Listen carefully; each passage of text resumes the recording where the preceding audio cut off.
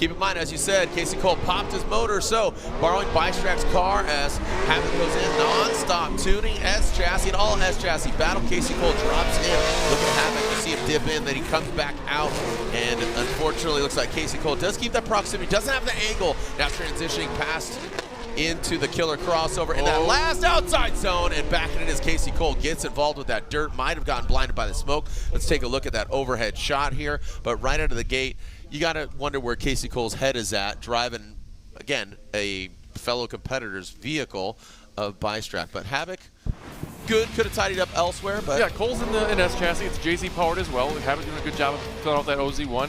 Good transition here, I think, from Cole. He put on the pressure early, but Havoc needed to be deeper in that outer zone, too. Gave Cole the opportunity to kind of stick it to him, but he also wasn't perfectly in that pocket. He got a little forward there, as you can see before interclip 3, or interclip 2. And or 1, and we're going through outer zone 3, and Cole takes a bite out of the wall there.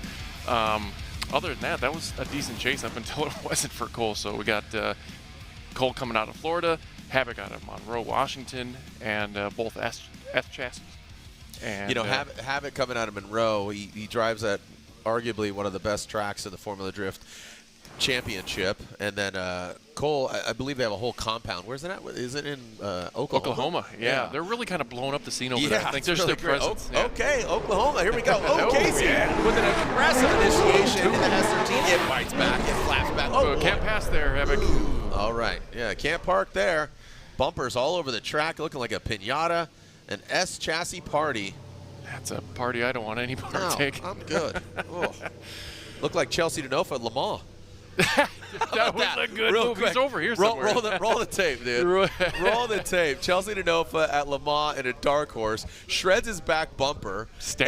What's that? Just standard drift thing. So sick, like such a subtle move. Like it was a wardrobe malfunction that he turned into like a happy accident. Go ahead and take a look. Here we go. Let's run it back. Look at this aggression from Cole. You know, chassis never driven, or we don't know about the seating position. Tries to continue the run, but then Havoc kind of impedes on his transition there. I think he could have salvaged that run despite it being kind of falling apart for him, but it fully fell apart. Havoc or well, Cole? Look, I think Cole he didn't spin out. We are 3 tires off his incomplete. But look at the counter. He would have been in the grass. He would have been in the weeds, but he was hanging out way too much. You can't have a good chase run if you don't have a good lead run. And I think he hung it out to dry. That to counter that, like what is Havoc supposed to do?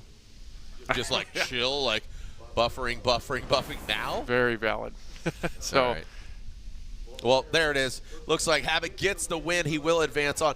Now, let it be known that we did not elaborate too much on this because we know what's at stake here in the seeding brackets, but there are 20 drivers that are pre-seeded given from the previous round of competition, right? Round 1.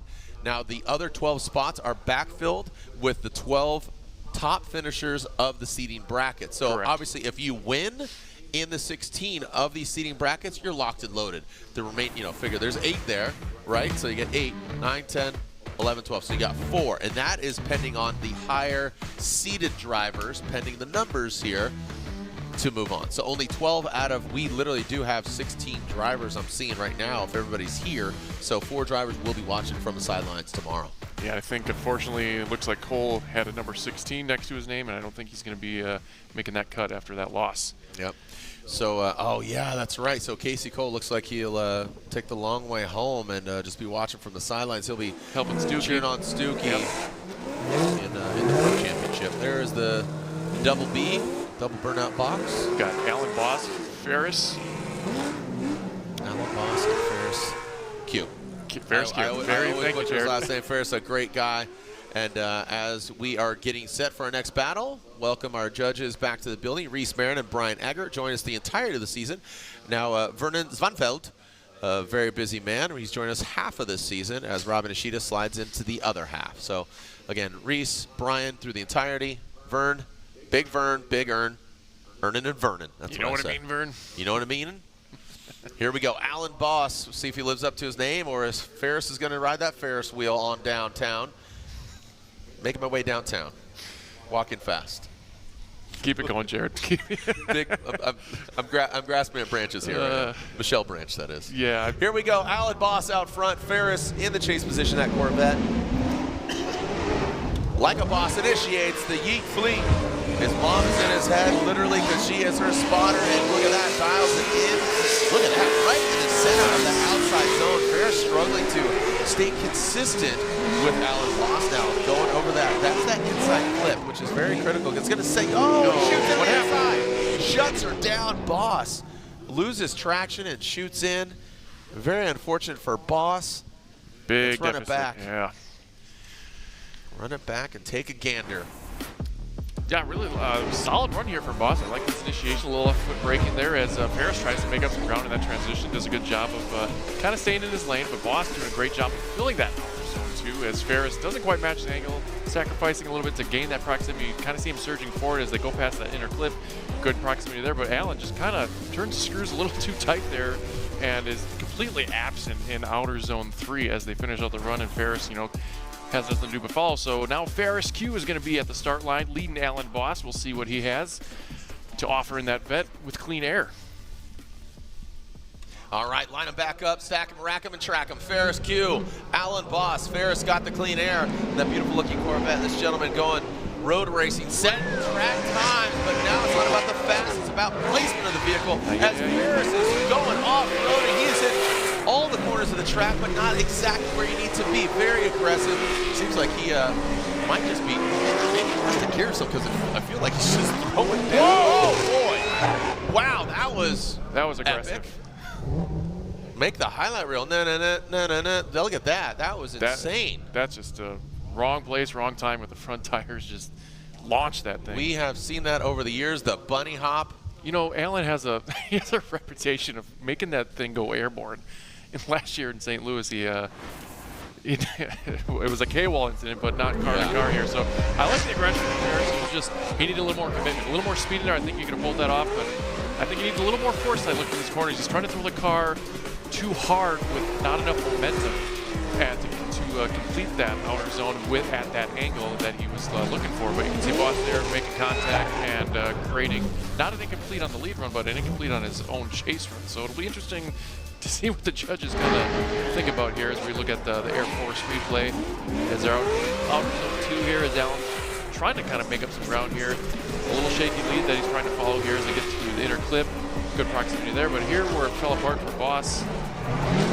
Now, Ferris was where he needed to be. Yeah. There's no momentum zones there and whatnot, but both cars made it to the finish line, and he mostly one piece. He lived up to the yeet, dude. He sure did. He fleeted that thing. Yeah, he yeeted up the side of Ferris's vehicle. But am I correct in saying just seemed Ferris was really a little erratic. over? Yeah, a little erratic, and I like the aggressiveness, but you gotta keep it within the borders. But now, yeah, and if you're Alan Boss in that situation, you'd be like, maybe I should just pump the brakes a little bit, literally. All right, do we have an outcome here? Some mistakes on either side, some really sensational, dynamic, fun driving, but okay. And there it is, one more time. I'm definitely going to go to the judge on this one. Alan Boss does get one vote, and that is from Vern, but love to hear from Reese on behalf of the judges as we move on to our next battle. But Reese, one more times. You and Brian sided with the one more time. Vern said Alan Boss, but why the one more time for yourself? So the one for time for me, I just saw an error in Alan Boss in the lead, and I also saw an error with the Corvette also going to outside zone 3 that I put on him. So the error for him and the error for him in the lead and the error for Alan and Chase. For me, both of them just equaled out to having a one more time battle. To try, hopefully we'll get a better clean battle and have something that's a little bit more exciting to watch than what we just saw. Have you or any of the judges spoken with Ferris at all? And again, amazing, grip driver, time attack, all that. Have you talked about drifting at all or anything about his car at all? I didn't speak to him about it, but I was speaking to his spotter a little bit. And, he's just trying to get acclimated and stuff like that, so just growing pains and things like that. But as with anything else, more seat time, he'll get more acclimated, and we'll see better driving in the future. Right on. Love it. Thank you for the insight, and thank you for, again, the insight on the actual outcome there. So Shelly Hansen, Carson Ruger as Mrs. Hansen. Great to see her back in the building and behind the wheel. Here we go. Shelly into that first outside zone and dials it in really well in that second outside. Whoa, straight in. And oh my gosh. Let's make sure she's okay. Let's make sure she's okay. Wow. Let's lay out. And make sure look like it's just a rut, and that is, there's such a steep drop off from the asphalt to the dirt, and when you go off the dirt, it could really just obviously be violent. We see that there. Looked like Ruger independently went off, and Shelley in that lead position saw that back right tire, and I bet you it just grabbed and it popped her up. That's one of those moments you kind of wish your wheel would have broke. That was insane. I mean, look, you could see, I mean, it looks like a shovel and just a backhoe dug in there. Just a trench. Just, boom, yeah.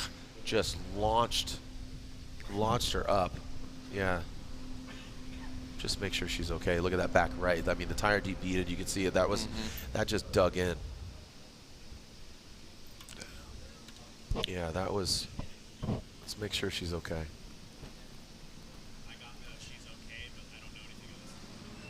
All right, we are getting word on the radio she is okay. So again, just don't want to sensationalize it till we make sure that she is all right. That was so abrupt and, for lack of a better term, violent, unexpected. Yeah. Because again, Ruger in that chase position.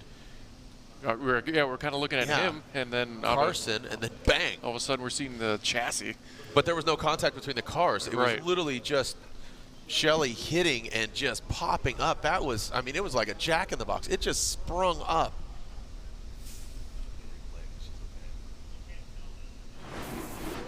So let's take a look at this again. Again, she is okay. We are re-airing it. Yeah, she was looking good all in practice. She did a good job that other too. Gets a little heavy.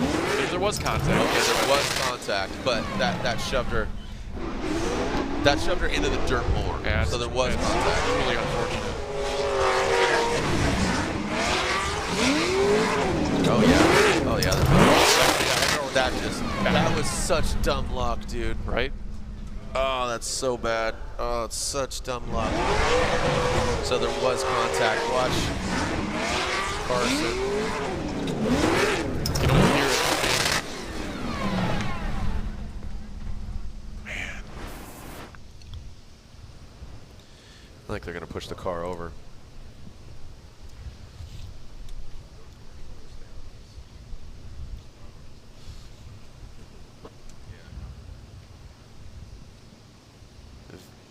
Yeah, they very well might. Looks like there's the cool suit tubes.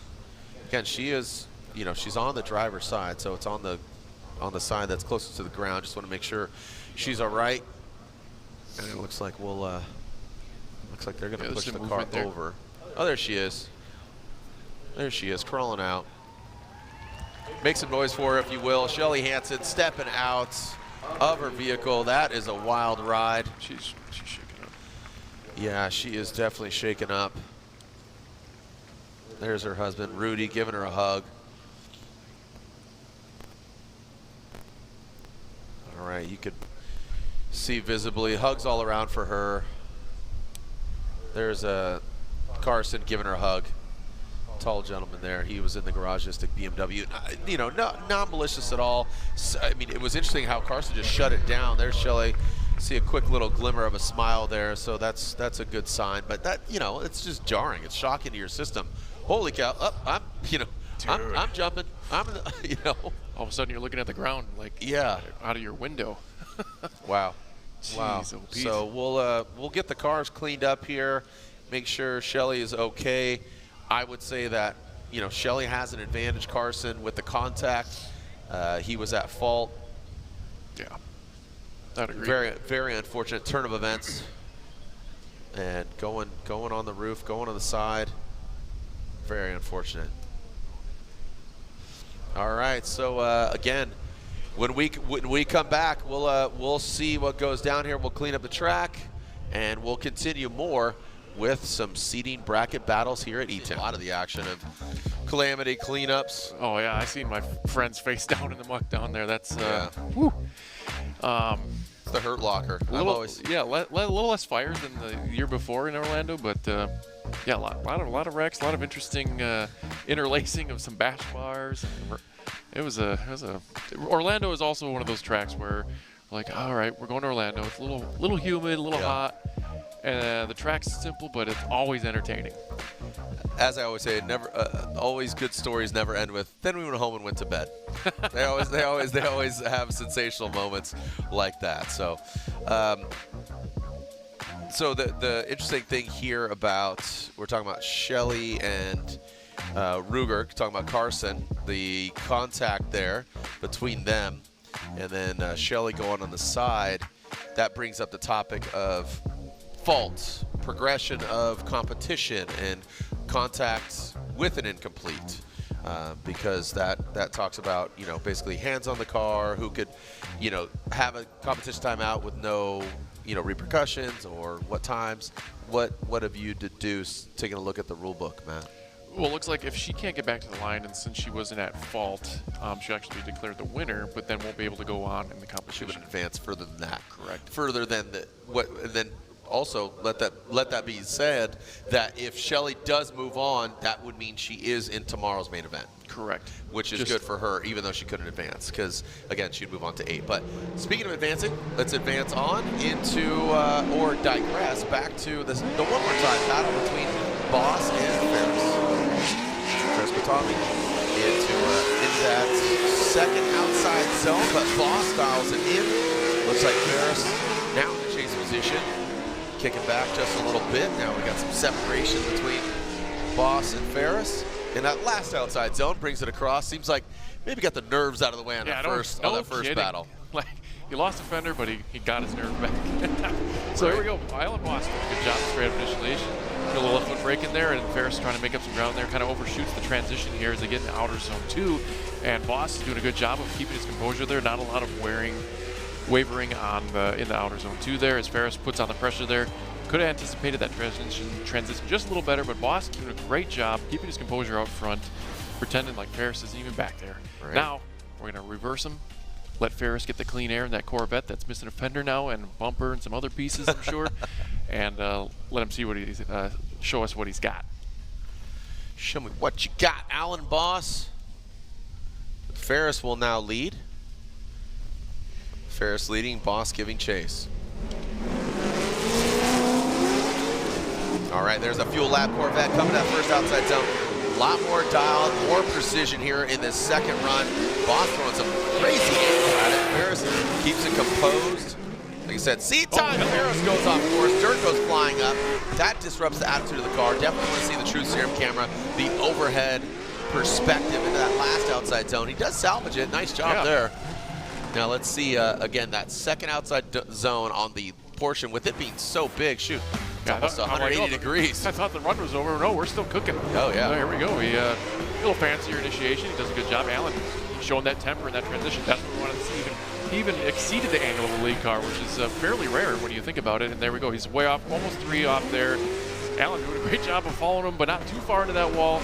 Kind of shows the experience of Boss in these situations over Ferris here. But we got to complete 2 complete runs out of this deal, and now it's up to the judges to see who's moving on. I think first run jitters is out of the way there, so that was really really good. A lot more refined run on both sides of the lane here. Yeah, that was like the epitome of just kind of a mulligan. Yeah. Yep. Now you're speaking my terms. I knew it. I knew it. Little breakfast ball there for the kids. Alan Boss or Ferris? It looks like Alan Boss will be getting the victory. Where is Ferris's seeding number 9? So still has a potential. Actually, no, he would. So we got 16. We're gonna take. We're gonna take 12. Right. So yeah, it's still again. We'll get to that, but again, we'll take 12 overall, and we'll see where he lands. All right. Now getting on the bottom one for this bracket, we got Adam Heischman and Brian Hollywood Hop. Yeah.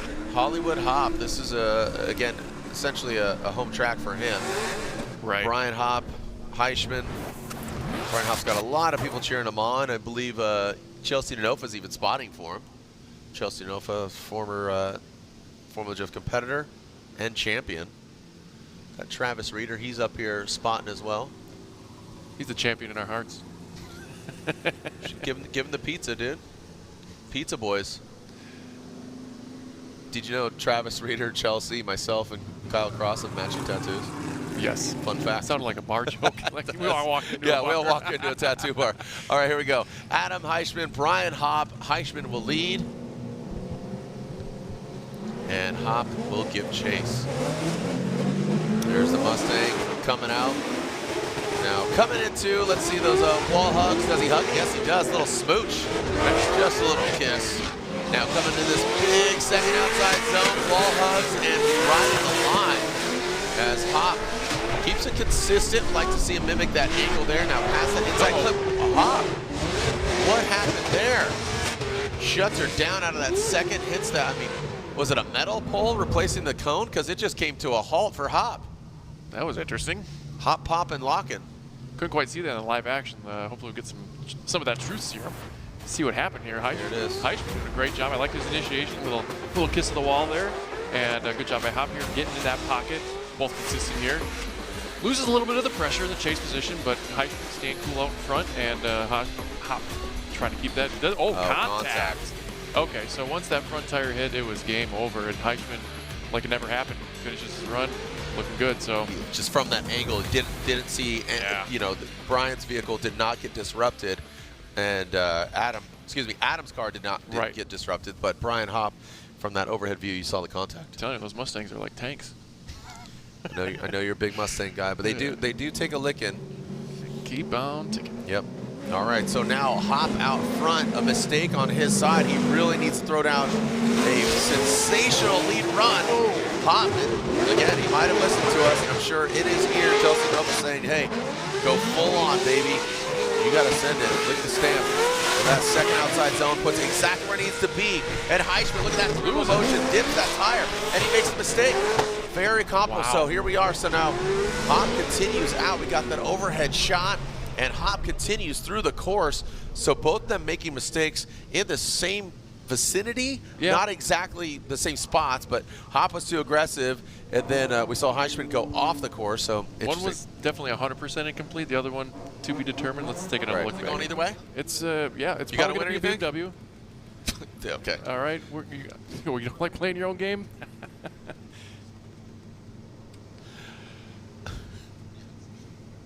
All right, here we go.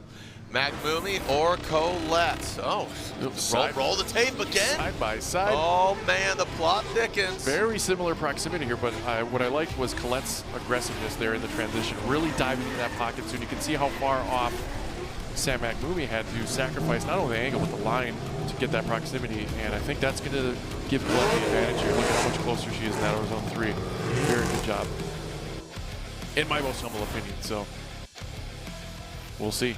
The judges agree or not. Over here talking the Nat boys. All right, here we go. Look at that. Look at all that tire, all that substance.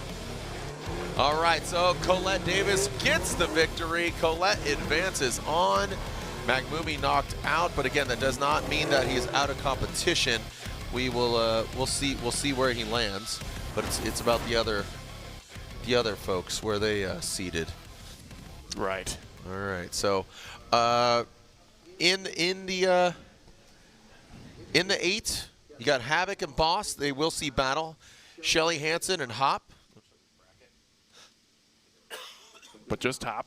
But it'll just be Hop moving on to the 4. It was supposed to be Dempster and Stubstad, but unfortunately Dempster's out, so Stubstad will advance to the 4. And most recently, Colette Davis will go against Jerry Johnson in the 8. All right. It looks like they're lined up already, Jared. Just getting Nice. this beautiful view here of. Okay, so there it is. You can see Hansen and Hop, but again, that'll be Hop advancing on that bottom left, and then Stubstad will advance on that top right.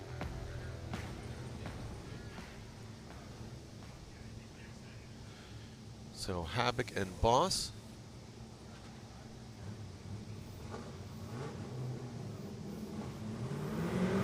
Here we go. Havoc, that's start initiating into that first outside zone, drops it right in that S13 nonstop tuning vehicle. Whoa! And Boss yeet once again into the wall, and that was very reminiscent of what we saw with Carson Ruger earlier. He's still driving.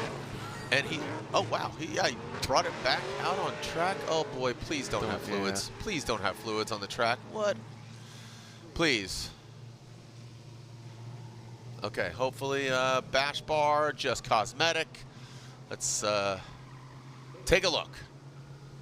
Jeez, OP, that Wow. wheel's ready to come off. Yeah. Look at that flick though from Havoc. That was gangster. one of my favorite entries all day so far. Boss doing a great job. Looked like maybe it just locked up and he's at the car zigged when he wanted to zag. Let Havoc have the track all by himself as we get to watch him go here. Look at that angle he poured into that outer zone. One is a good transition here, but look at Alan Boss locking up the brakes, avoiding a collision, but I don't think it was definitely an independent incident on that chase position of Alan Boss that caused him to, I'm not sure why, maybe rack over center, who knows, but it definitely upset the car enough to plow into the wall. Yep, looks like he's backing off. And So, Boss, yep. Boss is going to take a 5. Boss hits the benches real quick to find out what's going on with the car. Have him check it out. Now, remember, with these seating brackets, the drivers do get a competition timeout for each day. Yep. So you yeah, can use it today. You'll have another one if you're in the competition the next. Right. All right, this will be a bye run.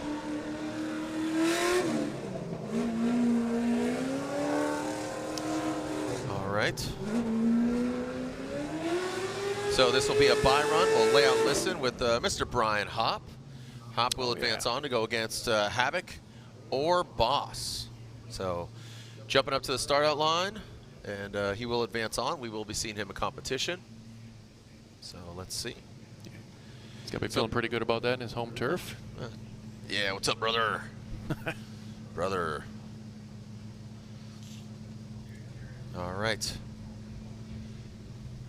Let's lay out and listen. Brian Hopp here at E-Town, advancing on into the Final Four.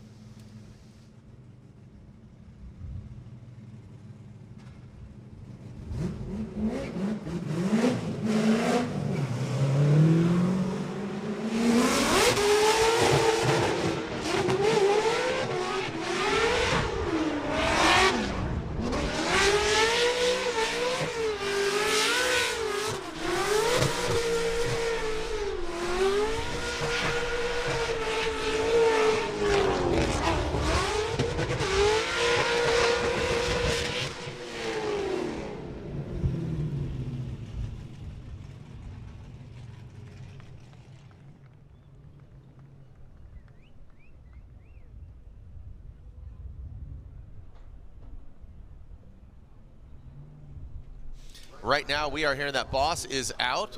He will be in competition tomorrow, but right now, as far as the seating brackets go, he is out. So Havoc will take his bye run, and he'll be going against Hopp in the Final Four.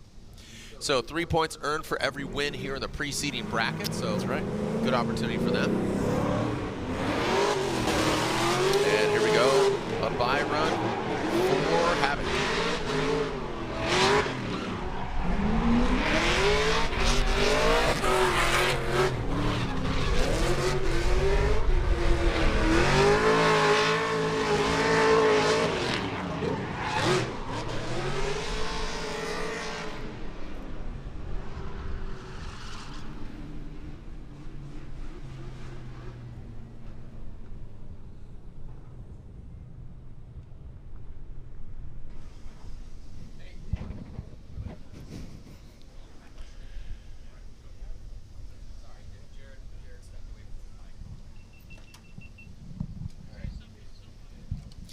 All right, as we continue the action, I'm going to throw a headset on a special guest, come around here. And this is a fun one. We go way back to like Tuesday, I think it was. I think it was like a Tuesday that we met many moons ago. Joey Logano. A lot of Tuesdays ago.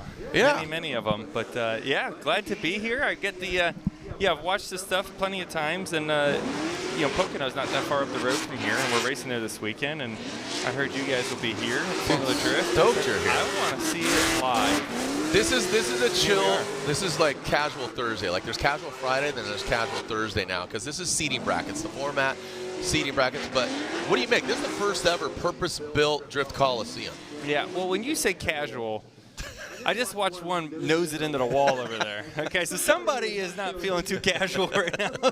Well, you're in jeans. You look great. You got a Stars and Stripes belt. I'm enjoying the moment Yeah. right now. I've learned a lot about the scoring system and James Dean and the RTR boys. They were downstairs teaching me about all the little details of where you place your car, how you place it, what looks the best, and how you do it. And I learned about the cars earlier, which was a lot of fun. Yeah. Just the details of the setups and you kind of geek out over the cars. I don't know. That's just me. That's Well, who I am, absolutely. but That's in fun. your blood. I was saying, I was like, hey, Joey's gonna come, and he is like, I've seen you and your dad. Your dad's a pirate. I'm just gonna call it what it is. And so the apple doesn't fall far from the tree. Sure. You know, and I think you learned a little bit of your panache. I can't wait to see what kind of crazy maniacal vehicles you're gonna own, because you already have a crazy collection. But your dad. That alludes to kind of some insanity in your garage as well. Yeah. Does that make sense? He's a trucker. He likes the old trucks the most. So it works out good. He exploded the one we were at that Snap-on shoot. Remember that? You just oil down the whole track with that truck. Yeah. Hey, so Pocono, you got a race this week, and that's why you're out here. How's the season going so far? Up and down. We're 9th in points, which is not where we want to be or expect to be honest with you. But, few races to go before the playoff starts. Yeah. So we can kind of seed ourselves a little bit better by, maybe getting a couple more wins before then, or kind of working our way up through the point system. And then when the playoffs start, right, it's 10 weeks of all out, everything you got to go for the championship. So we're not in a bad spot in any way. So I feel good about our season so far. Yeah. We'll be okay. It's fun. It's great to see. Again, I love where NASCAR is at. It's not just going left. You got road race. You got the Chicago race downtown, 4th of July weekend. That's going to be awesome. That's just coming up soon. Yep. And we get to do a bunch of different things, right? And it's just like Formula Drift, you go to a different track every week, and it changes everything up, right? The speed, the bumps, the texture of the racetrack, all the stuff that I was learning about today. Yep. You learn, the same thing. I'm going to walk you through this run. Here's Colette Davis as Colette goes in, and we got Jerry Johnson. Jerry Johnson chasing him down. Colette Davis into the second big outside zone, filling all of it. Good composure there. You can see the attitude of the car. Nice and settled. Johnson just tucking right in the pocket. Good smoke coming off the car. Past an inside clip in his last outside zone 3. Johnson on the attack. Colette Davis puts the car in the right place. That was probably the cleanest run we've seen so far with the right amount of aggression. Car placement by Colette Davis out front. Johnson just tucked into that pocket. Joey, watching this, again, the composure. As I say, NASCAR is more chess than it is checkers. People think you just got to jump over things, but you guys are sliding in the pocket. This is familiar territory for somebody like you. I mean, it is, but it's also so different. Just what is considered the best, right? Like for us, we don't want to put our car sideways. We see that, and we're like, oh gosh, like that's not fast, right? But for Formula Drift, that is what it is, and to see how close they are there, how technical they are. The challenge, I think, is just as hard. Yeah. It's just a completely opposite way of doing it, right? Like as I've learned to drift and do different things, Vaughn was teaching me a lot when I first started, and when he'd say something, I was like, but that's backwards. Yeah, but that's how it has to be. You're losing grip. All right, it looks like a cone was hit, but that's no big deal because I believe that was the chase car. So here goes Johnson out front, the 97, into that second outside zone. Colette Davis needs to play catch-up here. Gets finally into that second outside zone, that big, almost 180-degree turn. Now past that inside clip. Johnson passed it. Colette as well. Now that last outside zone, very precarious, diving in, but then has to just good composure there. So now we have a verdict. 1,000 horsepower on average of these vehicles. Now keep in mind, this is spec, so all the same size tire. In the pro category, your weight dictates the width of the tire. On average, 1,000 horsepower. Is that something that excites you? You're like, holy cow, that much? Because like you said, it's sideways. Wheel speed might be 160 miles per hour, but actual speed of the car, a little bit slower to take a look at again. But and this track, from what I've heard, is probably not the fastest of tracks that you guys go to, but you can tell they're right on the edge of catastrophe, right? You see that dirt. When you get that dirt too much, it's going to take off on you. But it is, it's art, right? Like I look at this, I go, but this is just like an amazing talent to have, an amazing skill set to try to learn. Yeah. And it's artistic, right? Like it's so different than what we do in NASCAR and racing. That's what attracts me to it. Yeah. Because I've been doing that for so long. Exactly. Right? And what everybody did in their high school parking I know lot. that. Yeah, but this is exactly what you did growing up, and now there's a sport.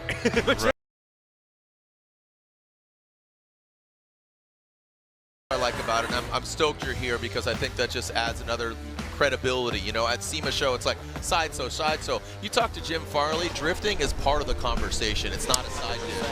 You talk to Farley, he's like, we're going to Dakar, we're going to Le Mans. Of course we're going NASCAR. And look, NASCAR's going to Le Mans.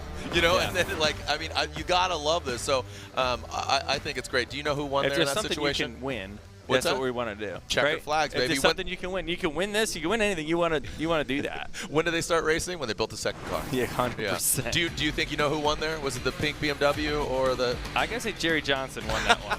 Nice, good And call. I'd say the judges agree. Inside job. Thank I'd you. say it was on the. I think he followed really well. He did on the first run. Good call there. I thought. I think you know what, Joey? Just you don't need to go to Maybe Pocono. I Just could stick around. I could be a judge. You're always judging. Let's be quite honest. You're always judging, Joey. Yeah, right. Yeah. Look at that. He just turned around and said, "Here, you do it." ready to give it up. Does everybody hate the judges? Vegas Is that in how the that building. works? Is it like a no-win situation for you guys?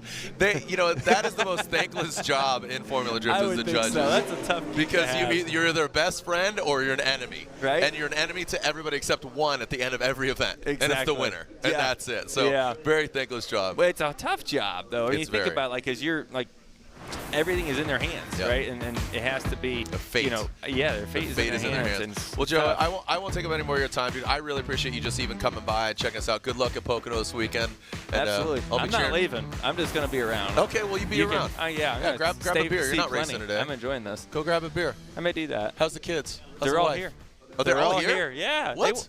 I Yeah, love the one your that got wife. Formula Drift. They're downstairs. Oh, okay, yeah. I Yeah. was like, dude, you gotta meet Joey's wife. She's a pirate too. She'll wind Joey up. So I love your wife. She's the instigator. She's absolutely the instigator. Yeah, she gets in the passenger seat. She's like, "You want to do that?" I'm like, "Oh, yeah, I will. Watch this." Yeah. She's like the diesel engine, and then Yeah. here's the spark. Here's the. All right, Yeah. Joey's up. Here we go. Yo, always love All seeing right, you, man. Thank you so very much. Good stuff. Joey Logano, 3-time NASCAR champ, an absolute legend. I mean, love this dude. Have seen him go sideways, and I'd love to see you go sideways too, Joey. I would love to do it. All right. Well, Definitely, we'll maybe. This We'll could happen. make some calls. We'll call Okay. Vaughn. We'll get Jimmy. We'll get, I said Jimmy like Jim Farley. Jimmy Farley. Old Jimmy Farley. Buddy All right, Jimmy, get yeah. out of here. Sure. Get out of here. Let's go chill. before I get in All right, trouble. here we go. Jace Havoc. All right. We got Havoc and Hop, which sounds like, again, a lawyer firm here. Havoc and Hop, your defense lawyers. As Havoc goes to the second outside zone, Hop hops his way to the side of Havoc in that second. Oh, look at three-wheel motion like a rap video, going and exiting out, slamming into the wall. This is more demolition derby than it is. Look, he's going to take that home as a souvenir. Coming and bringing around that last outside zone. All right, so there it is. We'll bring you back in here, Sopa. Here, get over here, Sopa. Let's grab a photo. Get on in here, kiddo. Hey, there it is. And Matt, go ahead and elaborate on what went down here, if you will. Take a look. Yeah, we had a little contact there at the beginning of right there actually. It's Hop telling Havoc, "Hey, I'm still here." There's another one as they hit that wall and they get through interclip one a little aggressively. It looked like Havoc was kind of running away from there, and it kind of bit him in the butt there as he kind of got really shallow in outer zone 3. But Hop stuck it with him. So we're going to reverse the roles here, and Hop is going to take the lead, the clean air, with Havoc in the chase in our top 4. All right, let's see the second half of this battle. We got Brian Hop. Havoc will be leading, or excuse me, chasing him down. We got, again, Hop. These guys both getting really crazy here on that first run. Yeah, speaking of Rubbins racing, that Dude. Hop was just on top of Havoc. Just Yeah, it was, this is just seeding brackets. Yeah. Harness some of that energy going into tomorrow's main event. But I like that because we know what Hop is capable of. Seems like he's just kind of battling his own inner demons because we know he's a good driver. I mean, he knows this track very well because you got to keep in mind E-Town has their gambler events that are Right. so exciting. And they're really good. Again, talking to Nate Chen earlier in the pits, they had the one at the road course. They have the events here, so they know this course. just got to iron out some wrinkles. It's his freshman year Prospec, Okay. so Yep. there's a lot to learn, a lot of logistics going on, and it's always that game of inches in the head Yep. that comes to play. So you know your car well, and sometimes you can just be your own worst enemy. Yep. All right, so Hop, like you said, iron it out. Let's get that thing on steam. Get out all those wrinkles. Here we go. Brian Hopp out front. Havoc in that chase position. Good initiation. Yes, sir. That's exactly where you want to place that car. Havoc maybe a little bit phased there in that chase position. Hopp riding the lightning. Well done there. You can see him just placing the car. I mean, just the attitude of the car. Very settled, calm. You said working out the wrinkles. He is definitely, that is smooth like butter, baby. That is absolute glass on a lake. That is what the judges want. That was a powder run. Yeah. Right? That was really well done, dude. That was really well done. I mean, just the fact that did you see in his cockpit, he was giving himself an applause. Yeah, passionate. But look at the zone village here. As Havoc does a good job of getting that transition, but he's still trying to put on the pressure here, sacrifice a little angle, but Hopp, smooth as butter through that outer zone too as he pours on. You can see him add more angle and does it really well getting through that inner clip there and gets into outer zone 3 just beautifully. The car is both tires fully in that zone. Havoc trying to play a little bit of a game of catch up and doing a good job of it, but he just could not close that gap as much as I'm sure he wanted to. So now we got Hoffman and Havoc there down to the finish. We'll see what the judges think about that. But Hopp, yeah, we're just talking about, you know, how much hours and time he's got into driving this track, and he finally stepped up and showed us how it was done.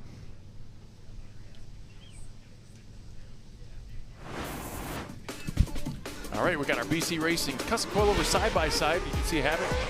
They're very similar initiation, but you can see the aggression here from Hopp. Now this is where his mistakes kind of might, you know, bite him as far as the judge's decision. He's making some contact, pushing the lead car actually out of its line there. So that is going to be a little bit of deficit on Hopp in his chase position. But Havoc was also not as present, not as aggressive, but he didn't create any contact that led to a lead driver mistake like Hoppen did for Havoc. So all things considered, it's going to be that's going to be a tough call. Hopp and Havoc. It's like Turner and Hooch. I love the ampersand in the middle. Like there's some names that just flow really well. Hopp and Havoc is one of them for sure. And it's Hoplamazian. We just shut it down to, you know, Hoplamazian and Havoc. Hopp and Havoc. Hopp and Havoc. Your accident attorneys. I know, that's what I'm saying. Hopp and Havoc got me $5 million. It's my money and I need it now. Waiting for the verdict here to go to the finals. Again, Final Four right now. And Davis and Johnson. It was Johnson that advances on, so it'll be Johnson versus Stubstad on the other side of our Prospec seating brackets. Yeah, speaking of NASCAR, like Johnson's got the NASCAR name, he's got the NASCAR motor, the number, and you ever see his rig that he's pulling? He's got a cab over like Peterbilt. Really? It's amazing. I mean, I got to think that Johnson's, you know, Jerry's going to be super stoked that Joey was checking out his car and he was like in the booth while he's running. That's got to be. And he thought he was going to win. Unless he's not a fan of Joey, he just might just be like, why is Joey talking? I don't like Joey. He might just be, you know, just saying. He's like, why is that guy talking when I'm running? Yeah. Yeah, exactly. I actually hate Joey Logano. Like, that'd be funny. Ford guys. You know, it's like, and I love that. Like in motorsports, we get so committed to somebody, and you're like, why do you not like him? I don't know. I just don't like I'm not a fan of yellow. You know, that could be something so simple, right? But look at this. The plot thickens here. Hopp and Havoc still waiting. And you called it. There were some points of interest. I kind of glazed over that that aggression from Hopp in that chase position kind of pushed Havoc off a line and forced him to make that mistake. So all things considered, I think if they do consider that, I'd probably see it one more time out of this if I was to see the magic 8-ball. Yeah. Confucius say. There's the old school 8-ball. Talking about the yeah. Okay. Those are fun. You can't shake them When's up like the a last bubble. time you saw one? I have one. All right, Chase Havoc and Brian Hopp. Okay. One more time, Ed? One more time. You called it. Yeah, thank you. 8-ball Sopa over here. No, don't say that. That sounds suspect. That sounds really bad. We were talking about Columbia earlier. My gosh. I was talking about the Mattel Magic 8-ball. So, yeah, I do have one. It's a... Because Mattel makes that, which is part of the Hot Wheels family. Oh, right. And they did a collab with Stussy, the brand. So, yeah. Maybe we should just ask again later. Yeah. Is that one of those options on that thing? All right, going back, or no, sorry, going to the other side. This is Stubstad and Johnson. Yep, talking about DJ Stubstad.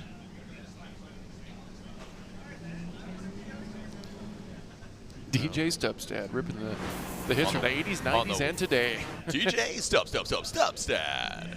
Rocking all day from Oakland, California, from the Bay all the way to the East Coast. DJ Stubstad.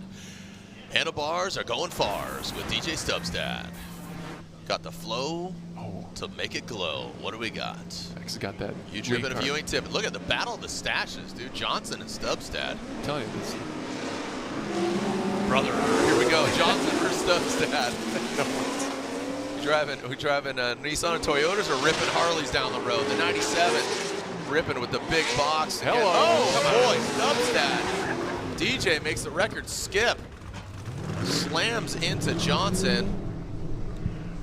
And it didn't look like Johnson impeded on the line. Looked like Stubstad maybe just got a little too aggressive. Big time. Yeah, that's when we're running back. There's just too much aggression. Not slapping the base, but slapping the Z. Felt like once he was way too far forward in that pocket, he could have corrected that, but you never know in that moment to what can happen. So he had a good transition here, good dive, but it just missed time. Oh, and looks like he probably broke a tie rod there of Jerry Johnson's. But no, it's still running straight. So in that case, just at face value, we can kind of see that Stubstad was at fault there. Yep. So that'll give Johnson 10 minutes to fix his car, and if it's broken, or Johnson ain't broken. I guess not. It ain't broken, this dude. It's merely a flesh wound. I'll bite your ankles. Yeah, well done. I stand corrected. That wheel, like, when it hit it, it was a It was wobbling. bouncing, right? Okay, maybe. Yikes. All right, well, you do you. Yeah. Here we go. So Stubstad will be out front now. Johnson in the chase position. Oh, looks like Max is going to do a little trackside repair, probably throw a zip tie or two on that bumper of Johnson's. That's a cat on the roof. That is a kitty cat, yeah. There's like 9 of them on there. Like, oh, are there? Big cat people. Oh, aren't they? Yeah, they have like a ton of cats. Yeah. That's right. I talked to Jerry's wife. She's like, yeah, big cat folks. Talked to my man Cerrone downstairs. He's cat dad. Cat dad. Yeah, he's a photographer. Yeah, look at all them. Oh, that's a lot of cats. What's new, Meow. pussycat? Whoa. Here we go. All right, we're shredding bumpers. Let's see what we got. Got the fridge down there doing some light work. Let's wrangle on in. What a zany start to Prospec, our seating brackets. It kind of, yeah, like you said, it kind of gets you excited for the main bracket. Like we're seeing some attrition some here, driving, seeing some wrinkles ironed out, seeing some standout performances, and we have another half of a field to throw in the mix tomorrow. Oh yeah. Well, not only that, but also tonight. I mean, let's just call it what it is. Tonight we got our pro seating brackets. That's right. And I'm seeing little percentage of precipitation and lightning. So stop it. Stop it. The plot thickens. So stay tuned, everybody. Live from E Town. All right, so almost lights out. Let's see who's moving on to the final. Stubstad, Johnson. Stubstad out front. Pulls out a little bit there. Stubstad rips it into that first outside zone, hits it and quits it. And Johnson, Stubstad very shallow in that second outside zone. You got to think Johnson did not complete it because Stubstad, again, at my first glance, it looked like Stubstad. Oh boy, Johnson shuts it down. He straightens out. Should have taken that free 10. I don't know. All right, these guys, like I said, looking more demolition derby than Formula Drift. Formula Thrash and Bash. Stubstad, little shallow there in outer zone 1. Johnson coming around, trying to put the pressure on. Stubstad still needs to get that car a little more outside. He does do that in outer zone 2 towards the end. And Johnson there still playing game of catch-up, trying to close that gap. Does a great job of transitioning, gets out of the pocket, straightens the car. Whether that's going to be deemed an incomplete or not is to be determined, but the judges will have a decision for us either way. Cars out of They're out of the cars. They're look at that, mullets, mustaches, carburetors. Yeah, look, shake it out. Shake out the stash. Shake out the. Where's the food? Yeah, where's the.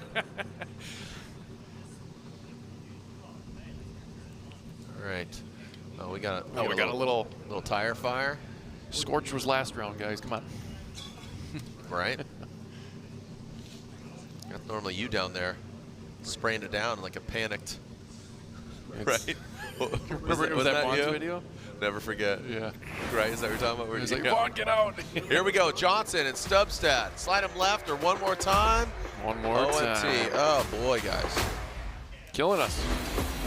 Let's get a verdict here. All right. Una Moss. He says, Stubstad's like, huh? Run it again. Yeah, get back in the car. Let's light it up.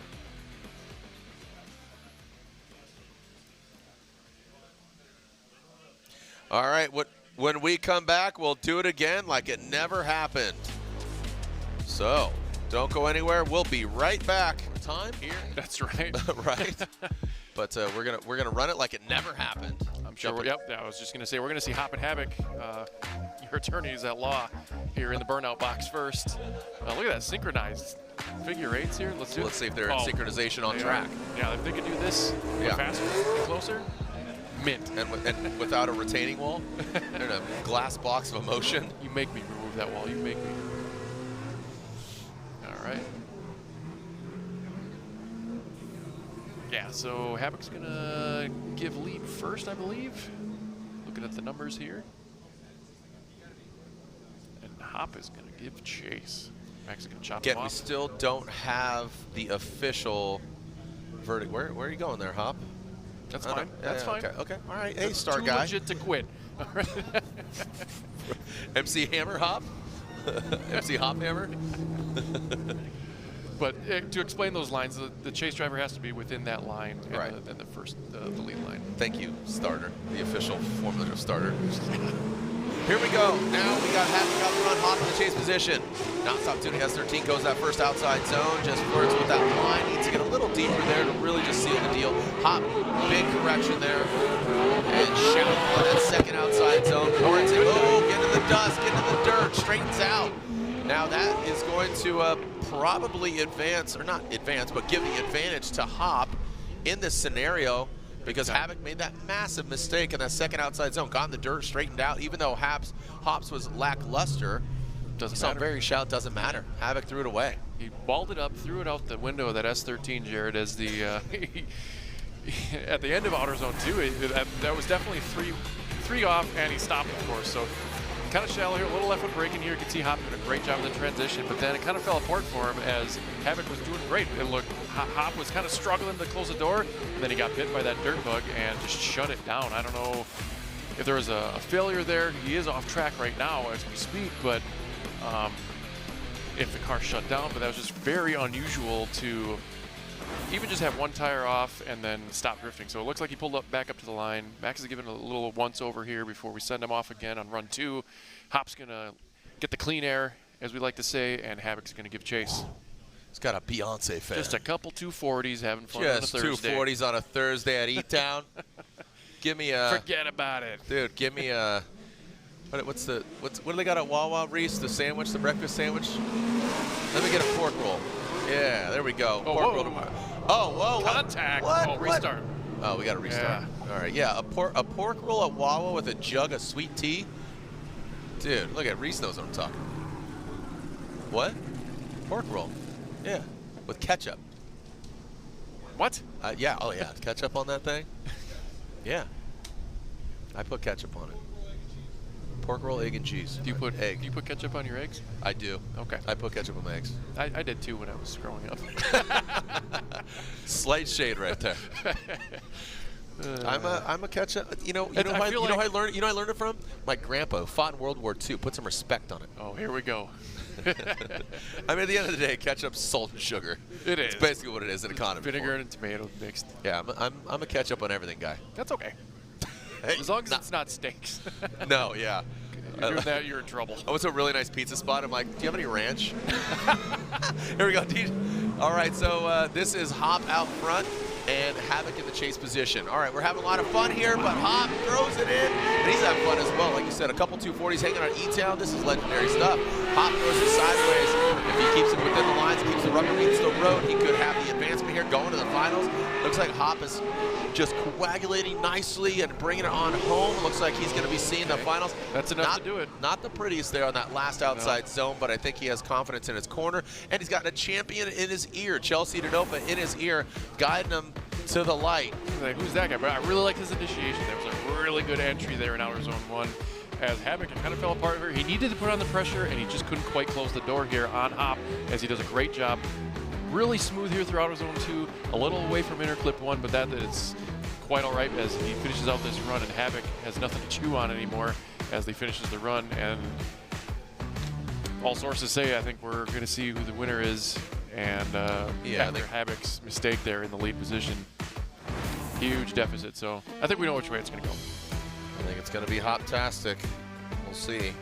Again, this is points gained. Another 3 points as you advance on. And it looks like Havoc or Hop. And there's a 1 vote for Hop, 2 votes for Hop. And it is unanimous. Hop gets the win. Hop is in the finals for our Prospec Round 2 Englishtown seeding bracket. He's going to go up against DJ Stubstad or Jerry Johnson, who also had one more time in our Final Four. All right. So moving on to the other side. They're warming up their tires already. They're ready to rip Van Winkle here through here.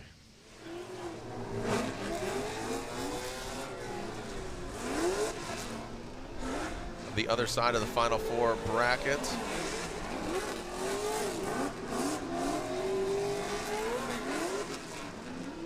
And let's see who advances on.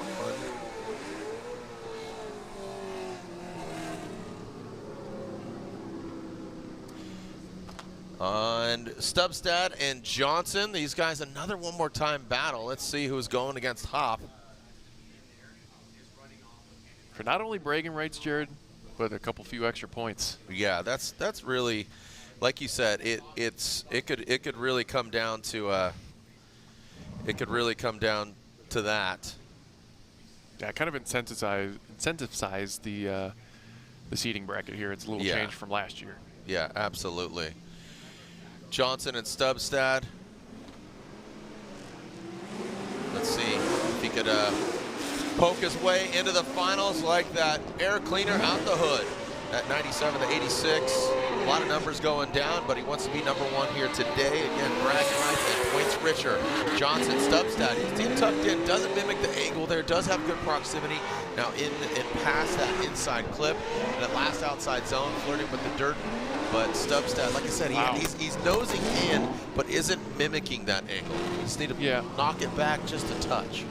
If he could mimic the smoothness that Jerry had in that lead run, that would have been really sweet. But he did a good job. I like his proximity here, but I also really like Johnson's initiation here. Filling out that zone really well. He's on the gas here.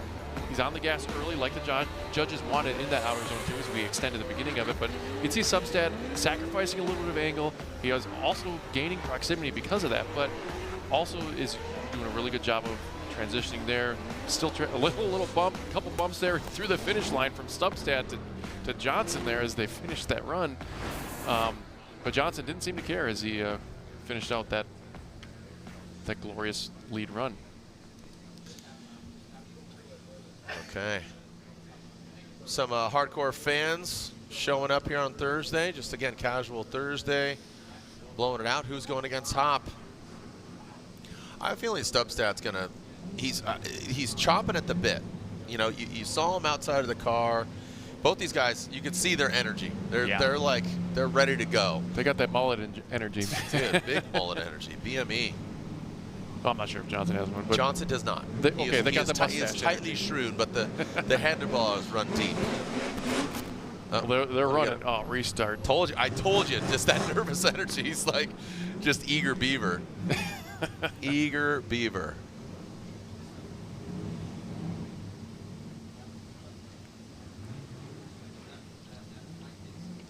All right, Max is going to line him back up here. He's going to let DJ know what went wrong there. 9 times out of 10 a restart happens. It's either a cone or he jumped the line. It's hardly ever sleeping. Yeah, jumping the lights. So I feel like we would see that more. Right? I feel like we'd see that more because you're just like anxious. You're ready to go. Here we go, Stubstad out front. Initiates across the nose of Johnson. A good tempered approach by Stubstad. Johnson reels it back in. He lets him transition in front of him. Now that last, you see the second outside zone. That's just such a massive zone. And now past the inside clip, bringing on home to Stubstad. Ooh, Stubstad comes at an angle a little bit, but Johnson still applying the pressure. That was Johnson. That was good composure. I felt like once he locked that thing in outer zone 2, he found his groove in that chase position and had very little corrections. I really liked that chase from Johnson. That was good. Let's check it out. There's a little hairy there as they initiate. It looked like Johnson kind of struggled to get some proximity there, but look at there. Once he locks that car in, he's matching the angle, getting the proximity, putting that Z or that 86 right where he wants it to as they go through interclip 1, takes it out. Stubstad brings it around. Johnson just always either bettering or matching the angle of the lead car all day, and that's really what's the standout that I'm seeing from this driver. You can see there, he's even initiating before the lead driver. How many times do you see that? Right.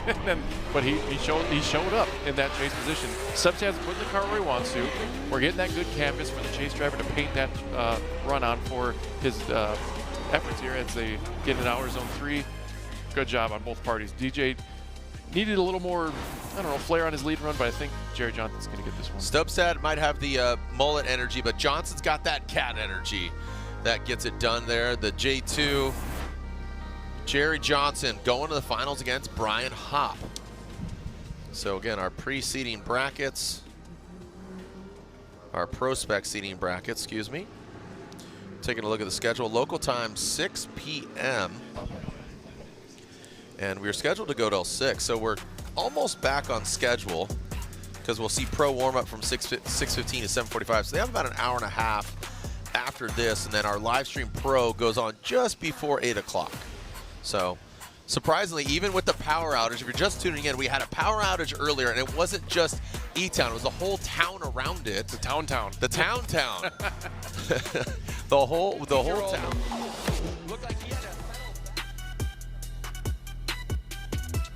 And we are back. Our Link Engine Management Prospec seeding bracket. These guys are in it to win it, talking about tomorrow in the main competition.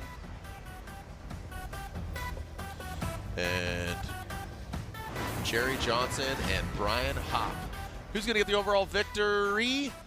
And who is also going to be 3 points richer, which sounds like a little, but it can be a lot. That could decide his championship. We were talking about earlier, a refined, concentrated 4 rounds for a championship. Ooh, big initiative. Wow, Johnson going for it.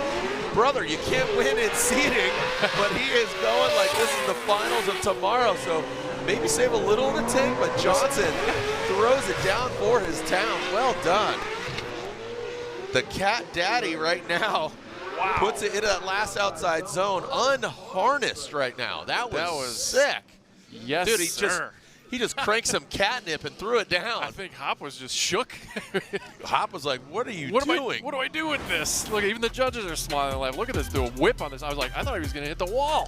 But Hopp actually was right there with him until he transitioned a little late there. That was the crux of his situation here in the chase position. But look at Jerry. He's always full of angle. When that car gets set up, he's got it just dialed in so he actually keeps his momentum at those extreme angles and filling the zone, just doing everything he needs to do in that lead position. Hopp was still right there with him, so commend him on that, but he did sacrifice a little bit of angle and that mistake in the chase position. So, Hopp, let's step it up, buddy. This is your track, your town. Let's see what you got. Right. All right, Brian Hopp. Hopp-Lamazian. Lights out. We'll see if he's Hopp-Lamazing right now. Jerry Johnson. Cone hit. Oh, we got to God. Come on, guys. Nikes. Holy cow. Yeah, that's why you don't hit the brakes. Dang it. I saw him hit the cone, and then the restart lights is what they see to know that there's a restart, and you should coast to a stop instead of slamming on the brakes. I know it's kind of a reactive thing, but now we got a situation here where the run, it's going to be up to their, of course, competition director and race control here, but contact after the restart light, will they get a couple of free fives? You called it. Don't hit the brakes. Yeah, just let go. Let it roll. Let Jesus take the wheel. Wrong wheel. Something. Wrong wheel, Jesus. Oh, man. Oh, okay. Did a little bunny hop there on Hop's S13. Yeah, Jerry might not have seen the light past that air filter. Probably not. Look how low he sits in that thing. Right? All right, he's checking alignment All right. here. Maybe he's gonna pull Chelsea Denofa here with the fender. Or yeah, what? just slap that fender bumper into the wall and see if it flies off. Now we'll delete that at the start line if it comes to it.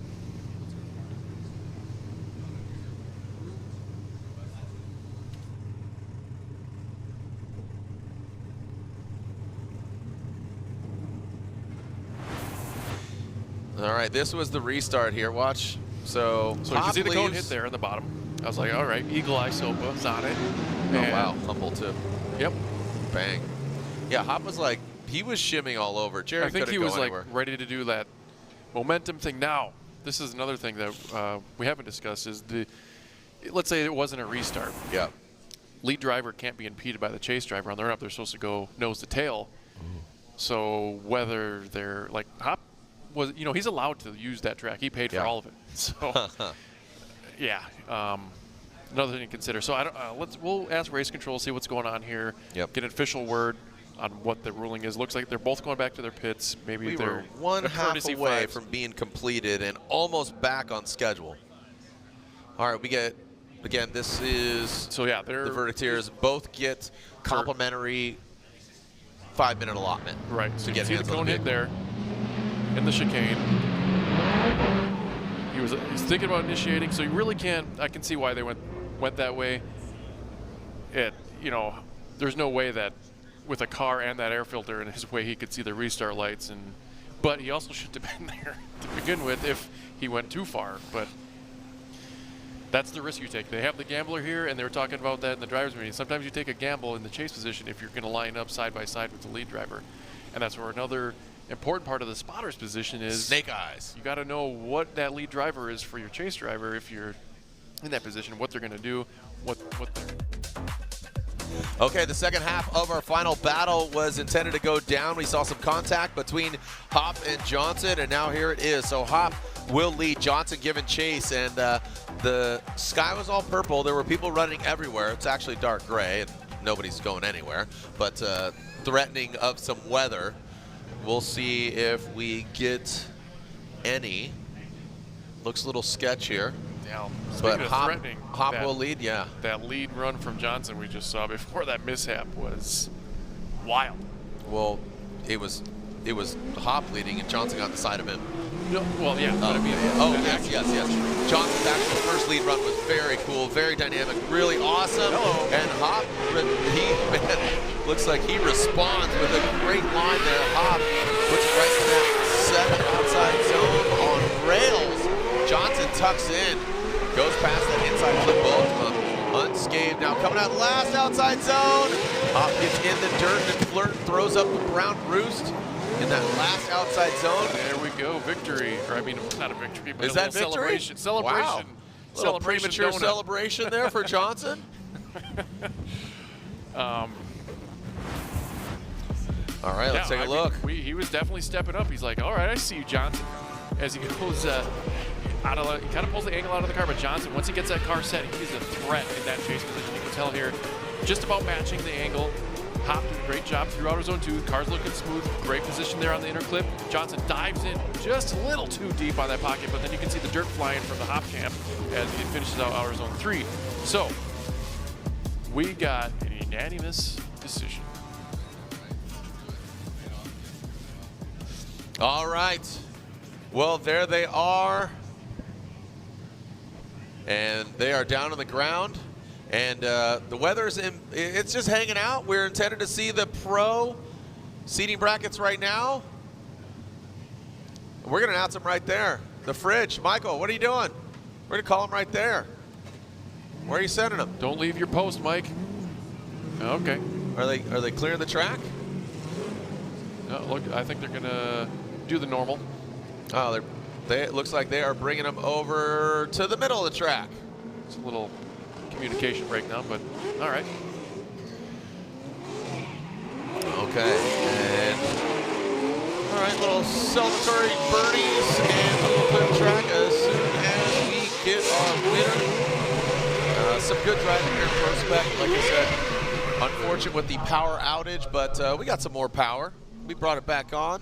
Yeah, they had I wouldn't say an excessive display of power, but it was quite the show for seating. Great way to start the weekend, Jared. It really was. A lot of fun there in Prospec. You know, we gained momentum. Some great driving here, and you know, Brian Hopp found his sweet spot, so I think he gained some confidence here going into tomorrow. Johnson, amazing out of the woodwork progression. Yeah, just all right. Without further ado, let's announce our winner here. Prospec seating brackets again. Casual Thursday, high fives and handshakes across the ride. Your winner here in seating brackets is unanimously Mr. Jerry Johnson. Johnson gets the win. These guys are too busy chatting, but Johnson gets the win overall unanimously. Don't even think you heard it. Johnson, you got the win. Congratulations. There it is. These guys are too busy chatting, having a good time. They just want to thrash and bash some more. Everybody's a winner, including you, Matt Sopa. Stop it. Taking a look at it again. So it was unanimous. Johnson over Brian Hopp. And that is a wrap on our seating brackets. All right.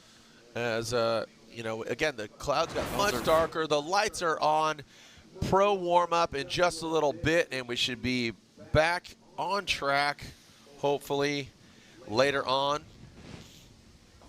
All right, Prospec will be at 8 p.m. So 8 p.m., Prospec live stream. So just Pro warm-up is, yeah. Our pro seating brackets will be at 8 p.m. All right, so hearing just a few different things there, but congratulations to Johnson. Matt, thank you so much. Oh, of course. See you here tomorrow. You'll be up Let here me think in the booth. about it. Sure. Yes, sir. Yeah. And you're going to make your way down to the line, back to the starting line. But the gauntlet continues here again, 8 p.m. local time, 6:25. So do the math, an hour and 35 minutes. We'll be back here for round 4 of the Pro Championship, but this is seeding brackets to decide who moves on. 20 is pre-seeded drivers. The remaining drivers, 12, will be filled up with the remaining spots. Don't go anywhere. We'll come back again about an hour and 35 minutes. Thank you, Matt Sopa. You're welcome. And we'll be bringing in Mr. Jacob Getz later on this evening.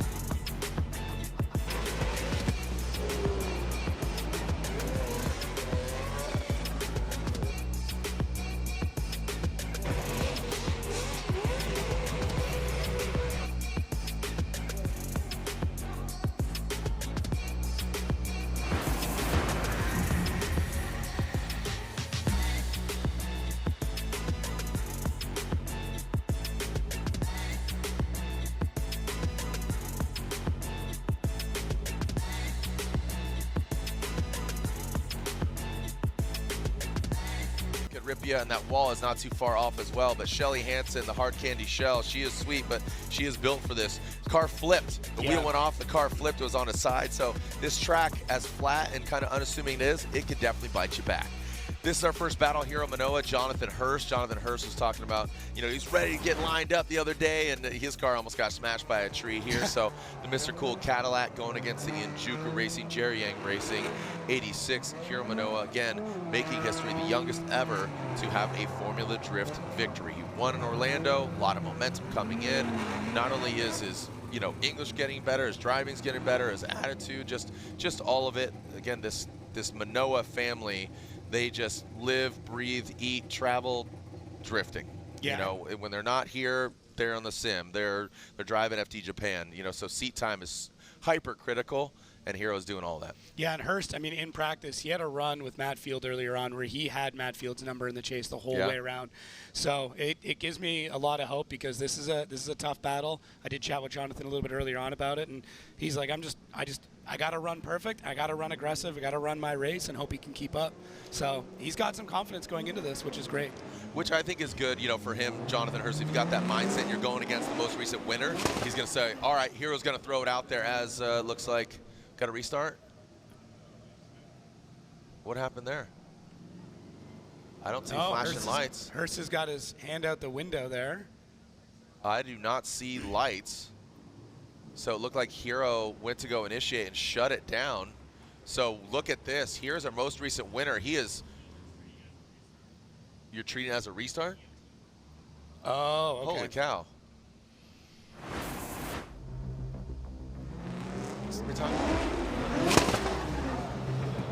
So sorry, there was some communication here.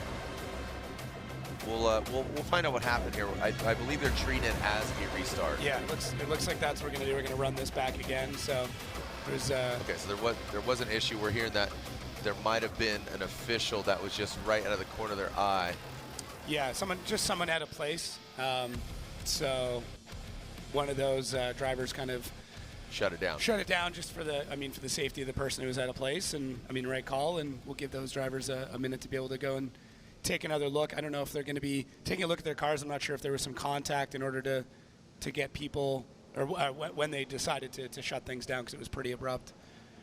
So we're just waiting to hear back from a couple of the track staff to understand exactly what's going on, what everybody is up to, and we will go from there either way. Manoa looks like... Yeah, it looks like he shut down. He might have caught a break, or did Hurst and Manoa have contact even with that? Yeah, not sure. Really, strange situation. So we're going to... Okay, so yeah, we are hearing that just somebody was out of place. Just to clarify, talking to race control up here, Chris, he says that somebody was just out of place just on the periph. So here they are initiating, and it looks like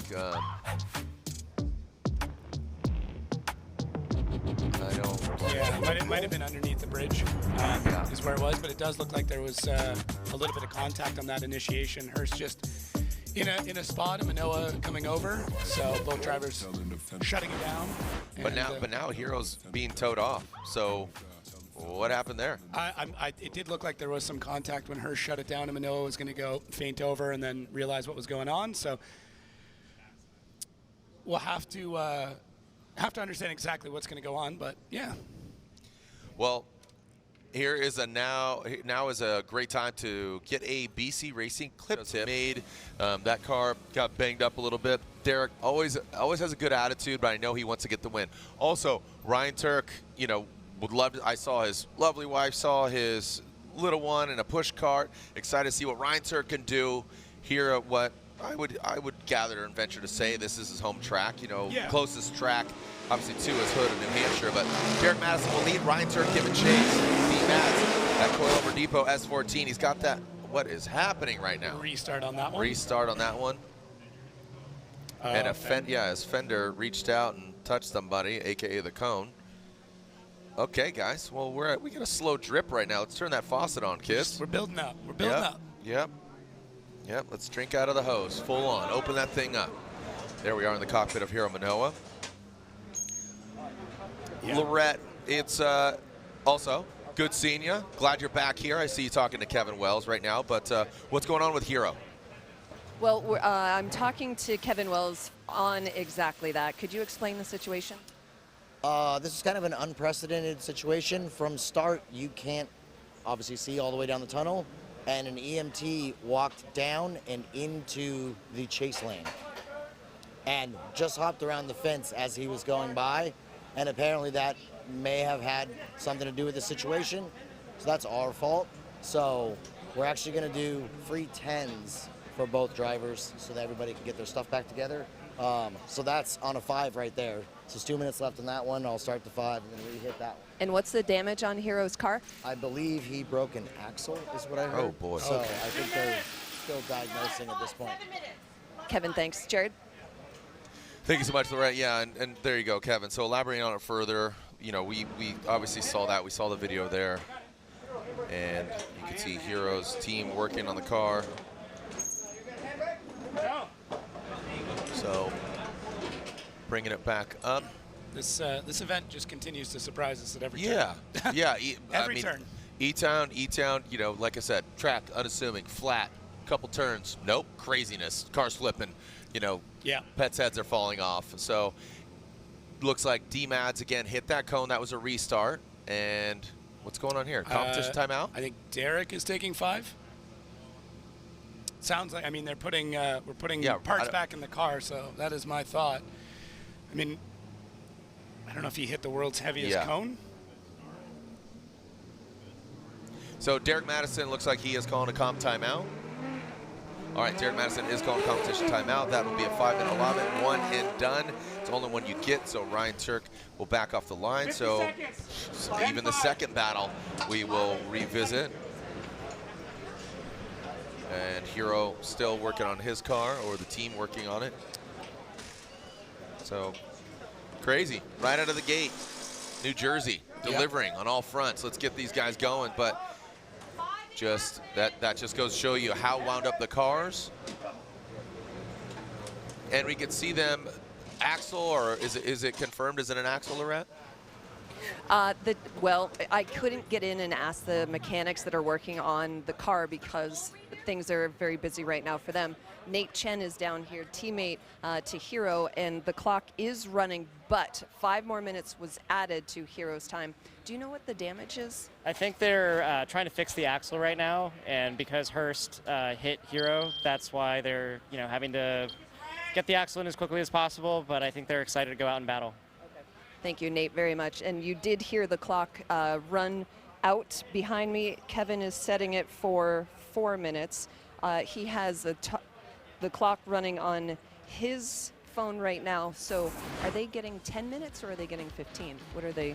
Well, 10 from us, and then they can call their 5 if they want it. And then we're going back to rerun that run and the other one. So basically fresh start. In what lineup? Who's leading and who's chasing? He would be leading again first. We're going back to where we are. Thank you very much, guys. Thank you, Lorette. Here we go back to the action, or let's kick off the action as RCP Rome Sharp is here and Dmitry Brutsky in that BMW who got third, he got third on the podium into that second outside zone. There goes RCP. Nice job by him coming into the second, now coming into the third. Dmitry Brutsky, that safetyrestored.com BMW, bringing it across the finish line. There goes RCP Garagistic BMW and Dmitry Brutsky. Yeah, and so now we're into running, so we're into the action. We're off and here running. we go. Rome Charpentier doing a great job right off the bat. Fills outside zone 1. Dmitry Brutsky trying to just get into the correct spot. We know he knows this track. He's done well here previously, did well here last night. But Rome setting up just a solid lead. And you could see even from the previous drone shot during the live run, Rome's putting barely any input into the car. That is incredibly smooth. Runs all the zones. I mean, just a solid lead run from Rome. Maybe the best one I've seen him put down all weekend, to be perfectly honest. And Brutsky had every opportunity in the world to completely door Rome throughout the entire thing. He got close in a lot of spots, did a good job, but was not perfect. So Rome still got some opportunity there as well. And Dimitri's got to lay down an absolutely epic lead run here to be able to take Rome out. Yeah, he said on the podium, he said he was kind of easy yesterday in pro, a little too aggressive maybe in Prospec.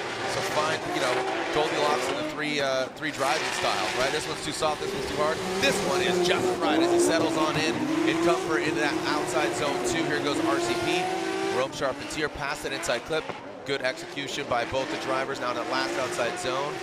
Getting freshly striped. Looks good, man. This looks pristine. Great track. Sun's out, guns out.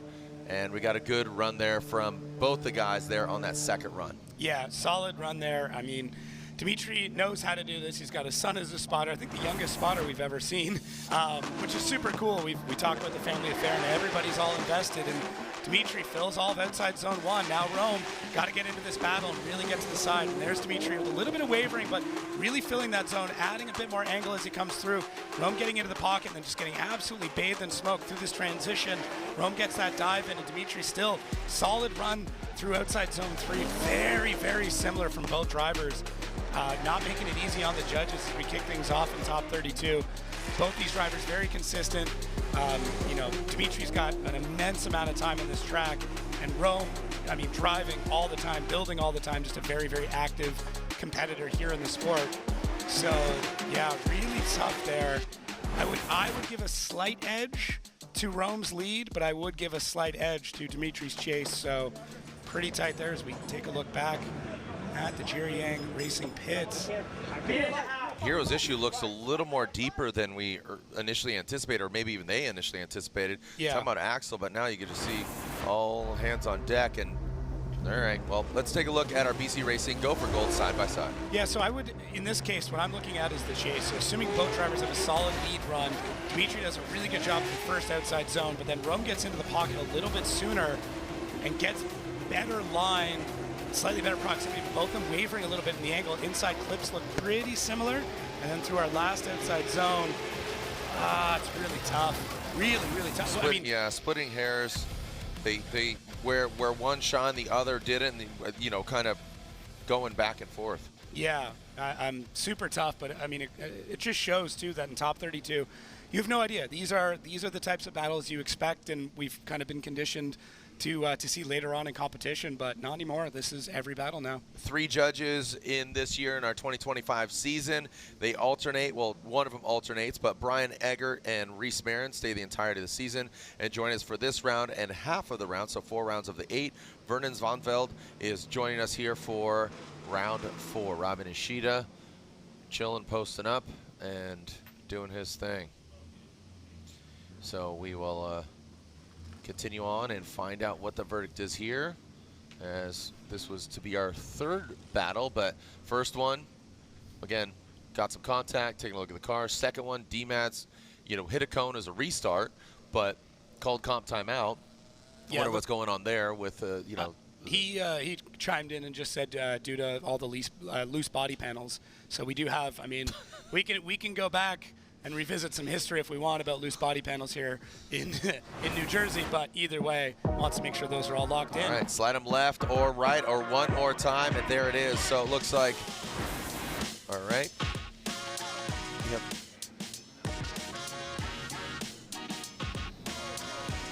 So it looked like it was majority rules there and a one more time, so it's a one more time. So we still don't have anybody moving on into the 16, and look at this. We are doing a deep dive here on Hero's car, and look at this. Out of the gate, winner in Orlando, goes initiate, contact made. Did not anticipate that contact being that hard of a hit and disrupting that much of the equipment of Hiro Manoa. Hero's just, he's got to keep a cool, calm head. But, you know, here we are taking a look. And now into the burnout box, we are seeing our next battle. Yeah, so Nick Novak, James Dean. Nick was up here a little bit earlier on, had a good chat with him. He's feeling confident in it. We talked a lot about setup in the car and everything else. He said basically at this point, it's everybody should have their setup dialed in. It's just a matter of putting down laps and going at it. So, yeah, this will be a good one. Okay, so James Dean, Nick Novak talking about, you know, where he's at. James will lead. And Nick Novak chasing him down. Will we get a winner? Moving on to 16, right? Here we are, our 4th battle. It's ended at our 32. Here goes James Dean initiating in that AutoZone Ford Mustang RTR Spec 5FD. Novak transitioning nicely against the champ into that second outside zone. Novak just trying to shove him around. Is that too much? Gonna need to see that overhead view, get some real dynamic angles here, looking more like a video game here, and we're just gonna need the assist on the different angles. But I'll tell you what, Nick Novak knew who he was going against. He needed to apply the pressure and knows that no funny business, straightforward, gonna get wild, gonna get aggressive, and Nick Novak looked like he had an opportunity there to really push hard. This overhead is gonna be really telling. Yeah, James Dean was just a wild initiation, so really lights it off. and then gets this car floated out like really smooth, but the amount of angle he's got going into it looks great, and Nick just not able to compete at that point. And then Nick does get into the side of James Dean, it looks like, and then has to fall back. It was almost, I don't know if it was a front wheel on front wheel, but James Dean going a little bit wide on that inside clip, and that's the only major error we see from James running through that whole thing.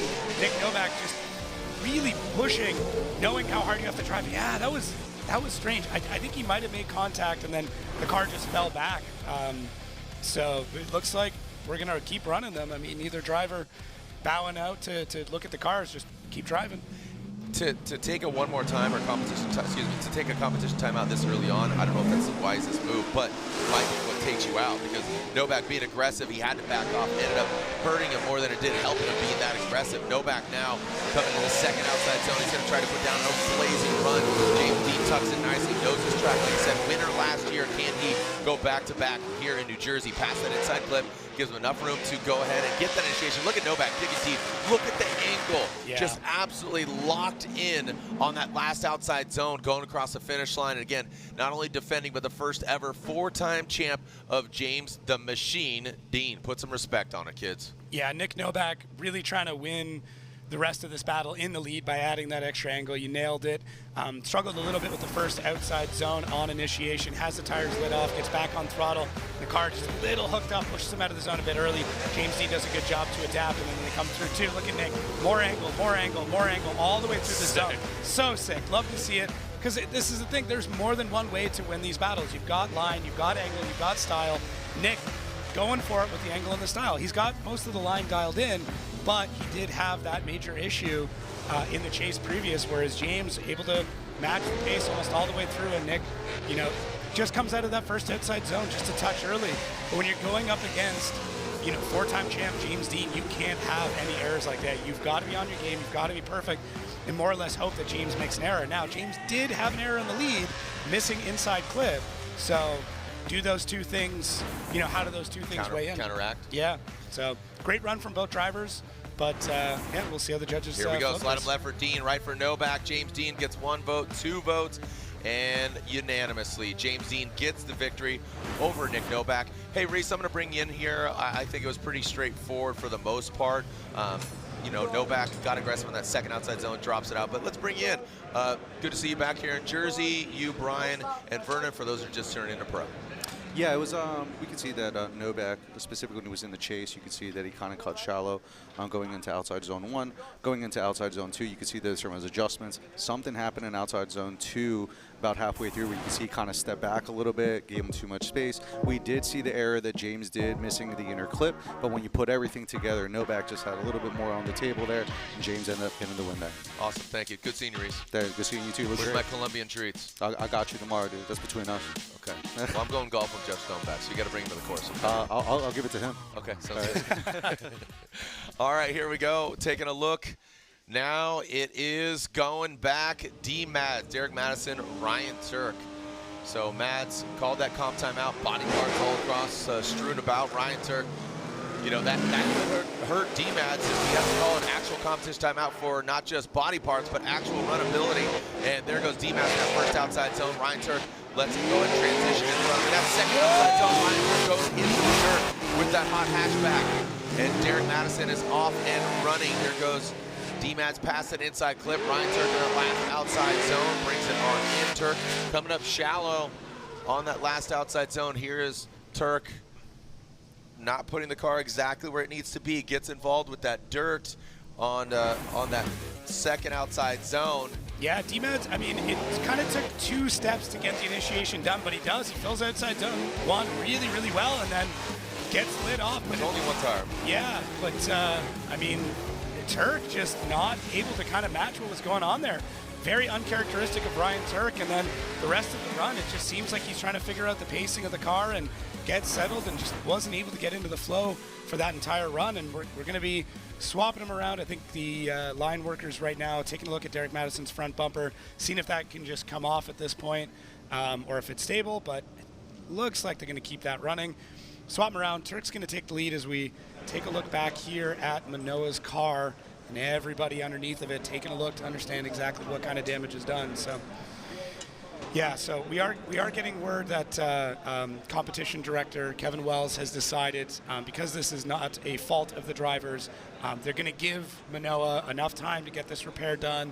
They've had conversations with everybody. That seems to be the consensus now is, hey, this is a really strange situation. It's unprecedented. We're going to make sure you can get out and battle. So for the best of the show. For the best of the show. So Ryan Turk, D-Mads, yeah, would love to see them again. Yeah. Fix their vehicle. Jonathan Hurst, we're focusing on Hero, just given where he's at, but Jonathan Hurst deserves time as well, that front left. But right now, Ryan Turk, Derek Madison on the line here in 32. Ryan Turk, a veteran. D-Mads just creating just a more and more stacked career coming into the Pro Championship, seeing him develop as a driver. Got a little bit of dirt there. Just that one back right dropping of Ryan Turk in that second outside zone. We've used the Hurricane here, that big spool, quite a bit here this weekend.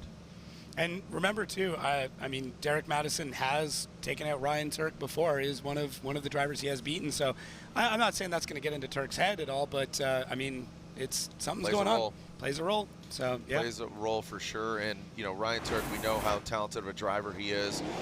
He's had a little bit of bad luck here or there. We know what he's capable of. And drops that tire. Madison was just steady. Yeah. Steady Eddie. Yeah, it was good. I don't know if Madison's was necessarily the fastest run of all of it, but either way, the chase driver still needs to be able to match what's going on. And Derek Madison just steady Eddie all the way through. So it's it's a good run from Derek, and Turk's really going to have to turn things up to get the win in this battle. And here we go. Turk will be leaving the line in the lead position. And here he comes with that Toyota GR Corolla, the hot hatchback, the Rain-X vehicle. Comes to that first outside zone. Now transitioning into the second. Good attitude, got the clean air. Derek Madison dips back in there. He is in that second outside zone, long outside zone. Now coming past that inside clip. There goes Derek Madison now transitioning into that last outside zone. Good placement by Ryan Turk. Hits all the necessary clips, and Derek Madison brings it on home. Yeah, I mean, Turk did exactly what he needed to do there, which is lay down an absolutely solid lead run. And Derek, I mean, he struggled as well in the chase, so I'll have to flip back here as we take a look at our airforce.com replay. So Turk, good job through outside zone 1. Tons of angle getting into 2, and lots of speed through there. Using the angle to scrub, but lighting off the tires at the right time. Derek Madison, a little bit shallower through that section. Turk nailing that inside clip, doing exactly what the judges were looking for. And then Ryan, just tons and tons of wheel speed, tons of smoke coming through there. And Derek did fall back a little bit. So we'll see how this all ends up playing out, because both drivers having some mistakes in the chase. It's really going to come down to who had more in either of their chase runs, because both drivers on the lead did a really good job. And we'll see what the judges think of it. Derek, I mean, in the chase, kind of missing all of outside zone 3. Awaiting the outcome here. Derek Madison, Ryan Turk, and Ryan Turk, we know what he's capable of. One of the most popular drivers out here, the Rain-X Toyota GR Corolla, Rockstar engineering pilot Derek Madison. Sophomore season here in the Pro Championship, a new build. Derek Madison, Ryan Turk, and slide him left for D-Mads and right for Ryan Turk. And Derek Madison takes out Ryan Turk, or I would say that unfortunately Ryan Turk with that mistake there on outside zone 2. I could see Reese putting on his headset. Here's a veteran. Ryan Turk making just a simple mistake, dipping that right tire. I think that obviously would I have to assume that was the big one. Yeah, you can see that he dipped the tire in going into outside zone 2. I think there was maybe a miscalculation. We do see that Madison did have some errors in the chase as well too. I also give the head tip over to Turk because he was able to get to inner clip really good as well too. But the errors that we had in the chase, and we can see here in the side-by-side, we're going to come in. Pay attention to Turk in the chase. Turk comes in. Here comes the transition going into outside zone 2. Maybe there was a miscalculation. He didn't really set up the car right, drops the tire. We do see some errors from Derek in the chase. Obviously, they're doing really good in the lead. You can see Derek does a really good job getting into inner clip 1. But when we take everything into consideration, there was just more errors in the chase there by Derek that were more substantial. And yeah, that's it right there. Madison's going to take the win.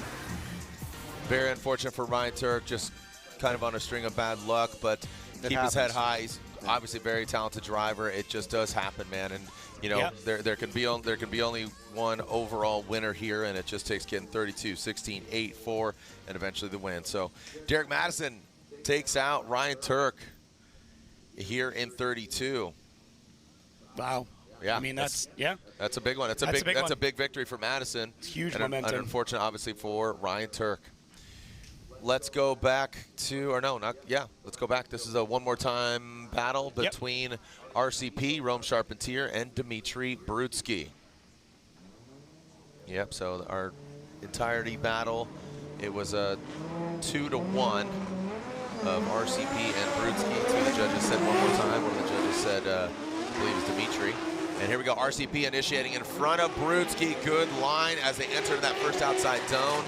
Brutsky timed that perfectly in the chase position. Little comes out of it unwound, but then has that good proximity. Tuck back a little bit, mimic the angle there, Brutsky, but great placement of the car. Now comes that last outside zone. RCP, big attitude. You saw him just throw it in there, very confident with the position of that car of Rome Charpentier out front, and Brutsky knew he was leading him in there. Good job at both. Yeah, I really like how Brutsky sets things up in the chase here. It's a really aggressive approach, so he has to float this car in, and I don't think I've seen anybody else pull that off here today. I mean, really over this weekend, and it sets him up so well in the chase for the first outside zone, and then through the second outside zone, Brutsky's doing a great job there, and a lot of that is Rome having a very fluid, very smooth run, and Rome's really getting a handle on this car. He seems so much more comfortable in it than I've really ever seen him, and Dmitry trying to find new ways to win in the chase with that lineup, pulling back a little bit, really floating the car, having a ton of patience. It's such a tough spot to really get into somebody's door through that first outside zone because it's right after an initiation. So, tough time. Yeah, you really got to just, and Dmitry knows this track really, really well. So let's take a look. Here it is, Dmitry Brutsky out front of that first outside zone. Now transitioning. Dmitry was kind of a slow transition there, it seemed like, but that allowed Rome to get right in the pocket. So that's what I was talking about, mimicking that angle. Looks like he's just very parallel. The twin BMWs here going past that inside clip. Dmitry, he digs deep, maxes out the angle. Again, Rome, that's what you can expect. You know, very similar builds, and they know each other's driving style. So that was a good battle. That was really good. Again, I feel like they learned and progressed off of that first battle. Yeah, I completely agree. It's taking notes, and this is where spotters come into play so much. So Rome maybe not as close to that first outside zone, but then look at this. Just it's so cool to see the way that he's able to get the car to get that proximity, then slide back in. It's not just proximity that you need. You still need line, you still need angle in order to mirror, and Jared nailed that. Like, that's exactly what Rome did there all the way through that second outside zone. Gets into the spot he needs to be, sets the car up perfectly, matches everything else, and both drivers stepping their game up everywhere, in every way on every run. So we get a big wave to the crowd there from Rome as he goes and chats with Dmitry on that run, who's probably got his phone up immediately, taking a look back at those battles. Drivers doing that a lot right now. They want to know immediately. So take a look here, Beasing Racing, custom coilover side by side, and let's see if we can spot any differences in these two photos, because I mean, Dmitry really does a great job through that first outside zone in the chase. Both their leads are incredible, but Rome gets into the pocket maybe a little bit sooner and has a great line through there, but Dmitry has a bit more proximity inside clip. I would give that the nod to Rome and the lead on that one. Third outside zone, though, pretty similar, but just in two different ways. Like they're both hitting two parts of the triangle. The proximity, the line, and the angle. They're matching those. It's tough. To get all three is incredibly difficult, so a lot of drivers will just aim for two. Dmitry a little bit closer on proximity, but Rome, I would say, had a bit better line in the chase. Okay, so taking a look at this. Outside of the car, slide him left for Rome, right for Brutsky, and it looks like RCP gets the victory unanimously. RCP gets the win, taking out Dmitry Brutsky. Third place, little head shake there, and RCP gets the win. So, Brutsky should hold his head high. That was a really good battle there. And again, the judges, the tracks expose the threshold one more time for the judges because they're good battles. Yeah. We're really splitting hairs here. So some great insight for you guys. As Rome moves on, let's throw it down to Lorette Nickel. Lorette? we're right here. D-Mads and I were just looking at the bracket. You're going, well, we'll look at that. But you got out of the car and said that was so stressful. Take us through it. Yeah, so last lap of practice, we had a run with Daigo Saito, and right into outer zone 3, I was going a little too fast. I thought I was going to go off, and I believe we made contact. Sent it off course, and those ruts are no joke, man. So it broke both axles, bent a couple things, but we were able to bring it back. The boys got us done as soon as practice was over, and we were running right into the comp. So great job to those boys. Shout out to Alan Boss's boys at Fabmac, and Colin Zielinski brought us some parts because we were out of spares. So Cinderella story. It was stressful. We got out there, and the side skirt fell off, and then the fender hit the cone, which caused a restart. So I had to call a 5 to fix the fender, but we're here. And you're moving on to top 16. We'll see you soon. Jared. Yeah, you could just feel it. He knows how big that is, you know, taking out a vet like Ryan Turk, and that's it. You know, you saw the head shake from Dimitri. You know, you don't want to go out this early, but right now it's Matt Field. Look at that. That car, he got battered and bruised there in practice. That's what you got to bring. Ryan Literal brings it in with the Go Sunoco S chassis, but look at Matt Field riding that course edge in his Borla Performance Heat Wave Lean Customs Corvette. Now transitioning in. I know Scarps likes it, going that last outside zone and bringing it on in is Matt Field in the lead position. Ryan Literal chasing him down, rips past him, gets right back up to start. Yeah, Matt Field just so quick throughout this run. Got the car whipped right up, and it looks like in that first outside zone, Literal just not able to kind of keep up with the speed through that. Now gets things a little bit more dialed to the second outside zone, falls into pack with him, gets really aligned up. Maybe not the proximity, but the line and angle was there. Then we get into the third, and Matt Field just lights off. That Corvette is so quick. He's able to get the car dug in and just shoot the whole thing across. And then on the other end of it with Ryan Literal, it's tough. I mean, that is a very stylish car. He drives it very stylish, loves to have a bunch of angle on it, and just not able to really get the speed he needs to keep up with Matt Field. So. And here we are back in the action. Ryan Literal out front. That Sunoco S chassis. Matt Field intel goes that first outside zone. Looks like Matt got hung up just a little bit. Ryan massaged it in. Good placement of that vehicle out front. That does allow Matt Field to get close proximity. Almost loses it. Goes back out into the dirt. Gets a little bit of chunky here. I feel like it's glitching and downloading a little bit. It's kind of buffering as far as the downloaded file, right? I mean, it felt like the initiation it got smooth on outside zone 2, but that transition going into 3, it just felt glitchy. It was like 8-bit a little bit. Yeah, I mean, some of this, I think, with Ryan Literal's car, the way he's got it set up, it allows him to do some really unique things with the car, but when you get into a few of these bumps, it can be kind of hard to handle, and that's what I saw. You can see there, just he comes across, it bounces, looks like he adds a bunch more wheel speed and almost slows the car down, and then Matt Field just has a bit of a tougher time to be able to get back out and around, so it's definitely a wonky one.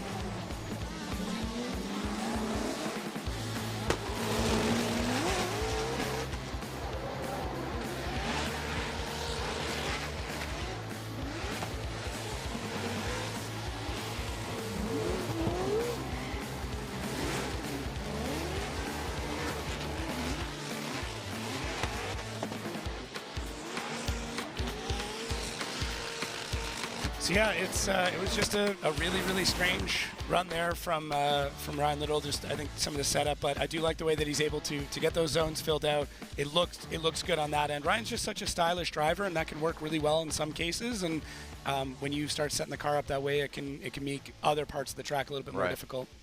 Yeah, and again, everybody's talented. That's why they're here. But just finding, I was talking to Casey Cole. He's talking about just kind of some of the hiccups he's had, some downfalls here and there, and just when it comes together, it's great. But sometimes you just have those little nuances, those little things, setup, gearing, all that, and then obviously rod knock, you don't want that. But Matt Field looks like he puts it together, takes out Ryan Literal. A good effort there. But Matt, I would just say a little bit smoother there. Ryan Literal, we know he's an aggressive driver. He likes to leave it all out on track.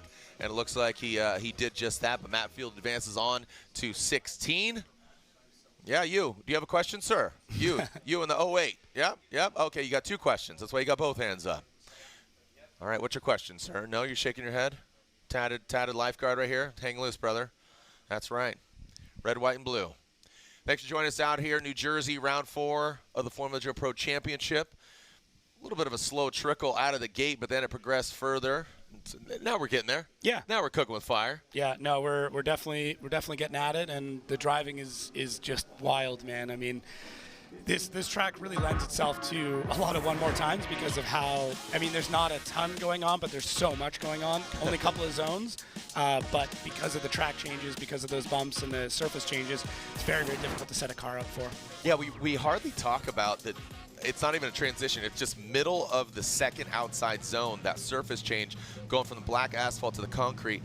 These were drag strips, so they're channeled going the opposite direction of the flow. So there is a bump at the center of outside zone 2. You can actually see the attitude of the vehicle kind of get disrupted, and some of, like, it hits harmonics of suspension. It'll start bouncing and bucking and almost throwing. And we saw it yesterday, we did throw a car off because the attitude of the car, I think it was Ryan Literal even, that threw the car off. They get into the dirt, throw the car up, three-wheel motion, boom, said and done.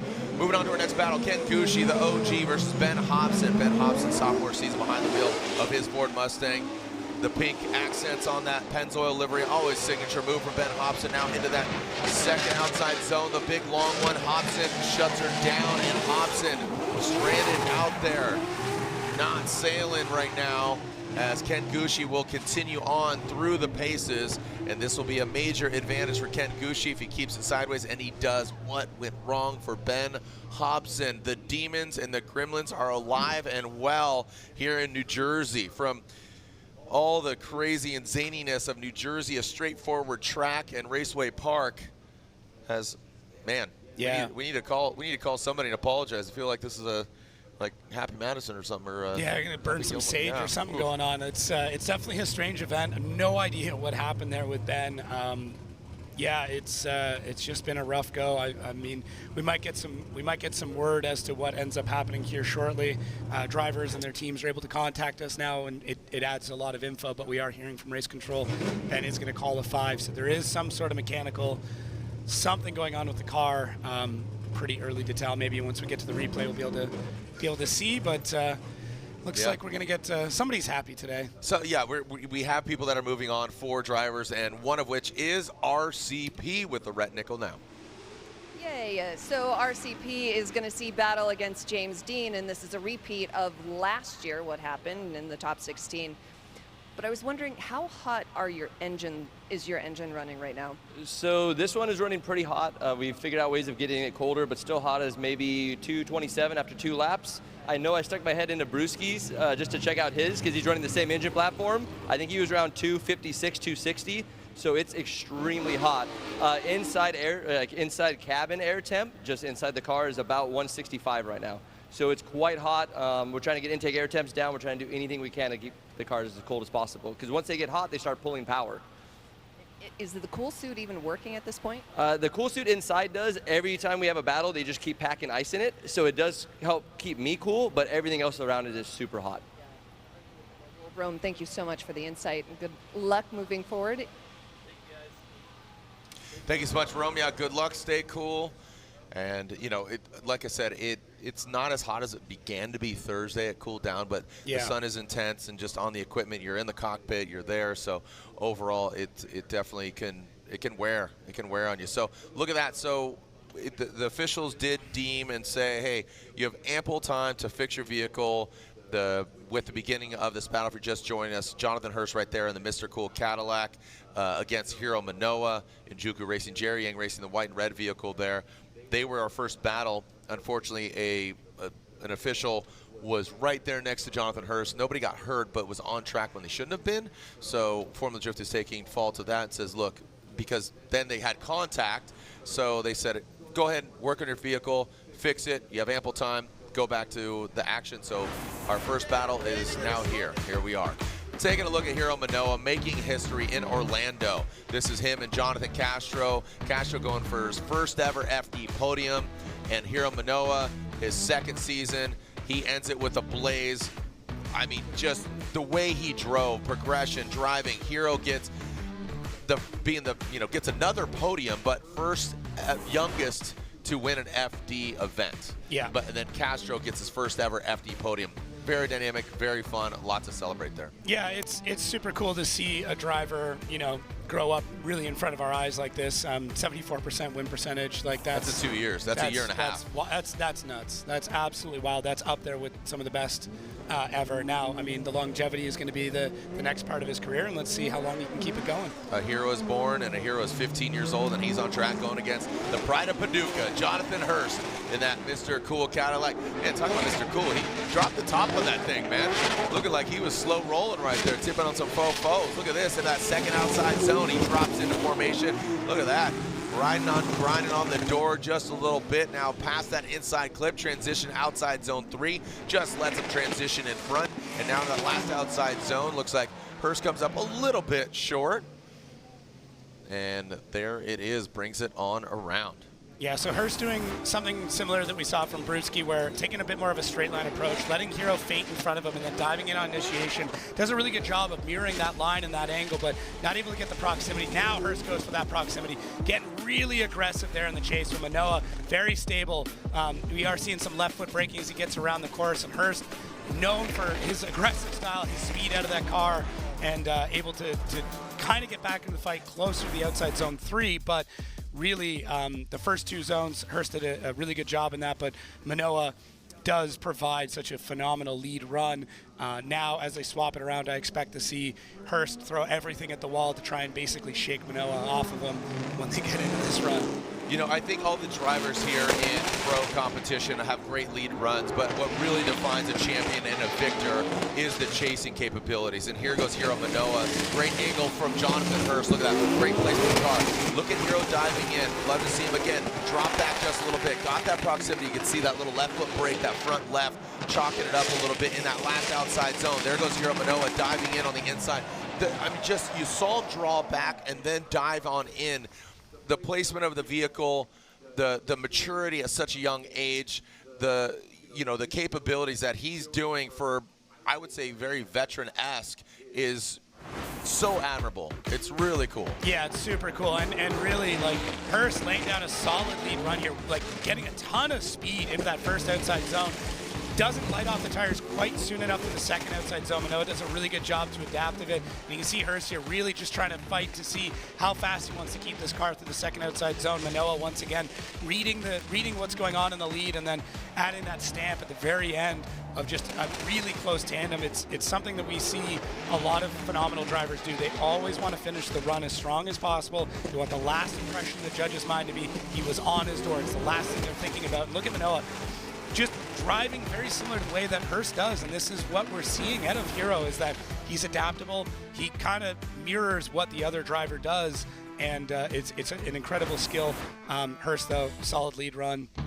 Is it enough? Is it enough? I don't think so. Don't think neither so. do the judges. Hero Manoa, some dominant driving there. Like I said, just here in his sophomore season, 1.5 seasons in, the winning percentage. Jonathan Hurst, great driving, but just gets outpowered by the young buck, Hero Manoa. Most recent winner. He is chalking it up quite a bit as our bracket is slowly getting shaped up here. Like I said, just a slow drip, but now we're going to turn on that faucet and let it flow. Let it flow. All right, so again, our top 16 absolutely gutted for Mr. Hobson. So here's Ken Gucci, his bye run, and he will advance on.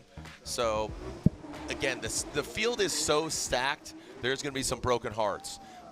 There's, okay, weird flex, but not okay. Kenshiro Gucci and OG 2004 since day one, and a great Toyota ambassador. Love Ken Gucci, his energy and what he's got going on. Gretty back at it. Kenji, I saw you in the building. Didn't say hi, but I high-fived you with my eyes. The Gretty Motul, Kenda Tires, Toyota GR86 will advance on. Unfortunately, Ben Hobson will see you at the movies. He'll be around. He'll hang out. I mean, Ben's such a positive figure in the sport too. I mean, it's been a rough go, but he'll always have a smile on his face and look forward to the next event. 2 champions, Frederick Osbo, Daigo Saito, international superstars, Freddie and Daigo Saito. Daigo rejoining Formula Drift competition. Just such a treat to have him back. Very talented driver. He's going against Frederick Osbo, who got the victory in Long Beach. Definitely a a fun having Frederick. Yeah. I had the pleasure of having lunch with him after Long Beach. He came out to the crib and we had a nice time and just chalked it up. He's in a better mind space, he told me, than he was in previous years. Yeah. He's just kind of letting it go. You can only control what you can control. And right now, he's controlling a Supra, and he's just having a lot of fun. He's always had a great attitude, but as you know, ebbs and flows, man, peaks and valleys. The darkness makes the colors that much more vivid. Speaking of vivid, let's have a vivid initiation. Here we go, Frederick Osborne. Big initiation. Daigo Saito not part of the equation. That Ajuka Racing, Jerry Yang Racing, Bathing Ape livery, having some struggles there in that second outside zone. Now he's just going to grind. He's going to go into the mosh pit here. Listen to some thrash metal. Going to that last outside zone. Diving in is Freddie. Daigo Saito dives, but it checks up and it slaps back, slapping the base big time in that last outside zone. So Daigo having a bit of struggles there in that chase position. Didn't seem that Freddie did any sort of momentum change at all. No, Freddie just a massive initiation. I mean, he's initiating at the 3 line, like as far out as you possibly can, and that's really, really tough to hang with. And after that, it took Daigo Saito just a little bit to get back in. Starts to go for the, as you said, the grind through the second outside zone. The Freddie snappy transition getting into 3. The judges made it very clear, we want you to transition and then slow down. Don't slow down before, but Freddie floats this out for so long. Like, he's basically initiating, coming out from underneath the tunnel, and then just has that car perfectly lined up in the first outside zone. Super, super solid way to get things kicked off. Not that it's like hard to chase, it's just a difficult maneuver in general to be able to pull off and make it look that good. So really, really cool there. Yeah, I mean, swapping it around. Let's see what's going on with Daigo, see what he's going to throw down. Yeah. He drives well angry, so yeah. I don't think he's happy right now. Yeah, I would say after that second outside zone, look at him. I mean, he is just lighting them up already, just giving it the beans. Into that first outside zone, here goes Daigo Saito. Freddie in tow, now transitioning into that second. There we go, that's Daigo. That's what, like you said, maybe drives a little bit angry here. That can work out for him, getting into the dirt, but look at Freddie even jumps off the bridge with them just a touch, losing a tread there. And now coming in last outside zone, the GT Radials grip up on outside zone 3. With Freddie making the jump to Kenda, almost slapping back into the side of that Toyota GR Supra. And unfortunately, I think with Daigo's mistakes in the chase position, that's hard to make up. And Freddie was right there everywhere Daigo went, and then some. Yeah, and I mean, this is a battle for the ages. It's actually the 9th time that they've battled each other over the years, and we go way, way back to the old database. Freddie does have the advantage, 5 wins over Daigo, who took home 3. So we'll see how this balances out at the end. But Daigo, this just shows how solid of a driver he is throughout this lead run. I really do think that Freddie's initiation was just so insane. It's incredibly difficult to be able to keep up with that. But Daigo showing why he was a champ, why he's such a legendary driver out here in the lead. Super fast, super agile all the way through, tons of tire smoke, good angle all the way through the entire run, and just a solid lead run there from Daigo. But that's what you need to do after having a mistake like that he had in the chase, and Freddie doing everything he's supposed to do. Such a veteran in the sport, and knowing like, okay, I got to keep it active. I want to stay close. I want to make sure there's no issues. But if Daigo does have a problem, I want to be able to pull out of the situation. Yeah, very fun to see these two veterans of drifting, not even Formula Drift, but Frederick Osbo gets the victory overall. Some crazy stats, as you said. They've seen the competition quite a bit. So again, oh, what? You didn't give me any. Oh, it's okay. Oh, we got to share them. Oh, that's cool. Yeah, see how many snacks I'll give you, Vernon. As we are seeing Freddie head back, and it will be Frederick Osbo versus either Dylan Hughes or Jack Shanahan. Yeah, this left side of the bracket is just nuts. I mean, there's a massive implication into all the championship points in this left side. And you can see the stats here. Both BMWs, and these guys have gone against each other earlier this year with Jack Shanahan once. And you can see Dylan Hughes got the victory over Jack previously.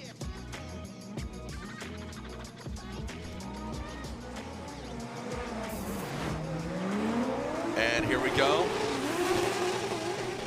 All right, so taking a look at Dylan Hughes initiating into Jack Shanahan. And Dylan Hughes into that first and now second outside zone. There goes Shanahan.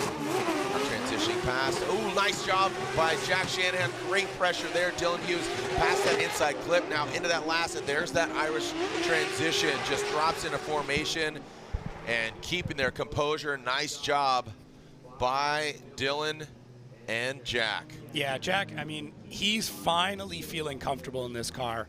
Just, it takes so long. This is a really unique chassis. It actually is very similar to the new Supras, so it's a chassis that's difficult to kind of come to grips with, but Jack is starting to figure it out. Dylan Hughes on an absolute heater out in the lead, though. Really quick, good job in the angle. Look at Jack just worming his way in there, nudging, trying to decide how much contact he really wants to make with D. Hughes out front. And the Dozer putting on an absolute clinic in the lead, giving every opportunity for Jack to be able to get into the chase and start to work his way around. And yeah, it just the confidence that Jack has, we saw it in seeding. When he transitions like that, the only time you can make those transitions and make those dives is when you absolutely trust everything that's going on in the car. We're starting to see that with Jack Shanahan. Here we go, Jack Shanahan out front. The 59 BMW goes on in on the Kumo tires. The car grips up now, transition. Dylan Hughes backs off. That could have been really bad there. Now, look at these guys. I mean, this is a great battle. The proximity, the angle, all of it right now really delivering between Shanahan and Dylan Hughes. That is a big flame, and that is not where you want to see him coming from. That was engulfed. He did cross the finish line, and let's look. He drives right off. Make sure that was an absolute fireball. Yeah. And it wasn't like a bang. I don't want to take any guesses. Yeah. Let's not speculate on what went down, but that just engulfed. You know, we've seen like a big explosion like Odie in Atlanta last year, which is boom. That was just absolutely explosive. That seemed just like it was a quick flame and then it extinguished. Yeah, really, really strange. But I mean, Jack able to get across the line, didn't zero out on that run, which is nuts. And the forethought to get out of the way, get over to the officials, and get the car dealt with if there was a bigger flame. But let's take a look at this battle.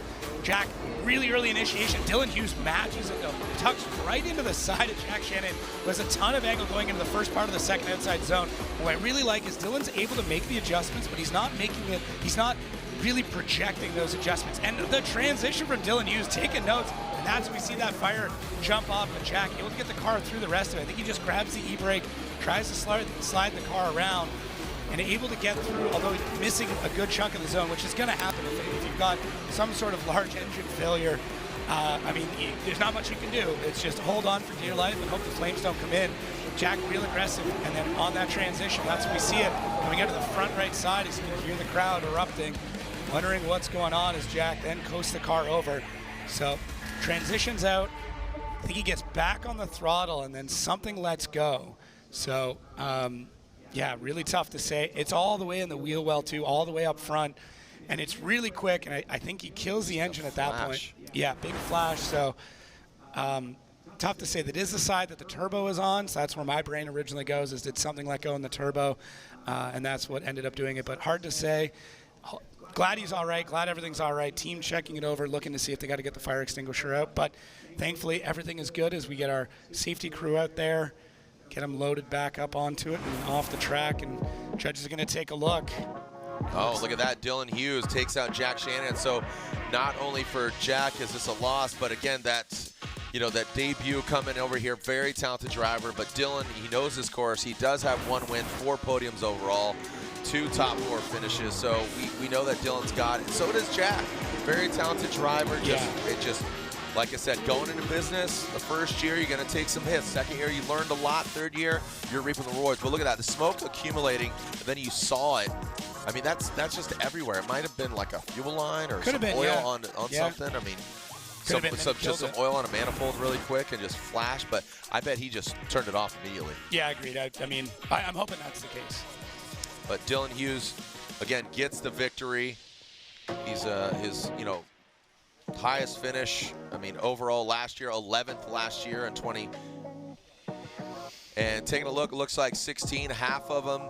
I mean, dude, some big names: Hobson, Ryan Turk, Daigo Saito, Jack Shanahan. This left side was stacked. It was a tough side of the bracket.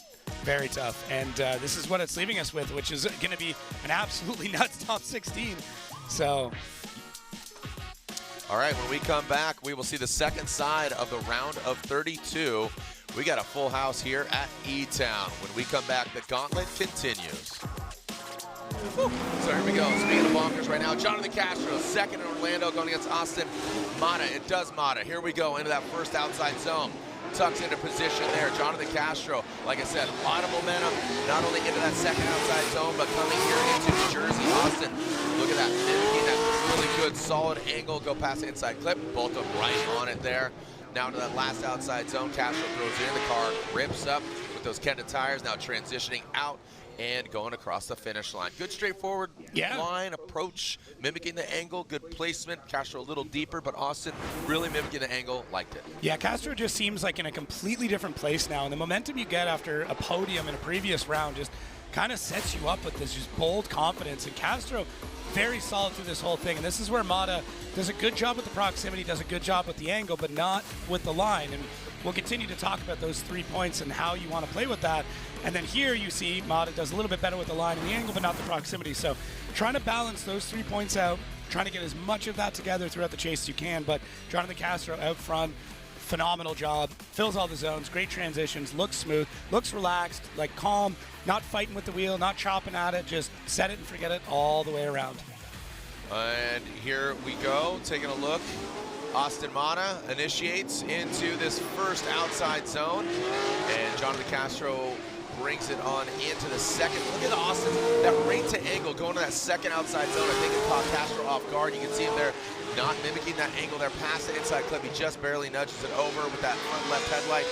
Again, his rate to angle, the snappy transitions, very aggressive, very just, that's how Austin is, you know, intense. You look at him get out of the car, tatted neck, kind of hardcore, but very soft-spoken, lets his driving, positive attitude, but just that rate to angle, just, you know, looks like the car embodies like thrash metal. You want to throw the horns looking at it. Yeah, it's snappy, and he gets into this really, really quick, but it does take him a little bit to light it off in the first zone, and that is something the judges talked about. They want you lighting the wheels off very, very quickly, and then Castro, a lot more hesitant in the chase throughout this run. But Mata, I mean, the rate to angle looks great, snaps it, gets the car over, almost doesn't even decel at any point, and just on throttle through the vast majority of it. But it does take him a little bit to light the tires off through the first outside zone. And as I said, that is something that the judges very much specified in the driver's meeting, which if you want to see, you can check that out online as well now, which is a phenomenal resource if you want to get down and nerdy about everything FD. And that might be the difference here. It is something that they talked about. But the rest of the run for Mata, outside of that, really, really good. That rate to angle, that snappiness, that style, I mean, that is not missing in the way that Mata drives. Love it. Respect where respect is due for Austin Mata and Jonathan Castro. And you can see them chopping it up. And Austin good combo. Got the Native American in him. Yeah, great competitors here. Yep. DR, Dominican's finest, and like I said, the change in livery to black, I think it just harnesses just a little bit of menace in Jonathan Castro. That it plays a role, like kind of in attitude, mental, you know, just kind of how you look, how you feel. Yeah, I mean, it's one of those, like, you know, you wear a suit, there's a certain feeling you've got, right, versus just cut off jeans. Like, and I do think the livery, the race suit, all that stuff, it can really affect the mindset and change maybe the way that the drivers are. You get a bit more attitude in it, you drive a little bit more aggressive. And take a look here at the side-by-side. So we'll check it out on the left, Jonathan Castro in the lead, on the right, Mata in the lead. A little bit of an offset in the timing will give us a cool opportunity to see how each person enters each zone.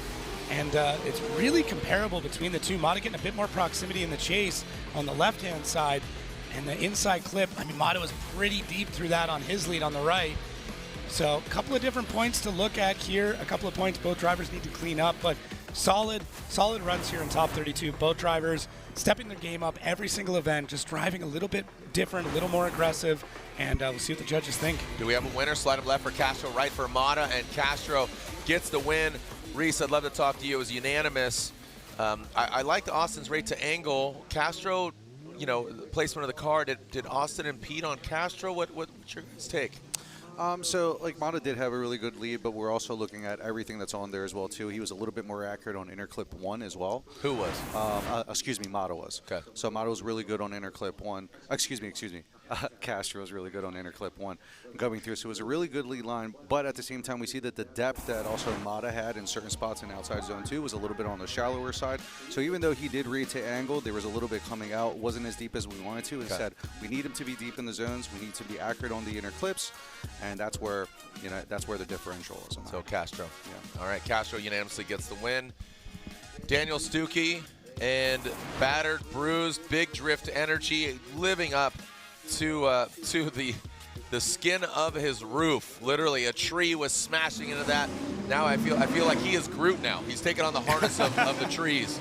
Daniel Stuckey and that M-Spec Performance S chassis initiates into that first outside zone. Here's that Evo AutoWorks Nissan 370Z of Jeff Jones. He might be fixed, but he's getting that vehicle back there. That's what Reese was just talking about. Placement of the vehicle, get deeper into that outside zone chase position, taking out that inside clip. Now into outside zone 3. Daniel Stuckey almost out to that edge of the course. That's showing you that he is deeper with that S chassis. So again, all the sensationalism of that storm.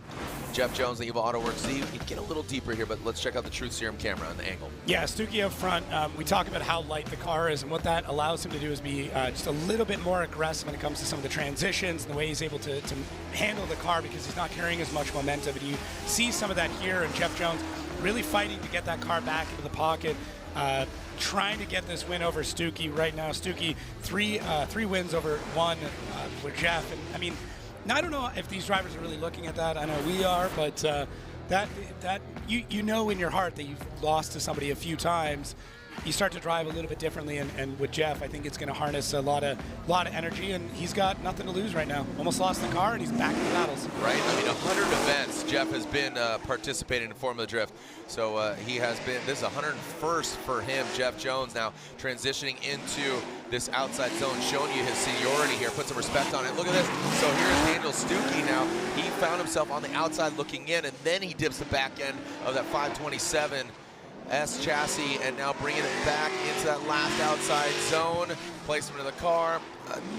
We'll see. We'll take a look. Again, that overhead shot. We have so many different angles, and using all of this course, you really just need to, you can't really jump to conclusions here. You know, getting that dynamic angle, try to call it as I see him, but then I've been wrong, and I'll be wrong again. Let's take a look at it. Yeah, Jeff taking a little bit to get the car lit off to the first outside zone. Stuckey has to hold up and delay a little bit, and then do the second. Now Stuckey's on a really, really tight line and then falls into the pocket. He does such a good job of that. So not easy to do that. And then Jeff a bit wider on the inside clip, transitioning back out, gets on throttle, and Stuckey's right there, times that perfectly. So Jeff got a couple of really good spots in there that he's able to get the zone filled out, really fill it. But just some of the timing when it comes to being through that zone, I think that's where he's got to work a little bit. And Stuckey did take advantage of that, although wasn't super happy with how shallow he was in the first part of that zone. But in my mind, really does a great job of making up for it when it comes to the rest of the zone. So both drivers needing a little bit of work there, but you have two very different styles of driving, two very different builds in cars, two methodologies in building those cars too, and it leads to some really, really interesting battles. A lot of respect between these two drivers as well. Lots of fun, and just, I mean, at the end of the day, I'm stoked to see Jeff Jones back out here. The spirit of drifting, as we talk about, is well and alive here in New Jersey, and the camaraderie has been phenomenal. And yeah, I mean, I wish I could read lips a little bit better, but Jeff already showing dance moves if he makes it into the top 16 ceremonies. Yeah, just the camaraderie and the joy and all of it. So as fun as it is, you want to move on, you want to advance on, but I think there's a big win for Jeff and his team, like you said, just taking the humility and saying, hey, it's not just about me, it's about everybody. And look at this one more time. So it's a one more time, and one of them saying Jeff Jones, so that is Vernon there saying Jeff Jones, but outnumbered there by the one more times of Stuckey and Jones. So we will go back and revisit that battle. OMT. Next up, we got Chris Forsberg, who has 152 events. Jeez. So you got to think, I mean, you know, whatever Jeff has done is 100 events. Now, again, 1.5 times. So, you know, Chris Forsberg, 10 wins overall, 47 podiums. You know, the winning percentage, you know, it might not be as high as somebody say as Hiro Manoa, a year and a half, but that, you know, the sheer amount of numbers is impressive, or the the number 74%, but keep in mind that 152 events at 63% winning average. The longevity and consistency shows you how relevant Chris Forsberg is. E-Town, his home track, you know, the Drift Alliance forged here. Rudy Hansen, obviously a lovable gentleman, him and his lovely wife, you know, competing in Prospec. So love to see that as Rudy Hansen, you know, talking about his numbers and his stats, 18 events. He does have a podium under his belt. He finished 4th in Atlanta just earlier this year. So let's see, Chris Forsberg will lead Rudy Hansen, give and chase. This should be a good battle. Two very different styles, a veteran and a mildly newcomer by comparison. Definitely a newcomer compared to Christopher Forsberg. Forsberg in that all-new Z, now it's going to drink Nissan, Nismo, Z, now ripping past that inside clip. Rudy Hansen now will transition to that last outside zone. Rudy tries to dive in, gets a little too aggressive there. Want to see that overhead view, almost overcooked it, getting involved with the dirt, and then has to back down. So again, Rudy Hansen, 18 events overall, 40% match win percentage. Let's look at it again, that overhead view. Yeah, Rudy Hansen just throwing everything at it because Chris Forsberg's getting this track absolutely nailed. His ability to get on the throttle at the right times, really smooth transitions. We're getting back to the Chris Forsberg of old. He's had some struggles, but he's coming into his own again, and it's showing. Getting on the throttle there, and Rudy missing a bit of the timing, but does a phenomenal job of not going deep into the dirt, binning that car. If you get off in zone 3, it is not going to be a good time. Yeah, it's all over. It's a good chance you're into the concrete. You're spraying the brown rooster tail. It's just not a good time. So, Rudy, good job in trying to commit super hard on that section and not, you know, making us take a bit more time to get you off track. It could have been an absolute gravel machine gun on that last outside zone 3, and we've seen it with Prospec practice, all of it. So, Rudy Hansen's got the clean arrow, the neon nose, taking his jet ski inspired livery here on that first outside zone. Now transitioning outside zone 2. Chris Forsberg forges an attack. Trunk pop there, but not affecting too much here. Now Chris Forsberg almost banging door past that inside clip. Let's see the transition here in outside zone 3. Forsberg trying to anticipate that and goes into outside zone. Stand and deliver like Edward James almost past that finish line. And the Neft vodka on the roof. Him, Adam LZ, and Matt Field. Little mixers, little cocktail post-event at Sneaky Pete's with a little Nos and Neft. Yeah, and Rudy, I mean, knowing how kind of darty he was previously in the run does smoothen this out quite a lot. Good transition through here, lights off, but takes a bit of angle out, and some of that just comes down to how gripped up he's got the car. It gets on the throttle. You can see it start to swing out. Chris does an amazing job of adapting to that, staying tight in the chase, but not overcommitting at any point in time, and really driving to the person that's in front of him, not getting crazy, not doing anything silly, just putting down a solid run. And Chris Forsberg, as you said, just such a veteran. Yeah, such a veteran. He's seen everything. He's seen it all, man, across the globe, across the world. A few of us are going over to Goodwood Festival Speed. I know Chris is one of those, so excited to go over there once again, Goodwood Festival Speed. I know a lot of electricity, literally over in Los Angeles too, Electrify Expo. Shout out to Parker and Pete watching the Electrify Racing League and watching Formula Drift as we take a look at our BC Racing Go for Gold side by side. You see Forsberg initiating outside zone 1, good proximity in the chase, now transitioning to outside zone 2. Other standout points for you there, Jacob? Yeah, I mean, Chris is really fluid throughout this, and you can see he's on the right-hand side. He's gaining that proximity through there. The inside clips look pretty identical, and then outside zone 3, really, to me, Rudy overcommits in one section. I think that created a bit of an issue, and that's where I see that end of things. Chris, I would have liked to have seen a bit more, a bit closer throughout the run, but I understand what he was trying to do there. I just hope it doesn't hurt him when it comes to the judging call. The MagnaFlow exhaust flowing like lightning. Again, Chris Forsberg has Forsberg Edition truck now. That's crazy. Hansen very busy with not only campaigning his car, but obviously his wife as well. And there it is. Chris Forsberg gets the win. Rudy Hansen unfortunately knocked out the Team Hansen S chassis. We will see you in St. Louis. Great attitude, you and your lovely wife. We'll see you guys in St. Louis. Chris Forsberg gets the win and advances on. So he'd love to have a victory. It's been a minute since we've seen him atop the podium, but he definitely wants to put it down here in E-Town. Best place in the world. Hashtag. That's what they call it. The Rockstar Energy Drink Top 32. Adam LZ and Brad Dan. Go grab a slice of a Sally's pizza. I think there's some downstairs. Oh, really? I'll bring some up. Ooh, okay. Well, thank you, sir. Appreciate that. Woodbury, Connecticut's own, now living in Florida. And again, PNW, that's where Dan Burkett's from, but now living in Florida as well. So 2 Floridians with their drift compounds and making the move down south, out where making a move downtown. Yeah. It's going all that seat time, man. That's I'm telling you, Florida, as much seat time as you can handle, as long as you can deal with the heat. You're over at OSW as well. Yeah. So this is battle of Florida here. So Adam LZ got a podium. He got 3rd place. You got a signature wheel now? Does he? Yeah, maybe. You. Oh, yeah. I mean, hey, he'll engrave anything. All right. Adam LZ initiated into that Drift HQ BMW E36. Dan Burkett, how is he navigating through that smoke? He's not. I think he got blinded. Like I said, I mean, how he came out of that would be insane. And it looks like LZ continues on through the paces. Didn't see any contact. He was back there quite a bit. Man, the amount of smoke that BMW is kicking off is just biblical, man. He is just riding the train. Looks like cotton coming out of the back. Yeah, it's absolutely wild. I mean, he's rocking the wheel speed. Adam's done, as we said, Adam's podiumed here. He has won here. He loves this track, and I think you got that dialed. It looks like he completely smoked out Rad Dan through that first part.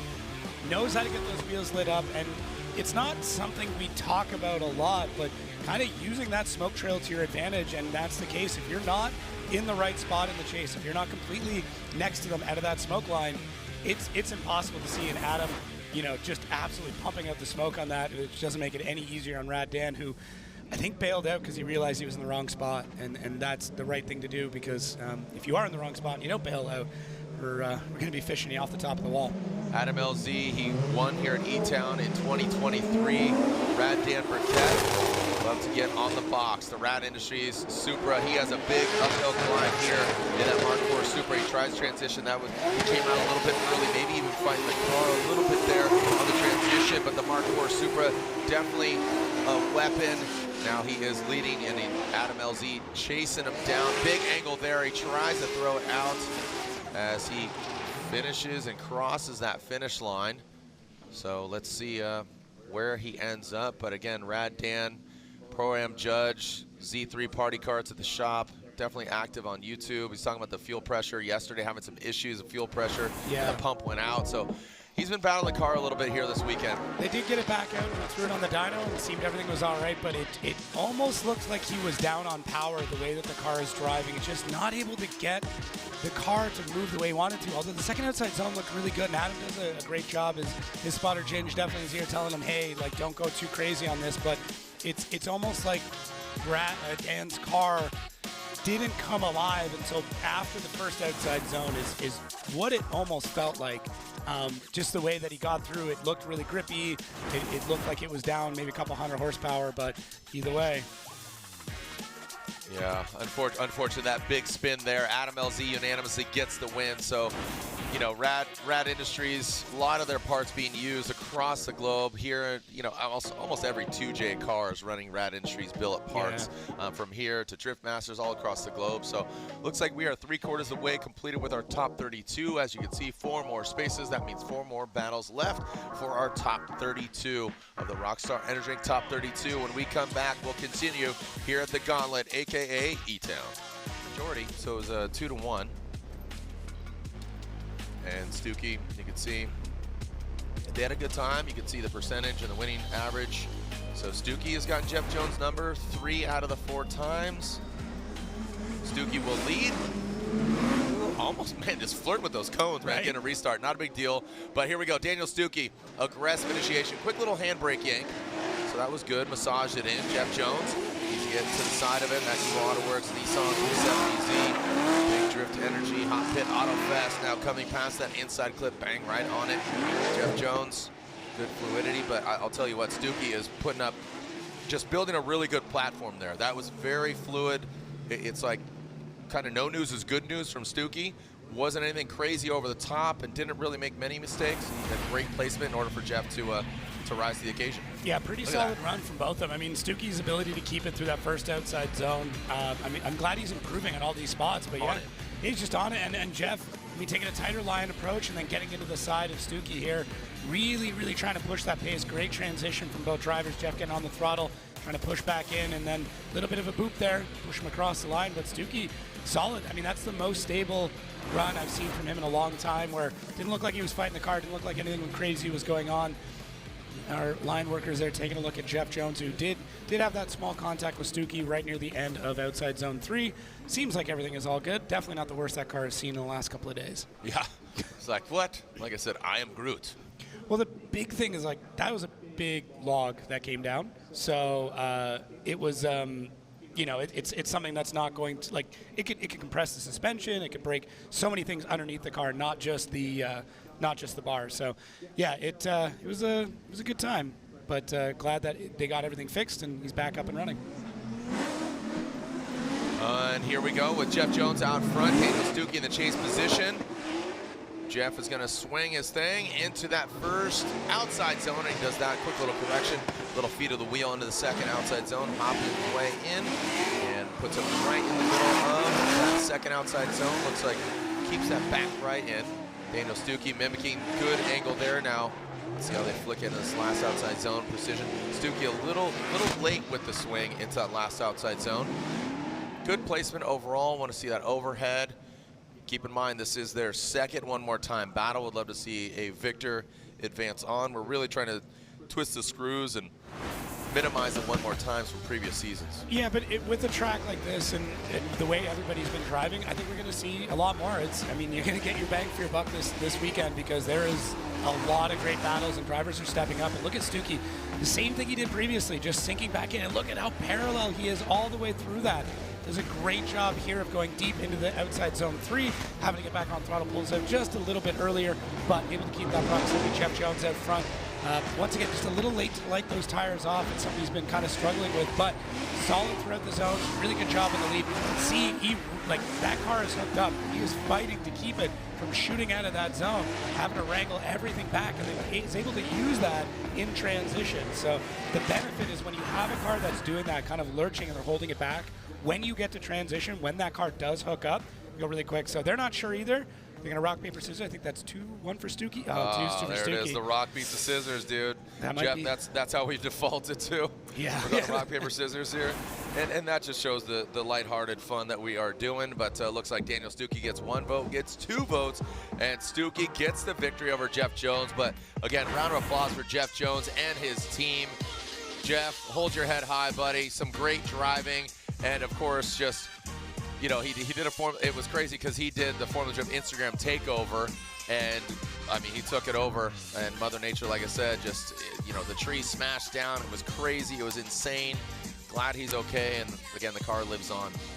Speaking of Daniel Stuckey, the M-Spec carbon Kevlar there on Odie's vehicle. That carbon Kevlar weave looking good on Odie's vehicle. Andy Haley, another Evil Auto Works vehicle, coming to us from Southern California, but Andy Haley, sponsored by Evil Auto Works.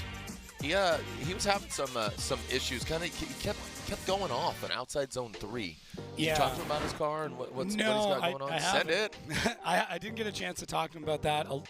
To me, when I was watching it, it was just he was trying to transition really late to get the car sunk in and then back on throttle. And it really comes down to a timing thing, especially the way they've got the inside clip and the way they want you to transition. They want you transitioning essentially on throttle. Once you are going the other direction, then you can slow the car up. So it seemed like he was practicing that and how far in the zone he could take it.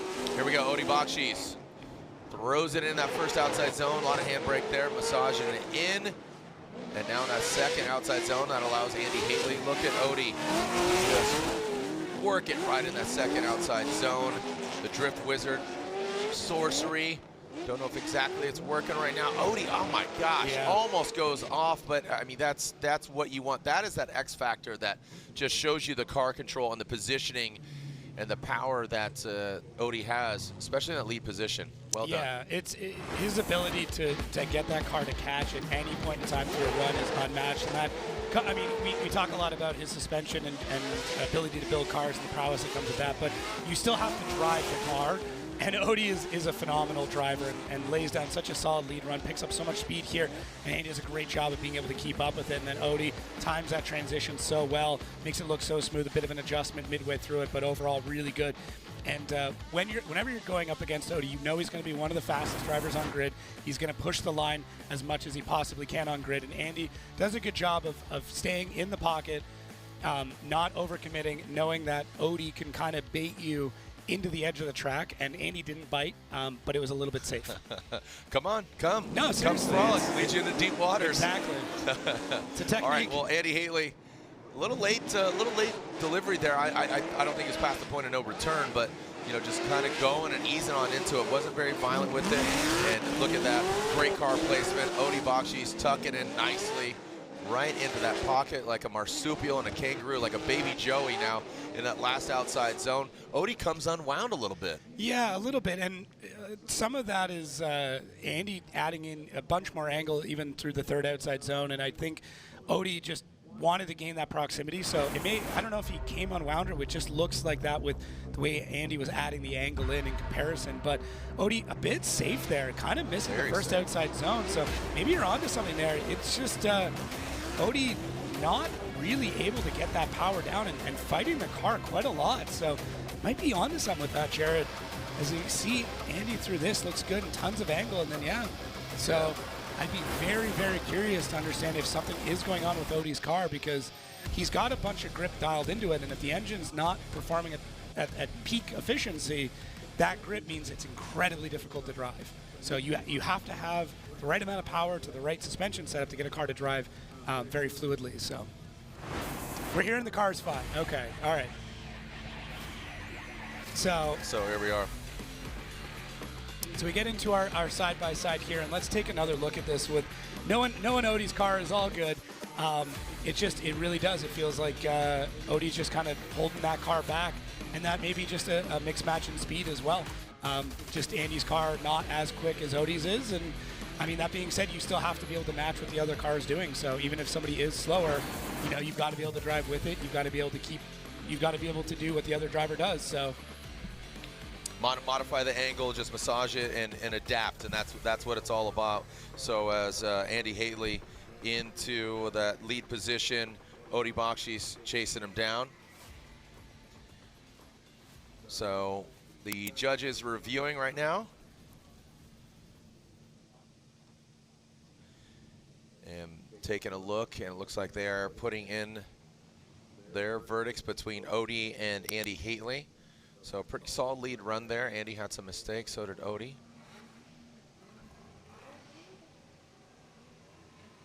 Yeah, it was definitely an interesting run of trying to get the matching going between the drivers.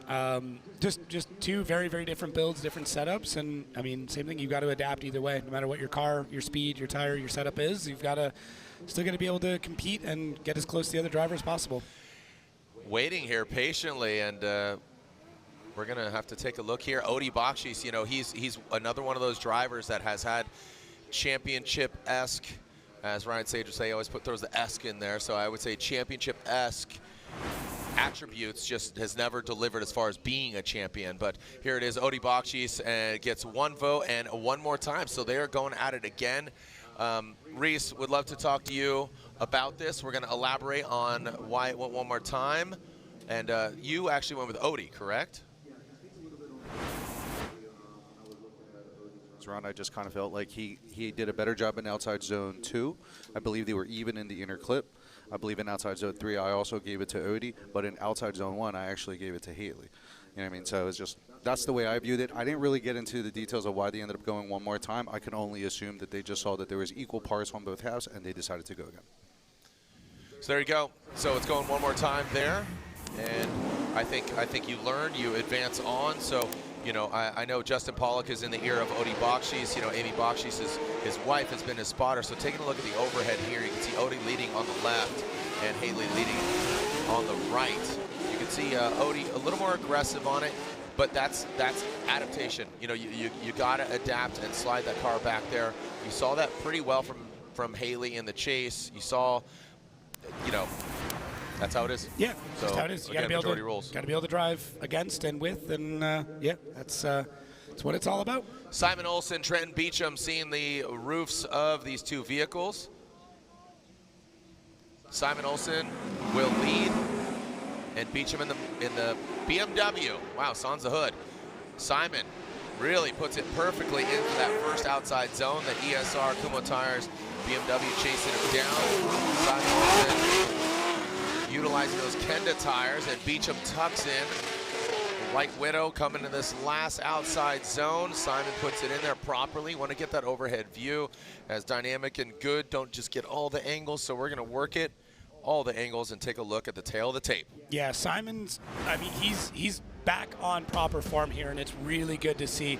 Gets into that first outside zone a little bit later to get the tires absolutely roasting, and then into our second, able to get the car stable a bit partway through, and there's where we start to see some of the left foot braking, filling at that outside zone, and Beecham really wrangling things in, gaining that proximity throughout, and then through here, Simon just on an absolute heater through the third outside zone, filling it completely, does a really good job, really stable throughout, and Beecham in the chase, not able to keep up through that last section. So Simon's practice throughout the weekend has been really, really good. It honestly feels like he's found his rhythm with this car. It's taken a little bit, and now that decision to go on his own is starting to pay off. Yeah, the car setup, learned a lot there working with Odie Bakshis and getting that car dialed. But right now Beecham gets the clean air in more ways than one, that sons the hood into that second outside zone and puts it right in. Simon also good proximity. A lot of these guys, have that proximity, would like to mimic the angle, and also, again, drop back just a touch. Ooh, wow, aggressive from Beecham, and the last one just turns on the smoke machine. Take a look at some of the stats here from Simon Olsen. He's 3-0 versus Hobson this year. Freddie and Odie he did lose to, but 34 events overall, 5 podiums. Had a win, an overall win, has escaped him so far. Yeah, and I mean, everybody's working towards that. What's really cool here is we're talking about two rookies of the year in their respective rookie seasons.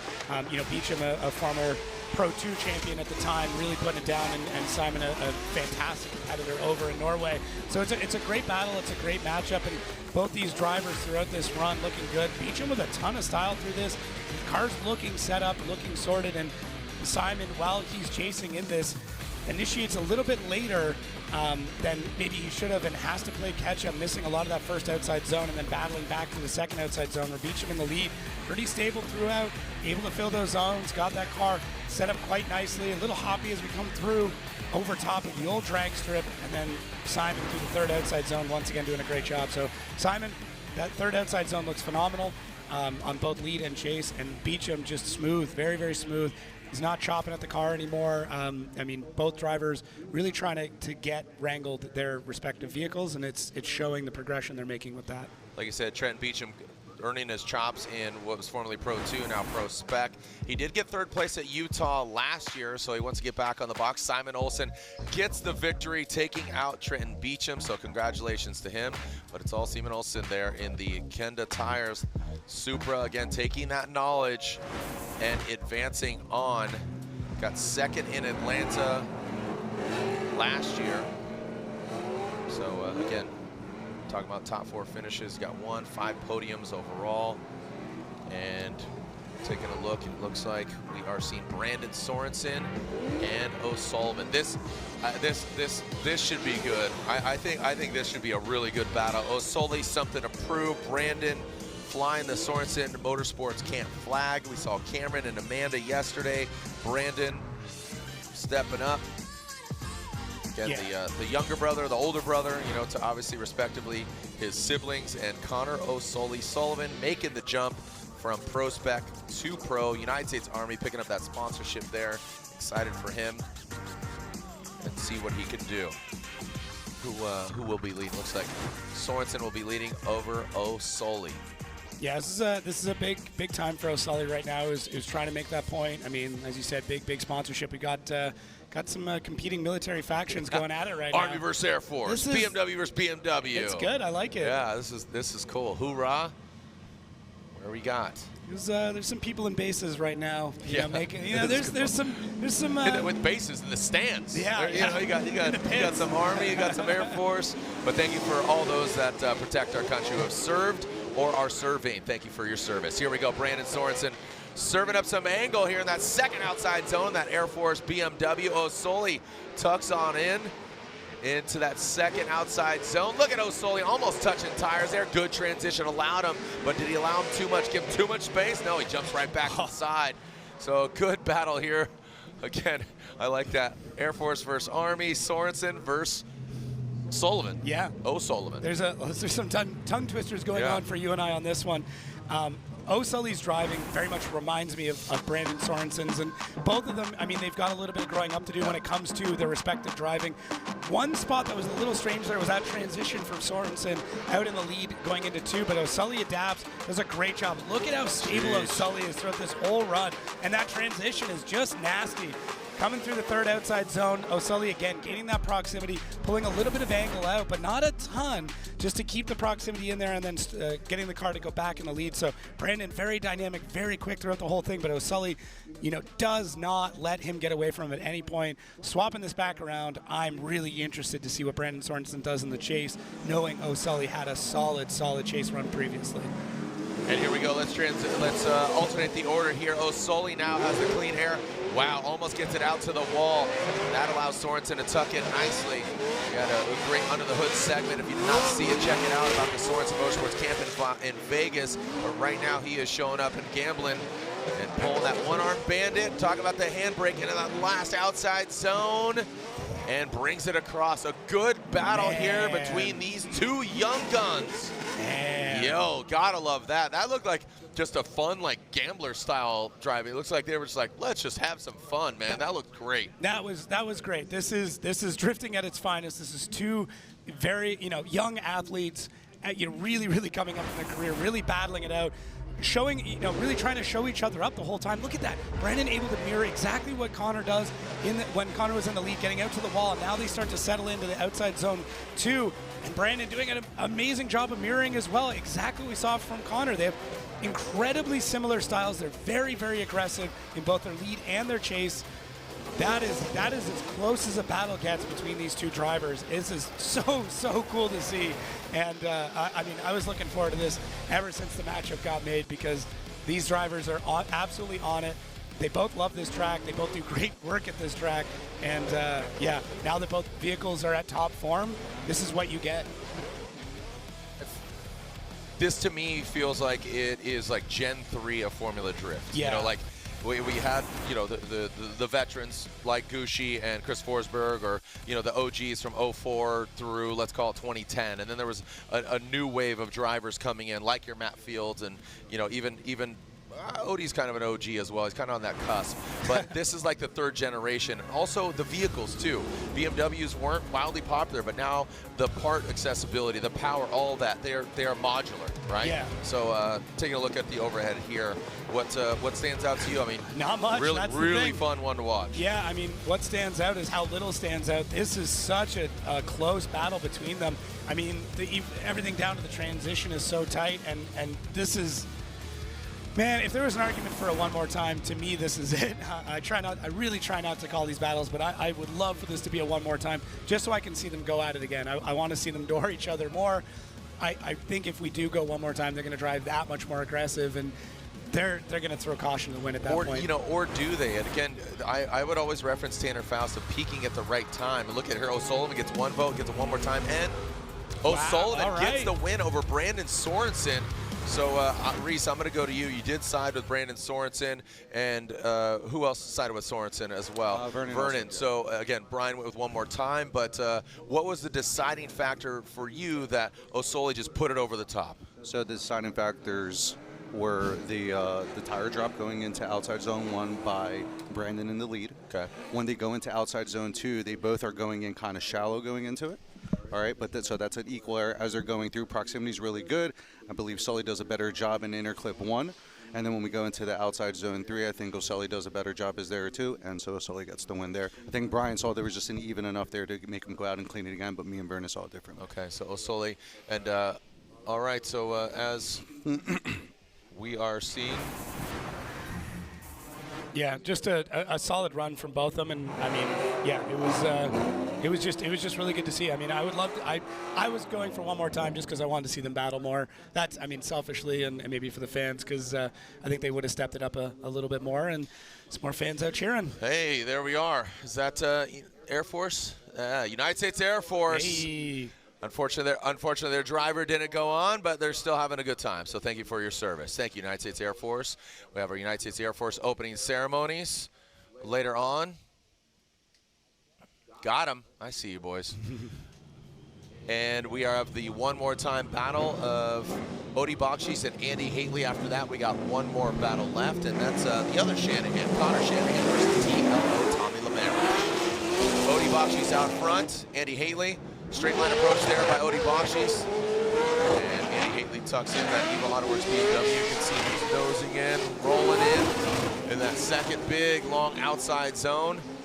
And look at Andy Haley past that inside clip. Doesn't have a big degree of angle. You can see that kind of like, again, in the transitions, you see him kind of really kind of crawling his way in, not just getting right to the side. Yeah. So I think he's dialing it back a little bit, a 7.5, an 8 out of 10.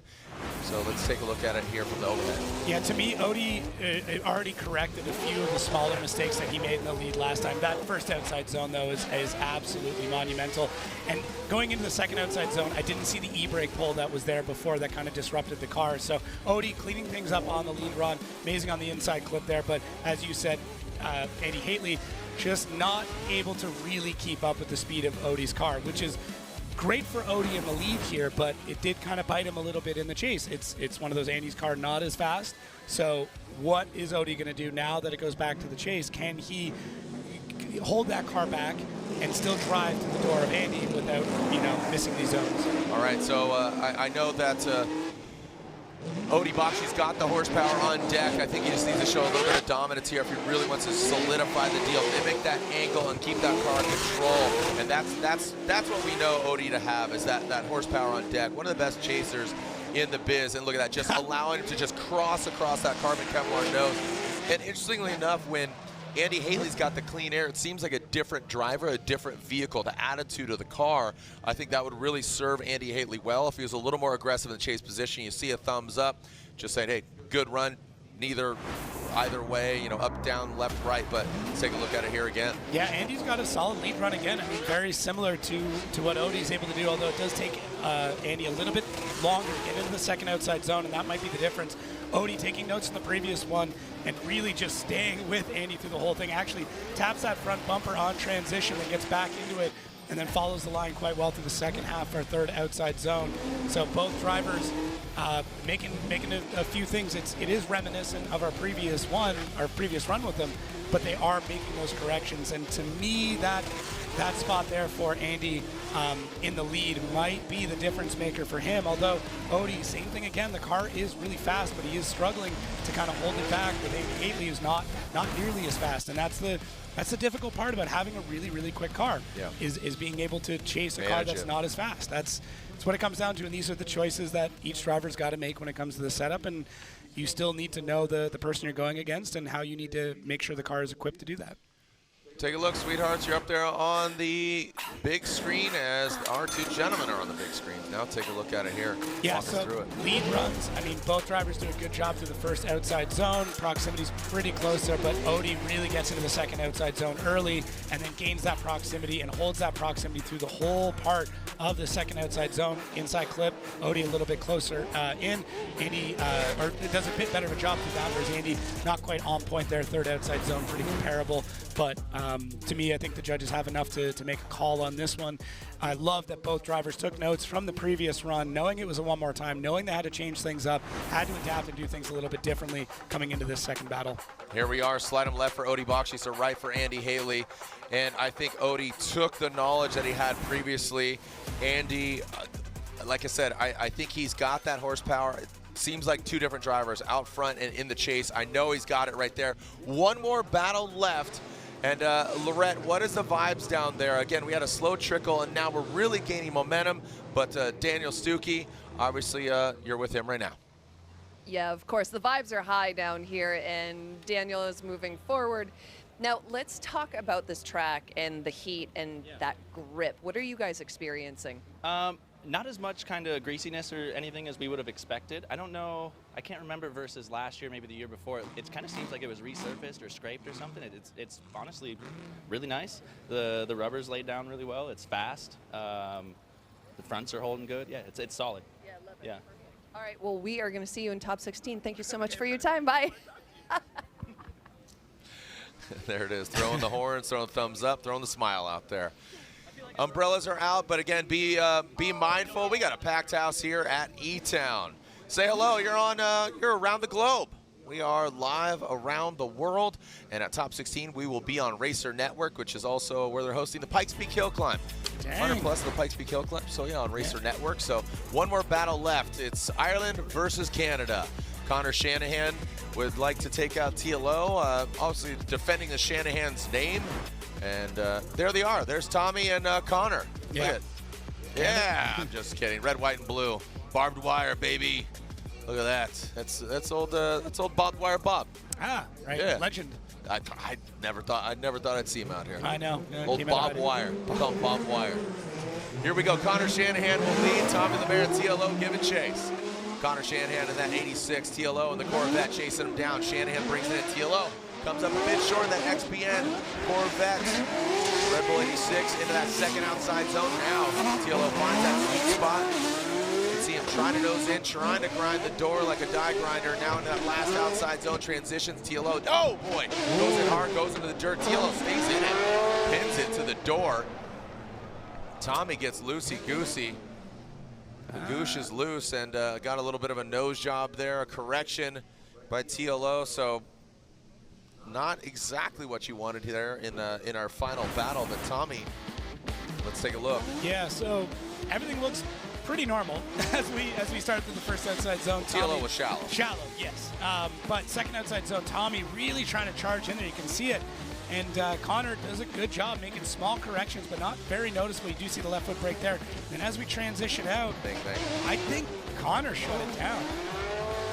Good angle. I'm seeing the smoke really dissipate as he goes into the third outside zone. I'm trying to make eye contact with Matt over there to see if I can glean anything from him. But just the way that he came into the third outside zone, I didn't see the car light off again. Just kind of floated there, and Tommy really pushing the pace through here. Would have liked to see a bit more angle, but Tommy gaining that proximity. As we transition out, you can decel at this point. Hard to tell with that angle. I wasn't telling with that angle. Yeah, hard to tell with that angle, but Connor, it almost looked like the car shut down, or he was a little bit late to get on throttle at least. You know, you can decel, but the judges do want to see you on throttle, you know, even before they get into the third outside zone. So it looks like we are getting at least 1 5-minute call right now for Connor Shanahan. So right there, just nothing. It's just he does not light off before he gets into the third outside zone. So your quick interpretation. So let's take a look at the overall track map. What was previously decel zones are momentum zones, and what that's saying is basically, you know, momentum might be slowed, and what the judges are requesting are there's a natural slowing of momentum when you transition. So for instance, where those red bars are, that really denotes, again, momentum either slowing down or disrupting. Right. And you're supposed to decel after transition, which we see. So transition, you can decel, but the smoke completely disappears before he gets into that third outside zone. Now, I don't know if that's Connor going, I'm not set up correctly and I have to wait. If that's the case, that's still not the correct spot to be decelling. So that's equipment failing you. Yeah, I mean, essentially. It's either there was an equipment failure and that's why he didn't light off, or he was not decelled enough and was continuing to decel at that point. So either way, in my mind, there was a situation that was not correct for Connor Shanahan at that point in the track. Taking a look at some of the stats, Connor Shanahan, we've seen some success from him over the seas, and he got 7th at Long Beach. That's his highest finish so far. 11th most recently at Orlando. We saw him, you know, obviously we've seen 4 podiums. He got, did he get the win last year at Orlando? Is that what it was? Orlando, maybe his highest finish so far. Saying, yeah, I believe so. Yes, you're correct. Last year, Orlando. So 2 wins, 4 podiums overall, 13 events for Shanahan. TLO, obviously coming from Prospec, winning that championship over there. 6 events so far no, that's not right. But third at, no, that's not. I think that's out of the seating bracket is what you're looking at. That's what we're looking at there. That's all good. Say again. All right, so Shanahan is at fault, and unfortunately, he's not very happy. So let's throw it down to Lorette. A lot of traffic going on here. Lorette, what's up? Well, thanks for taking us through all the traffic and explaining everything. O'Sully is down here with that smile that we've missed, his rookie season, his first top 16 this year. And that battle was actually really stressful for you. Yeah, it was stressful for me. I mean, U.S. Air Force versus U.S. Army, it was big. I know I needed to get the win. Brandon's an amazing driver. I knew I had to put it on him. And chasing first, I knew I just couldn't leave any room. I saw he dropped a tire on outer zone 1, so I knew where I needed to clean it up, and we ended up getting the win. So this is our first top 16, and I'm pumped. Yeah, amazing. What do you think? So your momentum, God, I think my words are, it's hot out here, guys. So it's very hot. It's very hot. But that momentum is starting to click into place for you. Is there something you can attribute that to? Yeah, it is. It is starting to click. I've taken myself out a lot this year by running into the lead driver, and I just want it so bad. And I think it's really getting to me, so I need to chill out and know where I need to take a step back and control my my aggressiveness. Yeah. So I think we're starting to get there, and we're just going to keep working on it. But you know, we podiumed so much last year, and I've been off the box, so I just want to do good. I just really want to do good, and hopefully get on that box tonight. And this is my first top 16, so I'm excited. Yeah, we're excited for you. Best of luck moving forward, guys. Good, happy, jovial O'Sully said, I just got to get better. First top 16, baby steps, but he wants to take those man steps. Connor O'Sully Sullivan, how we doing, brother? You need a back tattoo. You know, we got that big old chest zapper. We need to commit to the back there, brother. As taking a look, the judges said Shanahan, and one said shared fault. So Shanahan deemed at fault with an incomplete. So Lemaire, Shanahan will be given an incomplete for run 1. And again, impeding on that right there. So Shanahan at fault. He will have to use a competition timeout with hands on deck. And Tommy Lemaire would be given a complimentary, assessment of his vehicle. So a lot of fun at the Mustangs with Travis Reeder in Atlanta. Send It, our series, taking a look at Formula Drift adjacent. Tattoos, drifting, cars, golf, who knows? Well, you never know what's going to end up on Send It. But in Atlanta, we had some fun with some Ford Mustangs. It's a do-rag, not a don't-rag. Hey, don't put that kind of level of stress on us, Lorette. Look, we're just doing our job up here. It's unfortunate that, that we have that kind of power. We didn't choose this power. The power chose us. Speaking of power, Tommy Lemaire initiates, but what? He was like hopping his way out of there. That was, again, Tommy Lemaire now leading Connor Shanahan. He was talking aggressively, and now he gets aggressive here to the side of that second outside zone. Tommy Lemaire, Prospec champion from last year. He rips in that last outside zone. Connor Shanahan, once again in that third outside zone, gets checked up. But let's take a look. Was it me? Was I crazy? It looked like Tommy Lemaire was a little slow out of the gate. It looked interesting, and it really, even before that, Connor Shanahan at the line was puffing smoke out of the exhaust. So there is definitely something happening, but they just decided to send it. So yeah, Tommy, not too bad on the initiation, but just took a long time to light the tires off halfway through.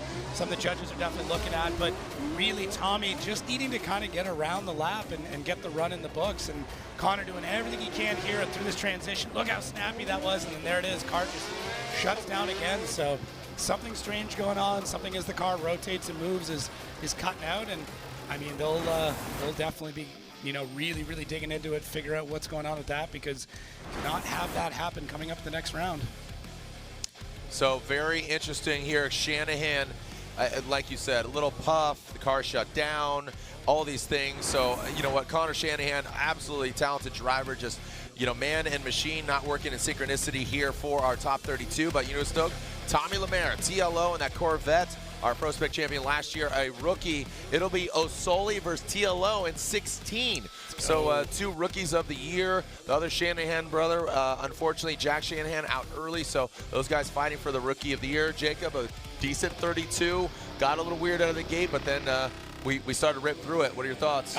Some solid battles coming up here. We already talked about Osbo and Hughes, but Matfield, Kangushi, Forsberg, and LZ. Odie Bakshi, Simon Olsen, once again. Can they even the score? Yeah. Every battle, top 16, absolutely solid. Rome Charpentier, James Dean. I think that's going to be a good one. If RCP is on, he can take down the defending champion. A lot to unfold, a lot to unpack. Please rejoin us here for the continuation of round 4 of the Formula Drift Pro Championship. Our live stream kicks back off at 6:45. Just shy of 2 hours. Local time is just before 5 p.m. So again, just about 2 hours. We'll see you back here 6:45 p.m. for our United States Air Force opening ceremonies, the beginning of our top 16. Won't stop until we find out who wins here at the Gauntlet, round 4 of the Formula Drift Pro Championship. We'll be back. Send it.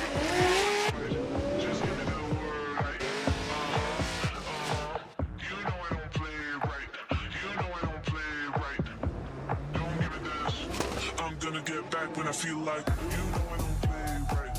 I'll put up a good fight. So this is after 32 going to 16. So this is live driver championship standings. Matt Field, Sorensen, Forsberg, Adam LZ, Stuckey, top 10.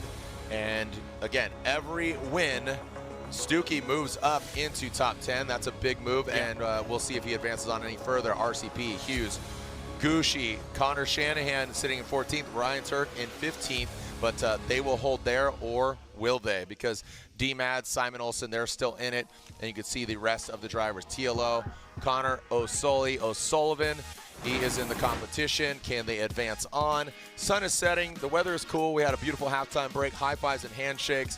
Had a Rockstar Refresco courtesy of Frederick was over there giving them out. Really? Yeah, it was amazing. Dang, oh, He's just there's nothing that guy can't do. Just everywhere. Just any job, he'll take it. He's there. Yeah. If there was a problem, I'll solve it. Have a Rockstar Refresco, and I'll call it. Hiro Manoa, Derek Madison. This is our first battle of our top 16. Like I said, the youngest ever to Formula Drift podium. Derek Madison, these guys have never seen battle before. Look at the percentage. Hiro Manoa, in a short year and a half of Formula Drift competition, he's a rookie last year, 74%. Derek Madison, 32%. Made the jump from Prospec, which is the feeder series, coming into pro last year. Debuted a new car halfway through the season last year, and it seems like he's hitting his stride. Yeah, and Derek Madison, I mean, he's on it. He's got that confidence, as we were saying earlier. This is a cup of coffee in the big time, ready to go. Derek Madison taking on Hiro Manoa, who's just developing in front of our eyes. I've never seen a driver who's adapted so quickly, changed his style, does it in between battles. It's wild to see, but Derek's on a heater. I mean, you take out a Ryan Turk, and you do it twice, and now, yeah, the confidence of that is wild, and that's something you can't put on a dyno, you can't weigh it, and you can't measure it, and that confidence that Derek's got might be the difference here. So we'll see what he can do. Yeah, I talked to Ryan Turk, what can you say to a driver that's unfortunately not here in top 16? I said, dude, I'm sorry. He's like, yeah, it just is what it is. You just feel a little defeated, but overall, it's pretty cool. Again, talking about energy, good energy is from the beast from the Bay, and Matt Field, that's what I'm talking about, is with the beautiful Red Nickel. Red, down to you. Hey, gang. So, Matt, the sun is dropping, temperatures are changing. How's that going to affect the cars and the driver? I know. I was looking for my heat waves right now because you put me right in the sun. You're welcome. I know. Thanks for that. Yep. I think this is one of those tracks where it doesn't change all that much. I feel like us drivers are calibrated. The teams know what they need to do. The changes aren't as severe as they are at other tracks. All that means that we can push harder. And you bet every one of us is going to push as hard as possible. So it's about to be a wild top 16. That's all I can say. Can't wait. Matt, thanks so much. Thank you so much. Again, there's Lorette Nickel, the other member of our broadcast team. Again, thank you so much. Happy birthday to Bree Lane. I know she messaged us and she said that as well. Again, we have these great fans. Drifting Mama, her sister there, doing some paintings. I mean, there's just a lot of good energy here. Thank you to all the E-Town fans. So as far as what's going down here, Hiro Manoa will lead the first battle. Derek Madison will chase him down. Hiro has the start chicane that is intended to bunch them up, so it's not a drag race to the first initiation point. So Hiro will lead, Derek will chase. Hiro sets not the pace, but essentially the line, and then Derek Madison will chase him down. They'll switch. Derek will lead. Hiro will chase him down. So, and then the three judges, Reese Marin, Brian Egger, and Vernon Svanveld, will be critiquing. So, again, the largest crowd in New Jersey. Hey, New Jersey, real quick, can you stomp your feet for me real quick? Stomp your feet for me. Make some noise. Hiro Manoa, Derek Madison, our first battle of the top 16 here at E-Town. Hiro Manoa drops in Junior Racing 86. Derek Madison doesn't get all the way out to the first outer zone. You can see Hiro Manoa riding the edge of the course, flirting with the edge of it. And look at that, Derek Madison, you see him massaging it, kind of going back and forth. He does find that pocket a little bit here and there, but a bit sporadic. Down on last outside zone, dials it in. Hiro Manoa acting like Derek isn't even in the rear view mirrors. and just does what he needs to do. Again, most recent winner at our previous round, round 3 in Orlando. Yeah, incredibly consistent. Manoa out front. I mean, you can set your watch by his runs. Lights off a little bit later, but Derek Madison keeping in the fight here, gaining that proximity, having to cut a little bit line, but really parallel. Doesn't have the line, but it's got proximity, he's got angle. He's picking out those 2 pieces while Manoa out front, just a clinic, getting through all these runs, lighting off the tires quite well, getting into our 3rd outside zone. A little bit of tire fire already into the show. So just showing the wheel speed, showing the heat and traction he's got dialed into that car. The Jerry Yang Racing Group knows how to set this up. And Derek Madison, I mean, playing the underdog, really, and staying in this fight. This is a really good battle. It's a really good chase. And Manoa provides an excellent way for Derek to be able to get into the pocket, get side by side, and show him what he can do. And they'll swap it around and see, you know, Derek's got a lot here, but he's been doing so well under pressure lately, changed his mindset. He's just having a good time. He's having a blast. I don't know if he, why do you say change? Because it seems like he's always having a good time. They have party shirts, his hat's backwards. He's out of his head. He's out of his head. He's like, you know what? I've got 1 top 16 appearance, and now I can just have fun. I like it. Here we go. Derek Madison into that first outside zone. And Hiro Manoa, he's always got these tire fires. Oh, buddy, look at that transition. And look, what's cool about that, Derek Madison didn't get too affected, like barely in, maybe if at all, on that transition. And Hiro drops into formation. Now we got a dogfight going to that last outside zone, a little left foot break. Derek Madison just chokes it up just a little bit, a little short sheeting there. Maybe got his toe stuck when he tried to put him to bed. But look at that, you can see D-Mads, that back left corner. Loved it. I mean, this is battle damage. That's what you come to expect. What do you guys think, Jersey? Again, round 4 here at E-Town, the crazy 8 delivering. Yeah, Derek Madison right out of the gate, nice and quick. Big pull through the e-brake there. A little bit of left foot brake. He gets back on throttle. Manoa, an excellent transition. Derek a little late to get on the throttle. Manoa does an amazing job to adapt. And then right there, in typical fashion, right beside Madison the whole way through. He does a really good job through the inside clip. And then Derek just over-rotates a little bit in outside zone 3. Stays on it. Decides, you know what, if I'm going to miss the zone, I'm just going to light the tires up. Throw a bunch of angle at it. I'm not going to go for a big correction. This is where I'm at. I'm just going to finish out the run, which to me, that's a great way to go about it. Why try and do something crazy at the most dangerous part of the track? You know, didn't quite time it the way he wanted it to, so he just commits to it and runs through it. It's like, it's one of those like when you trip and you just roll out of it and just keep walking and pretend no one noticed. I don't know what you're talking about. Yeah, I've never done that before. I don't know what you're talking about. Yeah. I feel like, again, 2 warriors going in. You got a little chin check, and you just keep on keeping on. And Hiro Manoa, speaking of keeping on, his success in Orlando continues here in New Jersey. A great effort by Derek Madison. Oh, look at that. We got our homeboy in the crowd. Did you see? I don't even know what he is, like the rainbow unicorn homeboy. I missed that one. All right, the O'Reilly Auto Parts Top 16 continues with RCP, Rome Charpentier, and 4-time and defending champion from Ireland, James the Machine Dean. I'll tell you what, RCP, here we are, because you can see it, look. RCP, even though he's a champion, 1-1, having some fun. 79% winning average of James Dean. You got to consider, you know, it says 2020 to 25. That's 5 years, but that is after James, because he was here pre-COVID. Yeah. So again, there's stats that are even higher. Probably if you added from like what 2015 to 25, I bet he'd have just as high, if not even higher, because he had back-to-back championships. Yeah, he's got a 55% podium rate over his career. Sheesh. Over half the events he enters in Formula Drift over his whole career, he podiumed at. That is staggering. Absolutely nuts. Staggering stats. So RCP will lead. Is that an advantage to RCP? Is that an advantage to James Dean? Because like I said, great lead runs. If you're a drifter and you're a pro drifter, you got to have a good lead run. But a good drifter and a championship and a winning drifter has a phenomenal chase run.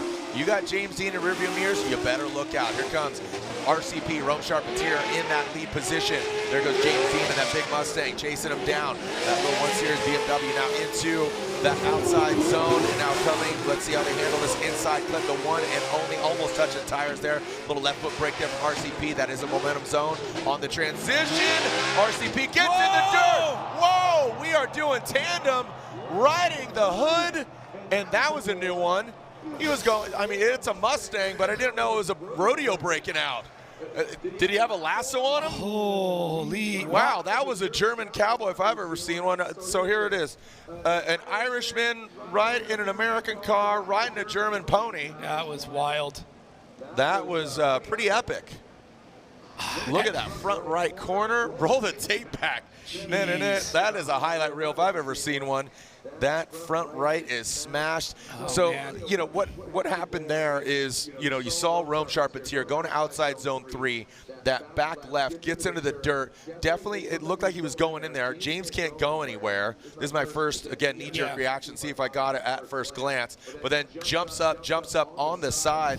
Yep, holy expletive, brother. We're going to Waffle House later. That's the guy. He said, we're going to Waffle House, and I'm buying. Let's take a look at it again. It was all pretty clean and sterile till outside zone 3. Yeah, I thought this was going to be an open and shut run here, but I was completely wrong. Rome looks great out front, solid run. Bit of a correction as he comes out of here. Has to shoot out a little bit, left foot brake to correct it, and then just over-rotates, over-commits into this third outside zone just a little bit, and then James catches him, and then that was it. Just holding him up like a fish on display as they come out of that zone. That was wild. I've never seen anything like that before. That's a new one. Yeah, I mean, front wheel on front wheel does some crazy things in a drift car, but James, just getting in real close there, and then through this transition, Rome does dip that tire out. James just able to get on it, and then both them on throttle though. Look at that. He looked more like a Ford Bronco than a Ford Mustang. Wow, and it looks like we got Rome able to roll out, checking the cars, checking the alignment. James gets out of the car immediately. Let's analyze this, because now the judge, I mean, we can break it down, but the judges are eventually going to have to, you know, deem faults. To me, Rome is off track to that section. He's got 2 wheels off, and James just Does he have 2 though? Because sometimes it looks like 2, and then on the other side, 1 for sure. That back left, but that back right. Let me look at that thing just explode. Absolutely wild. Yeah, I mean, at least 1 tire off for sure. I don't know if it went 2. We'd have to kind of take a look at maybe even a top-down view or see if there's another angle from the far camera to really understand what happened there. But judges will have to deem fault, understand how that's going to end up working when it comes to timeouts and stuff like that. But wow. Yeah, Excel, D-cell. You can't really see them because the sun is still up, but the judges are utilizing the Excel and D-cell lights. The Type S D-cell lights are on the windscreen on either side of them. And now what this is to assist in fault for contact using accelerometer. And again, very hard to see. You can see the green ones, but now that we're on the back. In Rome, right there, you can see those lights go red in that zone. And I think that's what the judges were pointing at on the front of Rome. It's really tough to see, but I do believe there is a D-cell outside. You can see a brake light at minimum. Yeah, but here, I mean, Rome should be back on throttle through this section. You're going to see a brake light if you try and left foot brake, and I mean, it's a correction, but I do believe I saw the D-cell lights on Rome's car light up. Well, you're going to see them here. So see how they're green on either side of the windshield? Yep. Just for the fans watching home. And there's yellow. I mean, I don't see them. I mean, it's yellow. I mean, he should be accelerating through that area, though. It should be green all the way past that point. Yeah. So it's either way, it's a slow of some kind. It's after the momentum zone, and it's in the actual outside zone. So that is a part where your momentum shouldn't be changing other than accelerating. All right, so we are finding out here who is at fault, because that does dictate who gets hands on the car and at what repercussions. Every driver in competition through 32 till the end has won what we call a competition timeout. That's a 5-minute allotment to get hands on the car. So we are hearing that RCP is at fault. So Rome Charpentier, that vehicle right there, he gets a 5-minute allotment to get hands on the car. Once it gets back to the pits, the clock starts, and he's got to fix that and get back to the line within those 5 minutes, or not back to the line, but at least rolling out of his pits. Then James Dean has 10 minutes in order to work on his vehicle. Welcome back as we are getting set for what was to be our next battle. We'll see what's going on, but wow, we kick things off in crazy fashion. The Crazy 8 delivering, and we saw James the Machine Dean get into the side of RCP. Again, Rome Charpentier in the BMW. He was at fault. Our judges inside the glass box of emotion. We were talking about Reese Marin, Brian Egger, and Vernon Zvanveld, our 3 FD judges. There we are, hands on You can see that clock just back there, and we are in the hot pits of Rome Charpentier. We got to take a look at that front right corner. He is at fault, but he only has 5 minutes. Get hands on the car, get it up and running, get it down on the ground, wheels on, ready to go. It doesn't need to be at the start line, but it needs to roll away. Matt Field, Ken Gushi, this should be fun. Ken Gushi, a day 1 driver. Matt Field, you know, day 4, let's call it. You know, he's cut his teeth. He's been around for a minute. I couldn't tell you exactly how many years, but he's grown. He's grown as a driver from S14, developing the Corvette and what he's doing, so much so he's got a C8 Corvette, the first ever of its kind. Very cool car. That's not a competition, doing some demos, including Drift Appalachia. Took that thing out there. Very cool event. Take a look at that. Roll the tape, Kemp. But Matt Field will obviously lead. He's in that Borla Performance Heatwave Lean Customs Corvette. Ken Gushi, Greddy, Motul, Toyota GR86. So by contrast, 2 very different vehicles, fairly equally horsepower. Talking about 2J, talking about obviously LS, but this should be a fun battle. If everybody's running up to snuff, you know, Lorette talked to Matt Field, talked about everybody knows the settings, everybody knows what to do. The track doesn't change right now. Sun's still up, so temperatures should be pretty consistent with what they saw earlier. So don't expect anything crazy, but you know what? We just saw a car climb on top of another one. So here we go. Matt Field, go ahead and initiates and transitions into the outside zone 2, filling all that. We're to the course edge. We talk about set it and forget it. Looks like he gets involved in a little bit of dirt. He goes rock climbing there, and now transitioning to that last outside zone. There goes Matt Field. Gushi maybe giving himself a little too much room there, putting too much respect on it for Matt Field, giving him some room. We'll take a look at the overhead. So we have so many angles, you know, the dynamic kind of, you know, first person and then the truth serum overhead. Yeah, both drivers coming through this looking really good, and Matt Field, outside zone 1 looks phenomenal, and second outside zone really gets it in there, looks stable, adds even more angles he comes through. And then Ken's able to match that. He sees it, adds to it, gets through the rest of that. And this transition, Matt Field is so quick, on throttle, barely slows down throughout the entire transition. And I mean, Ken just not able to keep up through that part. It's so snappy, and the way that Matt is able to make that Corvette dance as he comes through the zones is just absolutely wild. Ken Gushi, a veteran in the sport. Both these drivers very, very close to winning championships on multiple occasions, not able to get it. And that, I mean, that is such a motivation to be able to come through. Ken coming back into his own, and Matt Field always a contender in the championship for years and years now. So, I mean, every single event means so much, especially in the championship race, especially now with the new point system. And nobody wants to go out even this early. Everybody's fighting for that podium, and you can see that in their driving. Here we go. Ken Gushi out front, and Matt Field in the chase position. Ken Gushi, straight line approach, just initiates right into a very fluid, like that. That was smooth, man. Just like butter into that second outside zone, the big 180-degree turn. Look at Matt Field trying to nudge that GT radial into the side of the Toyota. Now watch this front clip. Both are wrapping around it into the last outside zone. Seal in the flavor there for Matt Field and Kenshiro Gushi. Yeah, seeing the style come back to the Goosh, man. Like, yeah, his initiation. I think it's confidence with the car and himself. Yeah, even at the drivers' meeting, we had another drivers' meeting this morning. We were chatting about it. He's relaxed. He's chill. He's having a good time. Let's get back here to Rome as they're taking a look. We got trucks pulling with they're trying to get some straps. Trying to get the strut tower back. It looks like it's bent back. This is the most Irish thing I've seen in a long time.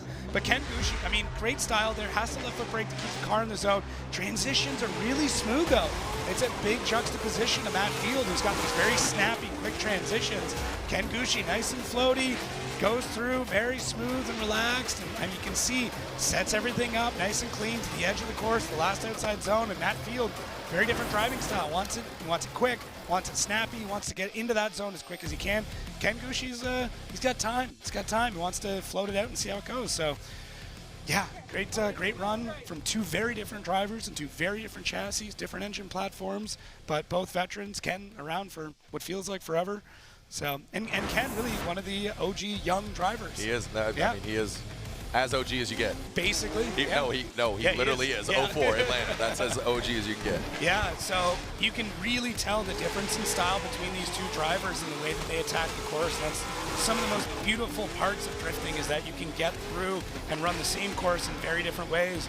But yeah, it's tough to say who's got an advantage here, because both of them are filling the zones in similar ways. It's just how they get to it is very different. So I mean, it's just really neat to watch. Two very strikingly different builds, too. You know, you talk about the cars.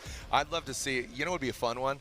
All right, guys, change cars. Yeah, I'd love to see that. So see, like, Matt drive Ken's car, Ken drive Matt's car. See, you know, their setups. Obviously, within reason, change setups. But I think, and I know a lot of them do kind of do those fun events, like tomorrow. Tomorrow is Pro Down, Bro Down. Are you sticking around or are you going home? I might change a flight. Might stick around a little. I'm not. I'm thinking going about golf. So I've seen this thing. So RCP, it looks like the action in the pits might be okay. We got seconds. I see a shoulder shrug from Rudy Hansen, who is helping him out. Get out. Get out. Yeah, he's got to get up there. So see RCP's wife applauding over the head. So yeah, get on out and head up to the burnout box. I think Looks that's like, Connor Jack's dad there. So Yep. that's the Irish influence. Same Shanahan. Yeah, that's the influence on use the truck and pull it straight. Yep, So. seeing Connor and Jack, see Matt's, saw, again, Rudy Hansen, a lot of the drivers, a lot of teams, and we saw a lot of this camaraderie here. And looks like I'm looking over the judge's shoulders. Looks like they have, we got one more judge inputting his verdict here, just really analyzing this. Do you see some kind of tolerances here that deserve this kind of time span? Yeah, I just think it's really tight, and the judges are taking every moment they can to scrutinize it and put the notes in, and we'll see how it comes. Here we have him, Matt Field, Ken Gucci, slide him left for Field or right for Ken Gucci, and Matt Field gets 1, 2, and a one more time from Vernon. So again, they were Reese is throwing on the headset there, and here we are taking a look at this. So Reese. Yeah, I just want to give a little feedback. The way I was looking at it is that I gave outside zone 1, I gave it to Matt Field. Going into outside zone 2, that was Gucci. Going into the inner clip, it was a draw, so they were even there. And then going into the last outside zone, gave it to Matt Field altogether. On Matt lead Field or chase? On the lead. On the lead. Overall, both. Overall. Yeah, overall. Okay. That's looking at the lead and Lead in the versus chase. lead, chase versus chase, So, collectively. Collectively, outside zone 1, Field for me. Outside zone 2, Gucci. Inner clip, draw. And then outside zone 3, Field. Field gets the win. Okay. There you go. All right, appreciate it. All right, so there we have it. Matt Field will advance on. A good effort there by Ken Gucci. Good, clean driving, aggressive driving, splitting those hairs, and that's what it comes down to. Here we are as we progress towards the podium. We'll find out what goes down with RCP, but just in regards to Rome Show, so Frederick Osbo, Dylan Hughes, the leader after 3 events. Frederick Osbo going for his 4th championship this year. You can see that the odds and the stats here. Out of 3 battles, Frederick Osbo is undefeated against Dylan the Dozer Hughes. All right. Regarding earlier, if you're just tuning in, we saw some crazy things go down in the first battle. James Dean in the Mustang goes over RCP in his BMW. We'll probably roll it back. Competition director will determine if vehicle damage is outside the scope of contact without an incomplete. In this case, the competition director may request fault for the incident from the judges. So again, that's adhering to the rule book in regards to the Rome Charpentier and James Dean call. We'll get back to that in a little bit. Right now, it's the battle of Osbo and Hughes. Frederick Osbo and the Rockstar Supra initiating into that first outside zone. Puts it exactly where it needs to be. Dylan Hughes shuts her down. The Permatex BMW looks like it might be having some issues as far as Osbo goes. He's going to go ahead and run. No yellow flag, no caution. Dylan Hughes is out of the way, out to outside zone 2. I'm sure I'll call a competition timeout because that is as easy as it gets for Frederick Osbo out there. Clean air. Kenda tires go ablaze, and he has a massive advantage here. Very unfortunate for Dylan Hughes. I'm sure we'll find out what went wrong, what went south, but that's a big uphill climb. Not only are you down, but you're down to our current points leader and 3-time champion, Frederick Osbo. Yeah, and that could be so frustrating for multiple reasons. I mean, when you're going against Freddie, you know he's heads up. You know he's going to put down an absolutely solid lead run. So when you're chasing that, you're just like, okay, cool, I can throw everything at this, and Freddie's just going to go the whole time, and I don't have to slow down. I don't have to do anything crazy. I can just drive like an absolute madman. So we are hearing that, unfortunately, Dylan Hughes is done. His pops, his spotter over here. Don't know exactly what happened, but unfortunate for Dylan. All right, well, Throttle went down talking to his dad. Very unfortunate. This is what happened. This is how we kicked off our first battle here. James Dean, the defending champ. Watch this. Ready? I'm going to climb a BMW today. Sir, you can't park there. You can't park there. Well, we'll park it. We'll be right back.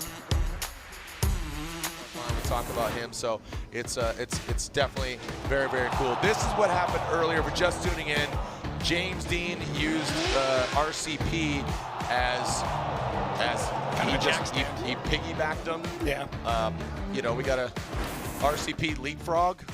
You know, so, and we are back out here. This is Formula Drift. This is what you can expect. Carmageddon, as James Dean will now lead RCP, giving chase. So again, at the bare minimum, RCP is at a massive deficit. You know, so it's basically producing it incomplete. So it's very tough here. Let's see how it plays out here. James Dean, you know, man, he is ripping off that line. You see the car like already sideways on this, like not even on initiation, just drag race into that first outside zone. RCP, he's got nothing to lose. Well, lost his other defender, courtesy of the contact there. But look at him, he is throwing it to the door. RCP giving it all to James the Machine Dean in that last outside zone. RCP gets involved with dirt maybe once again, but James Dean, he is possessed right now. Man. Wow. James. What a competitor out of both of them. Rome just, I mean, as you said, like nothing else to lose. That car has taken so much damage, and Rome's like, we'll fix it. We'll fix it later. Let's just go. James Dean on it, though. Love it. One of the biggest initiation we've seen so far to James Dean. So much speed coming out of the gate. And right here, Rome just tucks in and starts banging the door, trying to rip that AutoZone logo off the side of the RTR. And James so stable coming through that transition, so quick on it, and then Rome able to hang with them, though. I mean, gets back a little bit, but just able to hang the entire way through. Whatever happens in this, Rome Sharpkins here needs the highest of fives, because that dude is just throwing down. He's hucking. This looks like a grassroots event right now. This is one of those, like, my buddy just wrecked. We pulled the strut tower out with a truck in the parking lot. Now we're gonna go bang doors with my buddy and his Mustang. Love it. That's yeah. I mean, it's already hitting. Look at. Oh yeah, of course. Because he's a rocket man. So that was a big deficit by RCP. He was at fault. James put down a heat of a run. RCP knew he had to push. Look at smiles for Miles. Oh, man. Love it. Big up. Big respect. And wow. So James Dean. Guess who James is going against next? It is Hiro Manoa. He calls him his hero himself. So down to you, Lorette, who is with Hiro Manoa. Hey, he's going against James, Lorette. He is, and we were just having that discussion, telling Hiro that he's going to see James. He saw a battle against him last year. And Hiro, the start of this New Jersey round for you was wild. What did you tell yourself to calm everything down? Yeah, oh my gosh, I battled with James Dean in this year first time. And last year we battled at Orlando and St. Louis, but I lost the 2 rounds. But this year we changed a lot of setting and we changed a lot of driving style. So this year will be more comfortable to drive in with James Dean, so I cannot wait. Well, we can't wait either. That is the next battle coming up. Thank you. 15-year-old, most recent winner, signing autographs, snapping necks, cashing checks from Japan. And, you know, so sweet. He's going to go against James Dean. And here we are, moving on to our next battle. And we are halfway through our top 16. Jonathan Castro, Daniel Stuckey. Castro got second place in Orlando, his first FD podium. He's got his son by his side. Stuckey's got Casey Cole in his corner. Daniel Stuckey's feeling some good momentum. But I'll tell you what, Castro, he's gonna be hard to beat right now, because Castro, like I said, the Methyl Dom Toyota GR86, he used the edge of the course, drops a little bit, doesn't get involved with the dirt. That won't hurt him too bad, but now he puts it right in the right spot. So does Stuckey, though.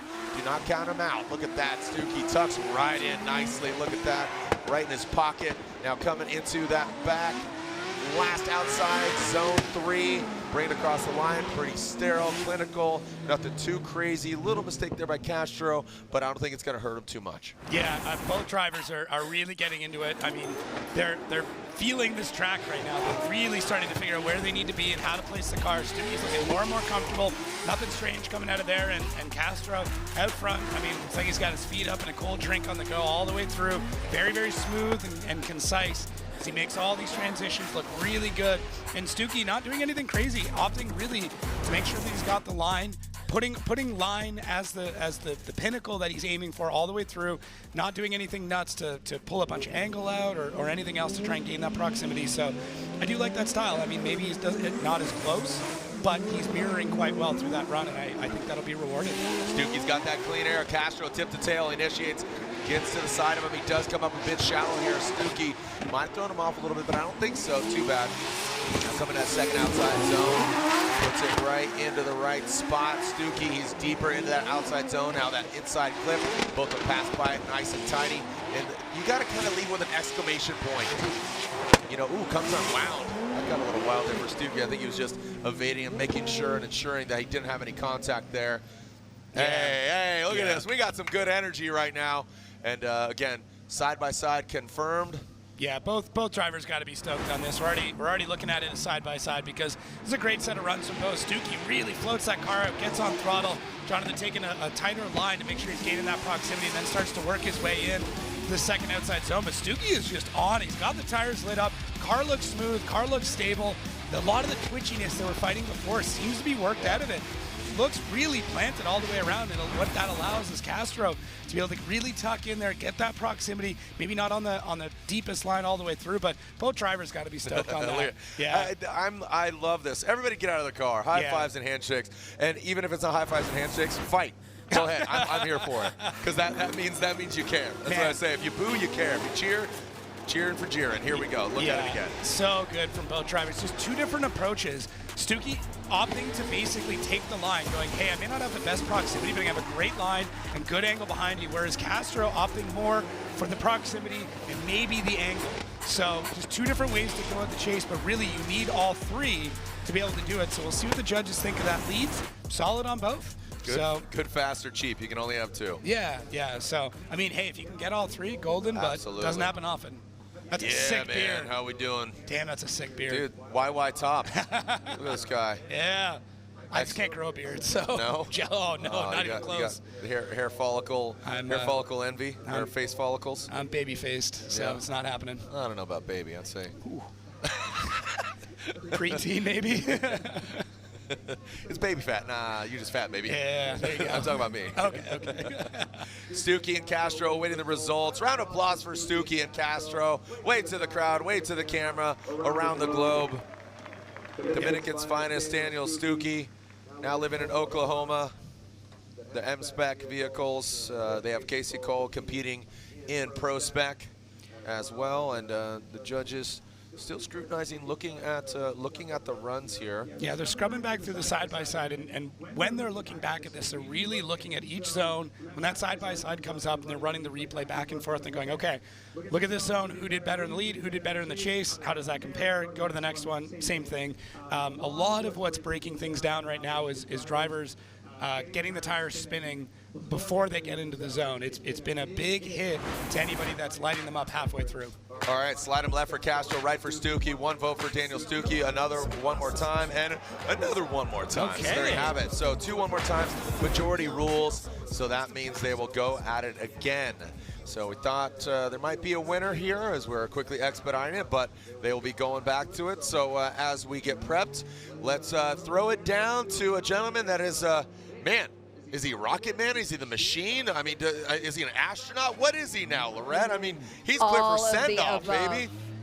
Yeah, all of the above. The second time in 2 years that he's done a grind trick in the Mustang, but we're so relieved that you are all right. This has been a wild one for you so far. Absolutely wild one. I knew it was going to be a great battle after last round when Rome got the win, so I knew I had to push hard, chasing first, so couldn't leave, too much to chance on track, so we just gave it our best. Felt like it was a nice chase run, and as we're coming into the last corner, I just noticed the back of his car go down and the front come up, and it started to add angle, and I was committed, and it was just unlucky when he went back off the track. We made front wheel-to-wheel contact, and it happened so quick. The car just jumped. Next thing I was expecting it to land, but it was still in the air. I noticed this feeling of like crawling a car, like it was insane. I didn't know what was happening. For a second I thought it might land on its side, But we're okay. The car is okay. Double checking now again before our battle with Manoa, who's last round's winner and insane. Insane. And as you all might remember, in Orlando, it was James Dean that came to celebrate Hero's first win. But I wonder if it's now time to teach him a lesson, the young gun. Guys. All right, Chris the Force Forsberg, Adam LZ, ready to throw down some Neff later on as Jason Jones is watching on from Barbados. He's cheering him on. Chris Forsberg in that all-new Z initiates into that first outside zone. Adam LZ drops into formation. Got a little precarious there into that first outside zone. Forsberg sets and forgets it. And then NOS Energy Drink, Nismo, all-new Z, and the Drift HQ BMW Into. Look at that, Neff on the roofs, popping cans in that last outside zone, bringing it on home. Well done by both the drivers. Great placement by Chris Forsberg. Adam LZ in that BMW, very comfortable. You got to think he knows what to do here. He got third place last year. He loves this track. The track loves him. Yeah, both drivers on their game through this run. I mean, Chris, solid all the way through, and it's just right here where Adam able to mirror it so well. This is that right there. When you're looking at the textbook of a perfect follow, that's it in that section. He's got the line, he's got the angle, he's got the proximity. He's not smoking into the side of Forsberg, but Chris, so stable through that section. It gives Adam the confidence to be able to jump into the pocket, sit there, set the car up, and look at this. It's such a perfect mirroring all the way through this last section. So great job from both drivers. Chris for, kind of tossing the ball right up in the air, and that allows Adam to knock it out of the park. So solid run from both these drivers. You said it earlier, and you said, proximity, mimicking the angle, and obviously just control the car. Adam did, he had a little hiccup in that second outside zone, but he adapted really quickly because it was at that hump section right through the second half, and he quickly got to it. And he didn't compromise getting in. He stayed in the pocket outside zone 3. I really liked how he approached that. Cone was hit. That'll be a restart there for Adam LZ. Just saw it knock over there. So Adam will lead. Chris Forsberg will give chase. That Drift HQ BMW.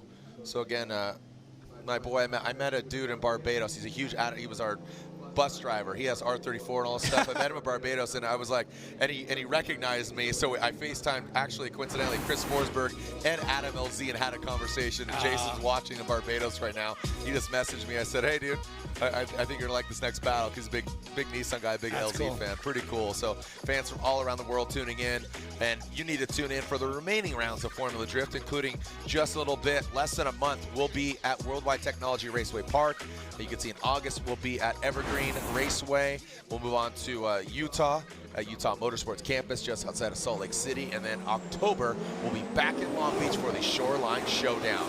Straight to Long Beach once again, but a different course. So Adam LZ initiates the first outside zone, using all the course in the first outside zone. Forsberg looks like he has a hiccup there, and he doesn't shut it down, but definitely offline here. Gonna need to look at that and kind of focus in on that truth serum, past that inside clip. Forsberg trying to make up for it, going to this last outside zone. There goes Adam LZ, and Forsberg looks like he straightens out, maybe ran at a tire or just straightened out. That could have been a lot worse. I think he kept it off the wall and just got in the dirt. Want to take a look at it again on initiation. Seemed pretty straight, but Adam went into, did he go into the wall? It looked like I want to look at it again. It did look like Adam touched the wall there and came out of the first outside zone pretty early. And I think from there, Chris just kind of struggled because of that initiation. So Adam getting on it, and right there, Chris stays in it. He I would say barely, but Chris does stay in it. It was a little too much from Adam if I had to put something down on that. And then Chris able to get through the rest of this run. Adam looking stable through there. Everything looks nice and clean and tidy. And then Chris just looks like he shuts it down. So yeah, it's a really, really weird one. Judges giving Jared some information here, but see if there's something else we can see from Chris.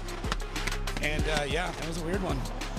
Looks like the judges are spotting something. They say that Chris might have debeated on the outside zone 1, so to still navigate the track being debeated, I would have to assume what, the back left? No. Oh, front debeated. I did see a front DB at the line, but I wasn't sure when that came off. Maybe we can spot it in the replay. So that might be why he understeered into that area. Yeah, just planed in. Yeah. I mean, if that's the case, that's pretty lucky from Adam, who had kind of a wonky initiation into one. And really, that's the spot where he's done so well. Is the initiation is outside zone 1. Very unfortunate for Chris Forsberg. A great lead run. Adam did have a very solid chase run. He tucked right in. So unfortunately, with Chris Forsberg having those mistakes there, Adam LZ gets the win. LZ advances on into the Great 8. So LZ advances on. We got a packed house here in New Jersey. How you doing out there? Stomp your feet for me, New Jersey. Stomp your feet. Make some noise. Get loud. Come on now. Stomp them. And there it is. Thank you so much. Vaughn shot me a text. Christy beat it front on entry. Thanks, Vaughn Gittin Jr. He spotted that from home. Two-time FD champion. Thanks. Thanks, buddy. Vaughn's watching Stuckey and Castro. 2 more battles after this. Odie Bakshis and Simon Olsen, one-time teammates. And then finally, what is to be the last battle of our top 16, Connor O'Sullivan versus Tommy Lemaire. 2 Formula Drift Pro rookies, making the jump from Prospec last year, the feeder series, up to Pro this year in our O'Reilly Auto Parts top 16. These guys have never seen battle against each other. Castro, good momentum, feeling like the car. He's running his own program, just smiling, thriving. Yeah. You know, I don't think it's massive, the changes that he's made. Stuckey, I would say even from last round to this round, so much better. The car looks, as you said, settled. Yeah, doesn't look as twitchy. Yeah, Castro, I think it's just a relaxed mindset. Just not as stressed out and can have fun again. Feet in the sand, like you said. Yep. Looks like the photo of him on the side of his trailer. All right, one more time battle. Jonathan Castro, Metaldom 86, into that first outside zone. He drops in. Stuckey, cool, calm, and collected in that chase position. Needs to be a little bit closer there. We saw what he could do earlier in the battle. Now comes past that inside clip. So into that last outside zone, Castro puts it in. Stuckey has good proximity. Pretty straightforward. Yeah, basically a replay of their previous run. The only thing I was looking at is the initiation from Castro. He's taking a bit more of a midline approach and really having to float the car out there. And it takes him a minute before he can light off the car. Not exactly what the judges are looking for. They really want you into that zone early. They want the tires smoking as soon as you possibly can. But outside of that, I mean, it's pretty solid. Stuckey through here, tapping the door a little bit, getting real aggressive. Nice dive from Stuckey in the chase, and Castro just laying down a solid lead run. I mean, it's kind of a Control-C, Control-V of the previous run, which I'm okay with. I mean, what I would like to see is Stuckey maybe a little bit deeper in the zone. He's got that proximity, but needs to, needs to get a little bit further back in the zone. But what's funny though is he kind of changed it up, where Stuckey now opting more for the proximity as opposed to the line that he had before. We, won all 3, but try something a little bit different, but both drivers just having solid lead, solid chase, and we'll swap them around. Don't leave it in the judges' hands. Do that X factor, either a rate to angle, placement of the car, rock solid. Don't have that wavering. Just set it, forget it, and like I said, don't leave it in the judges' hands. Here goes Daniel Stuckey out front. M-Spec Performance S Chassis. Look at Castro. He initiated actually earlier than Daniel Stuckey. Now coming to that big 180-degree outside zone 2, that's what I was talking about. Getting into the dirt. Castro, look at him nosing in that 86, just diving in that Kenda tire on the side of Stuckey. Now in that second outside zone, Castro grips up, maybe almost. Ooh, that could have got really sketchy there for Castro. Again, coming off his first ever FD podium, second place in Orlando. What do y'all say, Jersey? Stuckey, fist pump. He's pumped on these runs, and I mean, I completely agree. He's really coming into his own and getting everything sorted and dialed. And it's so fun to see whenever a driver has a breakthrough like this. We saw it with Castro in Orlando, and I think we're starting to see it with Stuckey, where things are coming together. He's got this car going. Nothing weird is happening with it. He's just driving. He's putting down the line. He's getting the transitions done. And really the only difference maker right there from Castro, having that bit of a checkup and not able to really get into the zone through that section. And that might be the difference maker. But yeah, I mean, other than that, that's the only real mistake that I'm seeing out of this. Castro getting in there, and Stuckey just feeding the wheel a little bit back and forth, just trying to find the flow through the zone. Does a good job through the inside clip, maybe a little bit too tight on that. But micro adjustments. Yeah, that's what wasn't any big dramatic, like he hit a beehive. You see the beehive where you're saying, bees. Yeah, but he had the micro adjustments to feed the wheel. Castro just off a little bit on that last outside zone 3. Didn't see anything, but again, regardless, accumulation of 2 good battles. It comes down, so for those new, we had a previous battle. It was 2-1, but they said like to see him run again. Pretty close as far as driving placement, all of it. So forced to go one more time, or requested it. And here we are taking a look at our BC Racing overhead. Side by side, it's a replay. Yeah, so there's a few things to look at in here. So as we get in the second outside zone, the chase is pretty identical. The lead might have a bit more angle to Castro and apart, but then Stuckey kind of matches that. Inside clip, kind of close there. And then our final outside zone, both of them not great in that. So I think it might just come down to who had a slightly better chase through the third outside zone. That's what I might be looking at, because everything else to me is comparable. But I mean, we get that look at it. Judge is able to go back and forth and really start to look at what this might be and compare everything. And we'll see how this goes as both drivers standing out there. I mean, waiting like that's got to be one of the most stressful times. Yeah. Look at it. Yes, come on. Yeah, just let me know. Just let me know. Come on, what do you got? All right, arm wrestle. Let's go. Rock, paper, scissors even. No, we saw that with Jeff and Stuckey. Right. It's always Stuckey that plays rock, paper, scissors, man. Same thing. Oh, well, not. Yeah, we're not doing that one. We're not doing that version of Rochambeau. All right, let's go down to it. What do we got? Slide left for Castro, right for Daniel Stuckey. There's 1 vote, 2 vote, and 3 votes. Daniel Stuckey gets the win. Stuckey gets the win.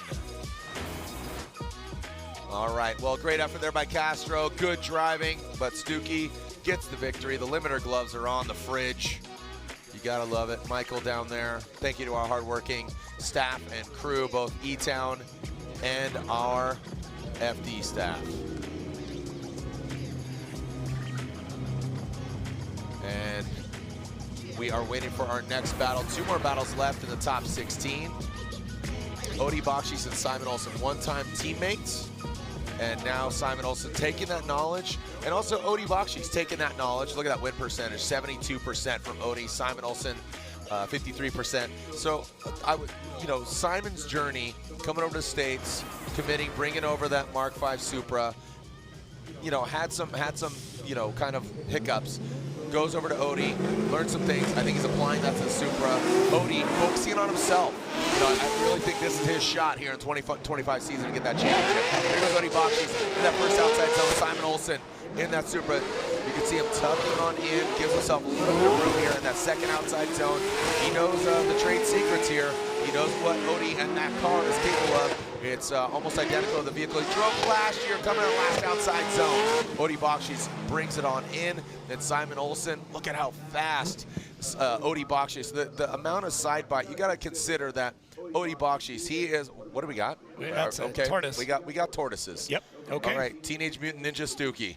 And look at this. I mean, he blends right into his race He looks suit. so happy. That tortoise looks so happy. Happy tortoise. All right, back to the battles. Odie Bakshis out front. Simon Olsen almost more angled than Odie, but not able to commit to the first outside zone all the way. Second outside zone, Odie's there, laying it down. Simon starts to reel him in, and he gets that proximity, gets good angle, and he's getting that line, and they look so parallel through here, and then Odie just fires into the third outside zone. But Simon, what I really like there is Simon follows the line and follows the angle, gives up a bit of that proximity, doesn't do anything crazy, and this is showing the maturity in a Simon Olsen where he's not panicking anymore. When things aren't going well, or things are not perfect, he's not freaking out. He's keeping his head and just going, okay, run. Odie's going to be fast, but I can still follow his angle and I can follow his line. And I think so many people get wrapped up, especially battling Odie, because he is so quick, and they try and dive in, they try to do something weird, and they mess themselves up. He's growing up, man. Also consider that Simon knows what's in the sauce on that camp because he was there. So applying, again, what he learned, that's where I was getting at with Simon, is applying the knowledge that he was, surrounded and marinating in last season. All right, here we go. Simon Olsen now out front. Odie Bakshis in chase position. This is where Odie shines. Talk about composure. Talk about chasing. Watch Odie Bakshis just tuck on in.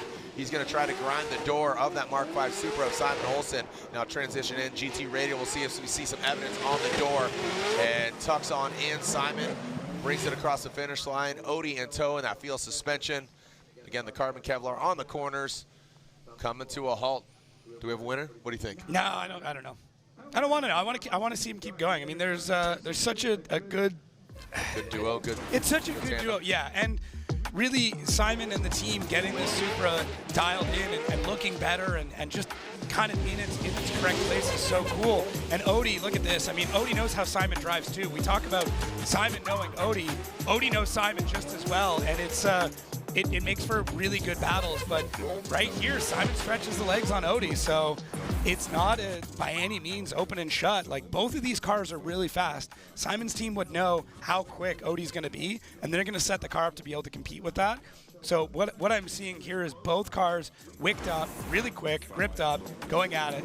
I'm not shocked by this side-by-side. So let's see. I mean, the leads were really good from both drivers. We get in the chase. Simon's actually got more angle than Odie does through that section. Odie has to back out a little bit, and we get into the second outside zone. Both of them following really close. Odie getting a bit more proximity, but I would argue Simon's got maybe a bit more line. Inside clips look all right. Odie was off just a touch, and then through this third outside zone, pretty identical, though Odie doesn't have as much angle through the third outside zone, trying to catch up. So show him who's boss, Odie. Wow, all right. This is we got some Odie fans, top of the bleachers. Yeah. Them bleacher boys rooting for Odie. This is interesting. This is really, really they aren't even making eye contact. They aren't even looking at each other. They know. I mean, these guys, one time I would just say, yeah, they're teammates, but I would say that Odie operated the vehicle or had the vehicle, and the knowledge that was there. So the judges review. We're gonna rap out about it and see what the verdict is, Odie or Simon. And we are tabulating, looks like.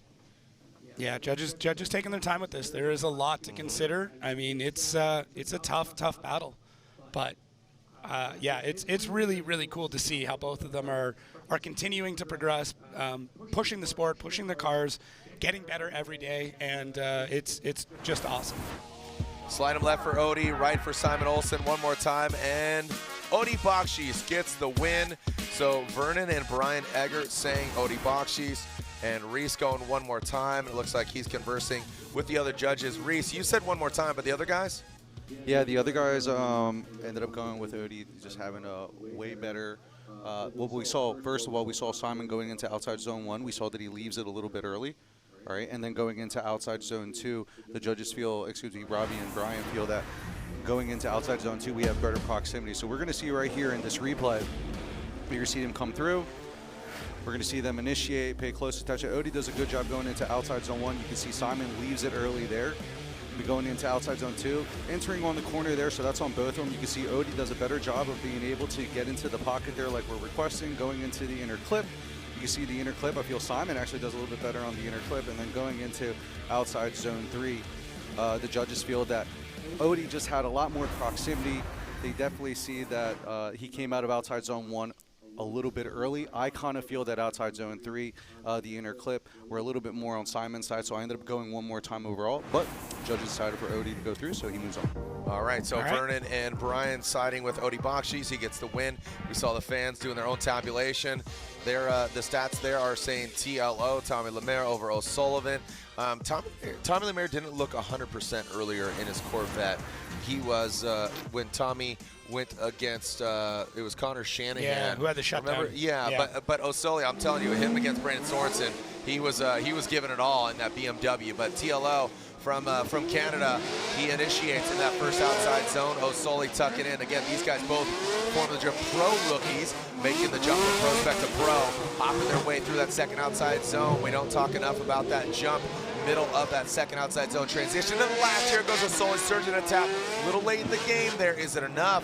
Now snaps back. That Corvette almost goes across the nose of O'Sullivan. And they're going to make it back to the start line. Yeah, so Tommy Lemaire taking that main line right through the middle approach into the first outside zone. Connor not able to get quite as deep through there, and then starts to gain ground on Tommy Lemaire, who's really on it through the second outside zone, and Connor just not able to find the grip to really get in there. But through this transition, that's where Connor able to throw it in, making a really nice dive to be able to fill out the rest of the outside zone 3. Tommy looks pretty stable through there. Car looking a little bouncy over those sections, but keeps the tires to the ground, keeps the grip going. And Connor now has got to lay down an absolute heater. But I mean, a driver under pressure, he knows how to perform. This needle kind of went the way that I didn't anticipate. Right. Like I said, I thought TLO was going to kind of have some hiccups, but Connor, well, watch this though. Hold my United States Army Cup as I'm going to go for it here. Again, we got America versus Canada, the BMW versus the Corvette. It's a hodgepodge of a competition as they go across that second outside zone. Look at, oh man, Osoli throws some more angle at it as TLO digs into that smoke. TLO on a tighter line. Osoli snaps back. Both these guys, they are pushing hard. They want to move on. Yeah. And again, the New Jersey crowd erupts with applause. Well done by both these guys. But like I said, Tommy didn't seem 100% in the previous battle against Shanahan, and Osoli was on it against Sorensen. Yeah, but knowing that, you make the adjustments, you make the fixes, and you learn. But Tommy, I mean, nowhere to be found through the first outside zone. Connor's crushing it. Second outside zone looks really good, and Tommy takes a little bit to be able to get back into it. He's on a much tighter line, and I mean, Connor just absolutely crushing out these zones. And as I said, he's a driver that when he feels like he's behind, when he gets a little bit frustrated, he just finds a little bit more in the car, finds a little bit more as a driver, and just so fast, especially for a car that's only 700 horsepower. He's finding everything he needs to get through these runs, and Tommy able to adapt pretty well through these, but I just never really felt like Tommy got into the groove on the run until kind of the last outside zone, but by then, too little too late and still on the inside. Get into the groove. Yeah. Get into the groove. That's what you got to do. And you can see both vehicles waiting. These guys both going for Formula Drift Rookie of the Year. Hiro Manoa getting it last year. And he is just progressing. But let's take a look at it again with our BC Racing side. Yeah, really to me, I think it does come down to the chase on this one. So, I mean, Tommy really missing first outside zone. Connor could have done a little bit better through there in the second outside zone. They both take about the same amount of time to get into the pocket. Tommy gets a little bit more proximity near the end, and then through this last section is really when Connor takes the reins and has a good job in the proximity. But I mean, Tommy does as well, so it's tough. I mean, their chases both need just a touch of work. Need to clean it up a little bit. Their leads are there. It's just I think they're a little awkward in their timing. Tommy and we need some Wi-Fi. Yeah. TLO, we're looking over his shoulder trying to see what's going on. There is Stuckey. He's getting prepped for his battle. Daniel Stuckey will be going against Adam LZ in the grade 8. Yeah. So we'll see. I'm surprised Tommy couldn't just put that up on the gigantic digital dash he's got in that car, full widescreen mode. Yeah, But great looking cars right there. Stoked for Osoli picking up United States Army. And TLO, I think it's great to see him in a Corvette. Yeah. You know, both these guys running the FDF. Josiah Fillets, you know, he's doing a lot of things up there in Canada, bringing those parts down. A lot of people running the FDF, and the variety of cars should be really touted and celebrated. You know, I would say that the BMWs are kind of the 240s of yesteryear are now BMWs. Yeah. The Corvettes. So as we are looking at Connor O'Sullivan, Tommy Lemaire, and Connor O'Sullivan gets the victory. Tommy just was not part of the equation in that chase position. So Osoli stepped up when he needed to. Congratulations. He moves on. So our grade 8 is filled, and Osoli go against Odie. Let's go down to Lorette Nickel, who is with a most recent victor. Absolutely, and Dan Stuckey is looking forward to creating more history for himself because his best finish was going into the top 8. You're doing that here, going against LZ. So what are your expectations? Kind of the same as Castro, just a little faster. I feel like Adam drives here a lot. His BMW is always super gripped up. I've lost to him a few times over the years, and I'm feeling good today. Car's feeling good today, so same, but different. I'm picking the speed up a little bit, try to get a little more saucy. Yeah. And you got back here, and you said that battle with Jonathan Castro was the highlight of your year so far. So that might have been at least just for the driving side of it, that might have been the most fun I've ever had behind the wheel. That was so cool, such perfect leads he gave me. And I was so surprised at the last round. I could have swore he had a banner hanging up at Irwindale. I thought, like, when I figured out that was his first top 4, I think it was, it blew my mind. I was like, I just figured he was an old champion, or at least close, you know, because he just always shreds. So that was super fun, yeah. Well, Daniel is having a great time down here, and he's watching the schedule going, what should I do now? Because normally he gets out of that suit and goes watching the rest of the battles, but now he's in it. Excited for him, guys. Thank you so much, Lorette and Daniel Stuckey, giving some flowers to his competitors. You gotta love that. The Great 8 is set here at the Crazy 8 track. There it is, Hero, Dean, Field, Osbo, Stuckey, LZ, Fox. I've seen battle a couple times before, but the respect runs deep from Hero to James, and mutually, James Dean to this FD newcomer. He is in his sophomore season here, but you can see it. James has taken out Hero twice out of their 2 battles. The Great 8 begins now. Hero Manoa, winner in Orlando. James Dean, winner at round 2 in Atlanta. The conditions much wetter, much slicker, but Hero Manoa would love to take down his hero, coincidentally, across the nose of that Ford Mustang. Might not want to do that. If you saw RCP's BMW, he might attack. All right, here we go. Hero Manoa into that second outside zone. James Dean tucks in nicely. Look at him mimicking the angle here, throwing it in, and you can see him working that left brake, that left foot brake, right? James Dean now brings it on into the last one. Hero Manoa almost getting eaten by the Mustang. That is where blood was in the water. All joking aside, RCP got into that. Look at the headlights of Hero Manoa. No, you know what he's doing there? Yeah, it's when he's at They're angle. pointed, so he's at angle. Yeah, it's smart. Love it. Jerry Yang, man, that team, but Manoa, just such a massive flick. And then lights off, it's like a light switch. Lights the tires off, perfect time, then gets into the rest of the zone. Yep. James Dean adapts all the way through. When we talk about a driver that can adapt and change styles, you didn't see Manoa do this against other drivers. He knew he was going against James Dean.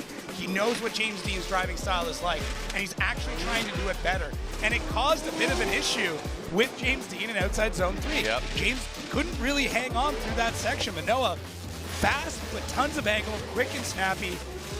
This is how James Dean drives, and Manoa's trying to do it better than him in the lead. It's wild. Like, what a bold move. And then there you go, Manoa into that zone.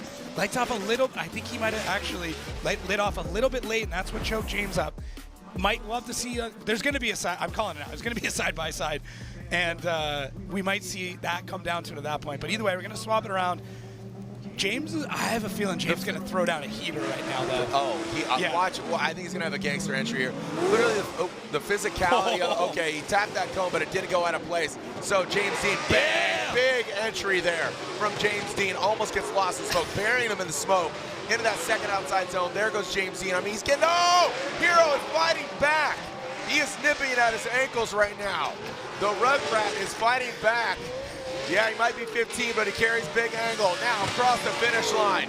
Again, physically a big car. James Dean, a tall man. Hero Manoa, smaller car, young buck, but put some respect on it. I might be 15, but I'll still fight back. No big deal. What a battle. Both right-hand drives. Make some noise, New Jersey. Hero Manoa, most recent winner. James Dean, 4-time champ. What a great battle. New Jersey and around the world. Fans are tuning in. Let's look at it again. Called it, Jared. Absolutely epic entry there from James Dean, shaking off the youngster, chasing behind, and it takes a minute for Manoa to have to adapt to that. James Dean, every time that he needs to step up and do something wild, he's doing it.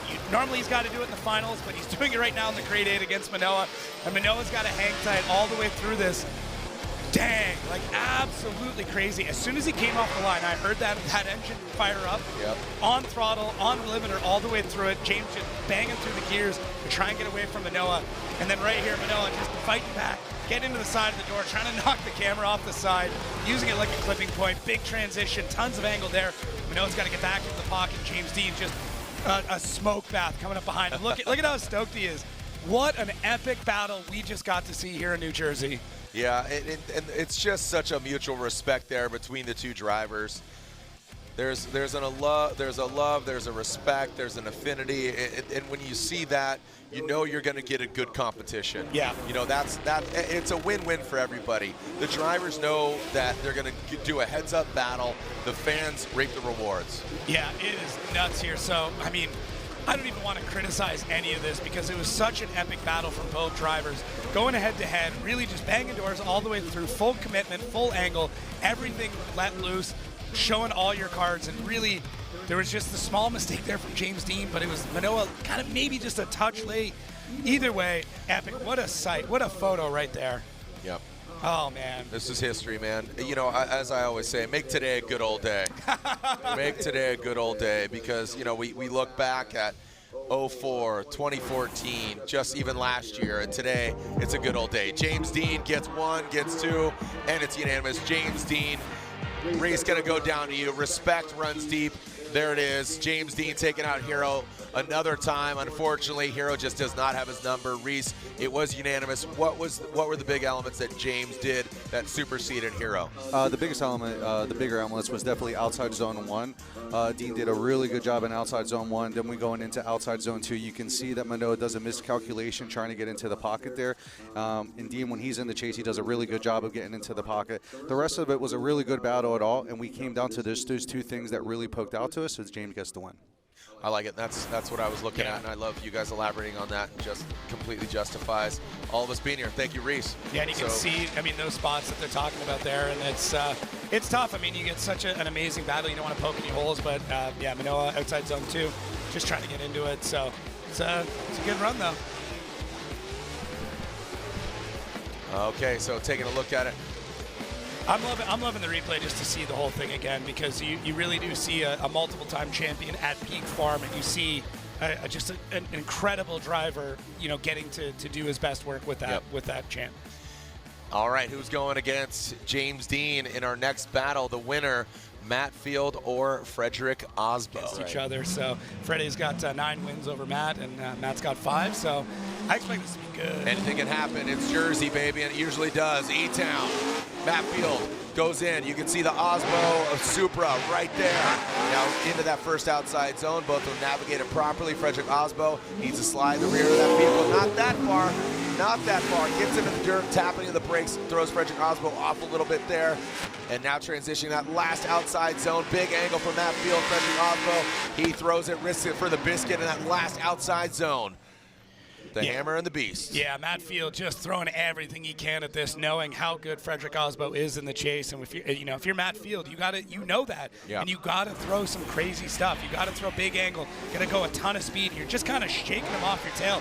Great initiation there, and it shakes Osbo just a little bit. Takes him a second to have to get into the second outside zone.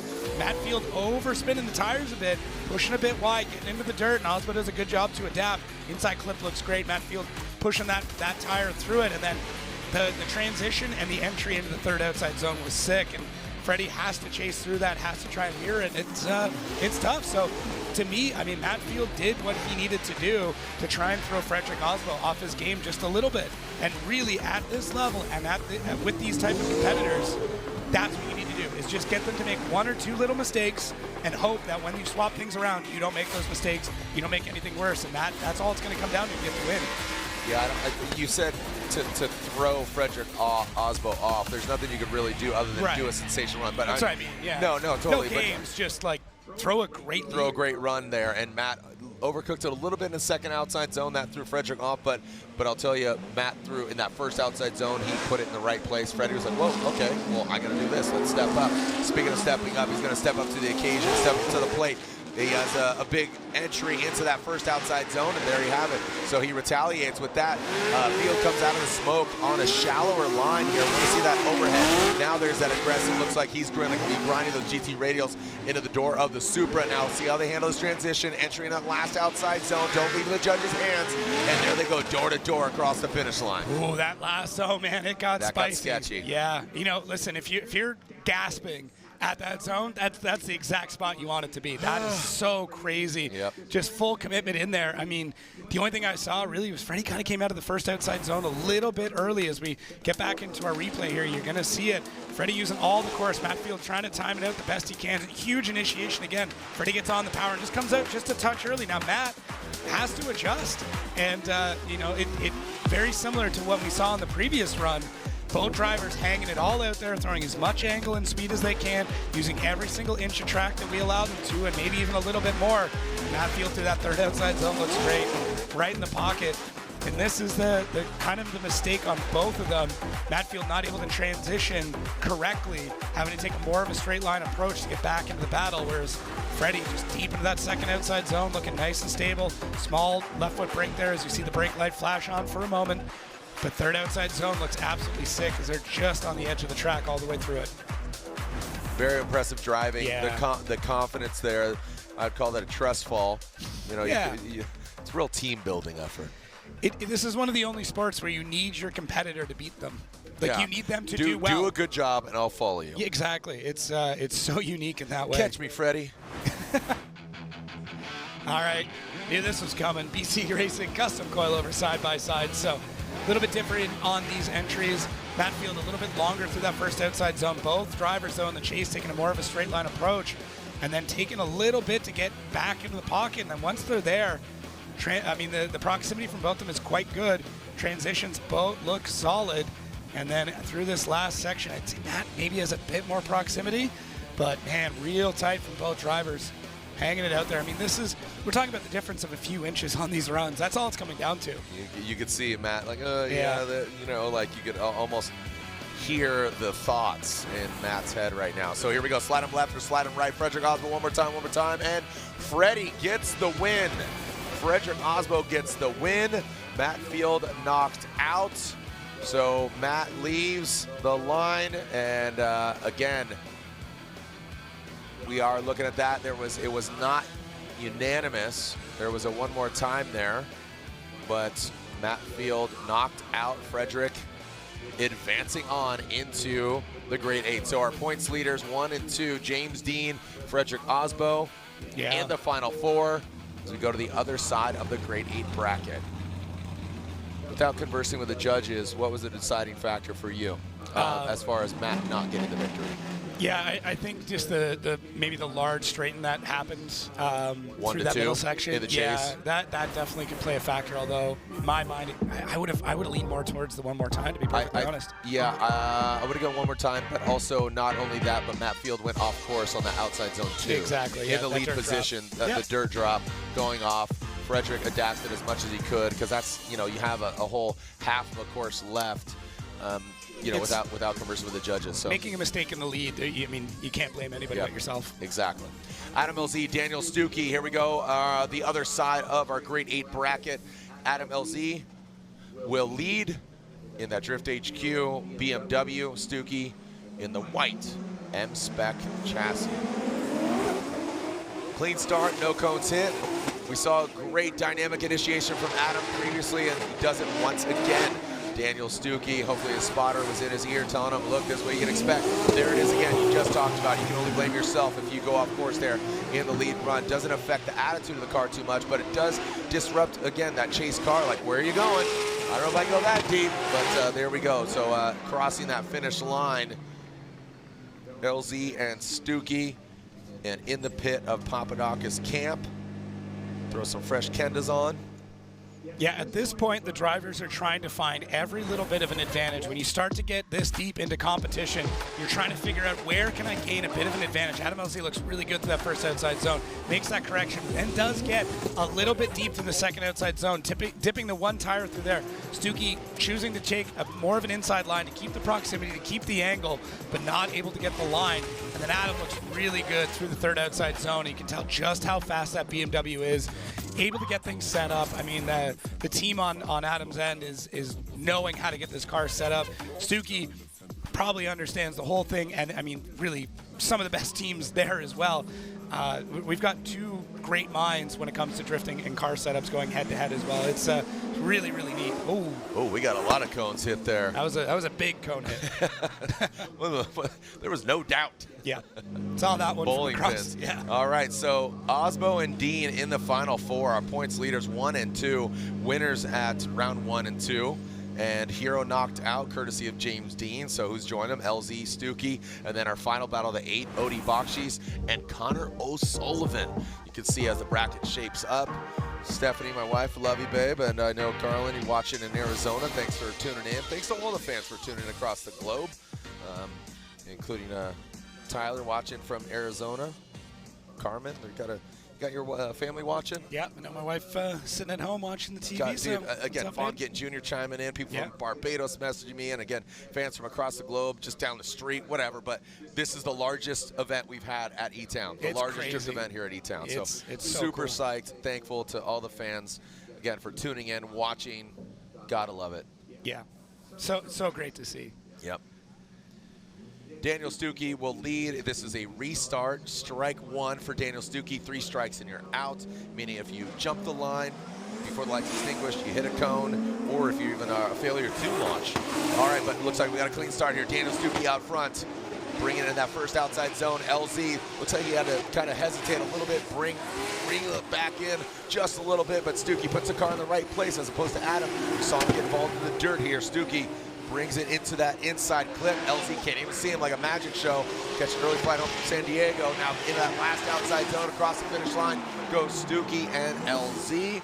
Well done. Yeah, Stuckey, every run, just getting this car figured out, feeling more comfortable. This is the best driving we've seen out of Stuckey.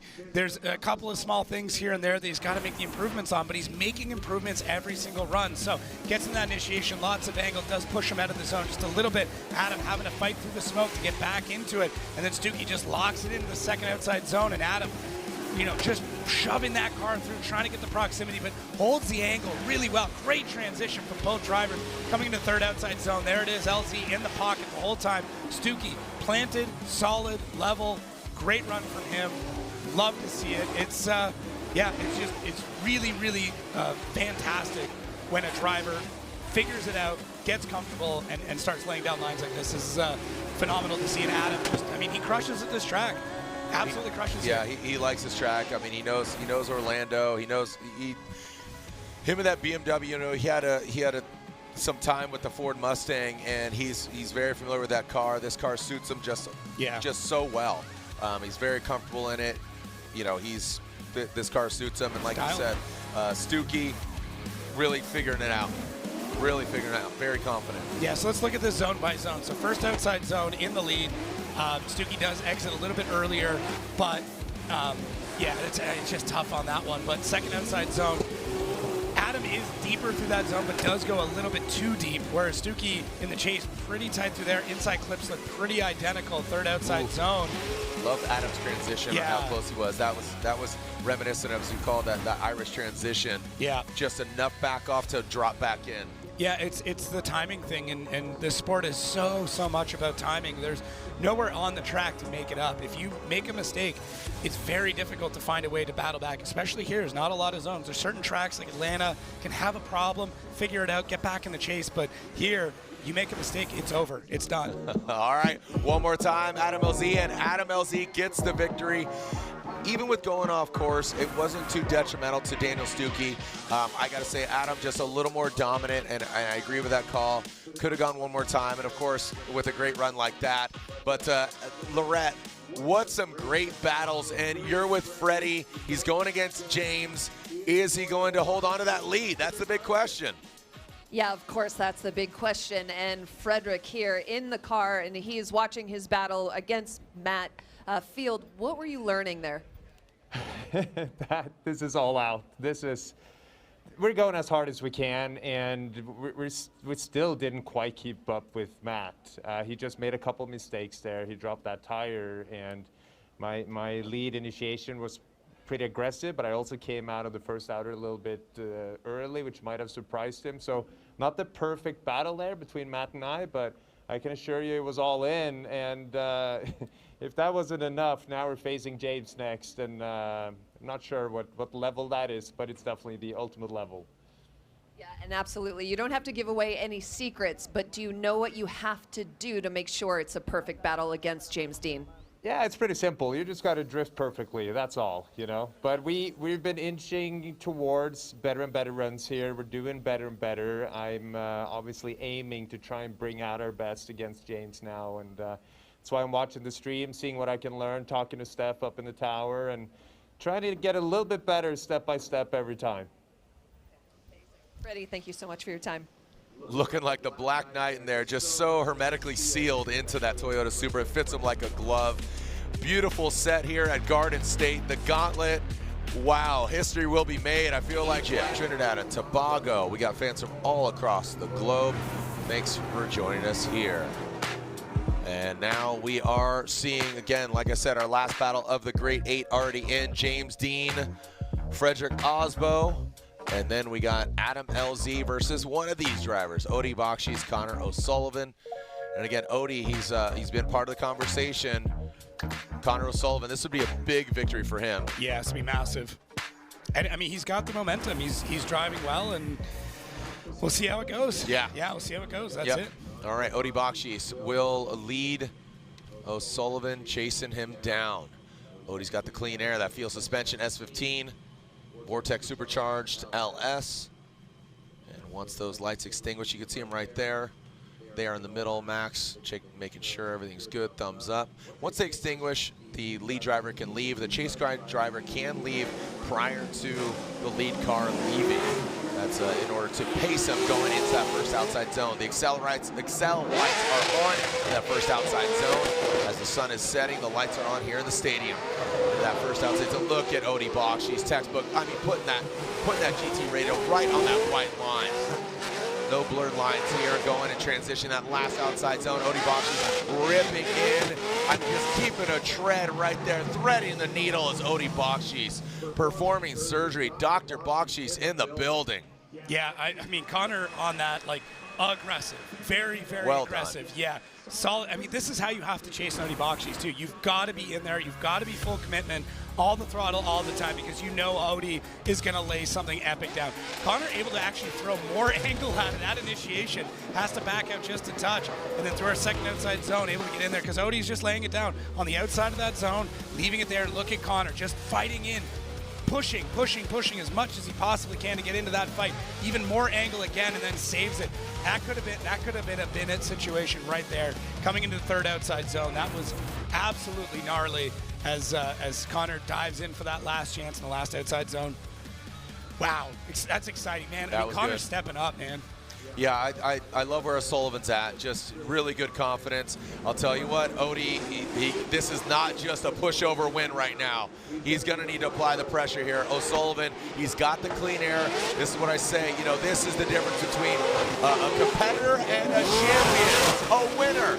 Bouncing him around, pushing him around, but O'Sullivan unfazed. Now going to this last outside zone, what are we going to do? O'Sullivan brings the heat. Odie right there.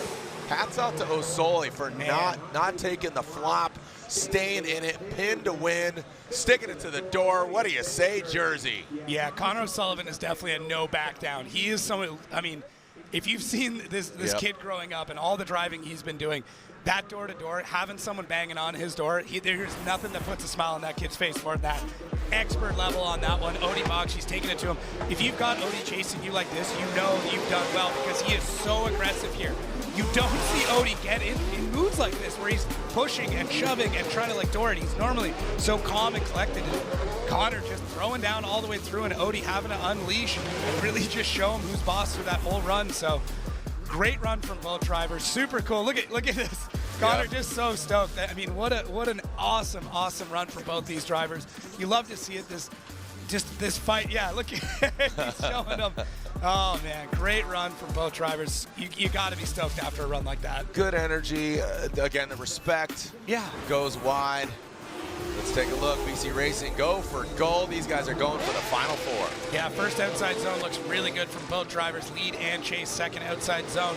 I mean, Odie gets maybe a little bit deeper in there and Connor chased him into it. I would say I mean, Odie's doing a really good job in the chase with the contact, but maybe being just a touch overly aggressive. But Connor stays in it, as you said, doesn't flop, doesn't back down at any point in time. And Connor, through the third outside zone, has some really good proximity. And there we can see where Odie decided to leave his mark.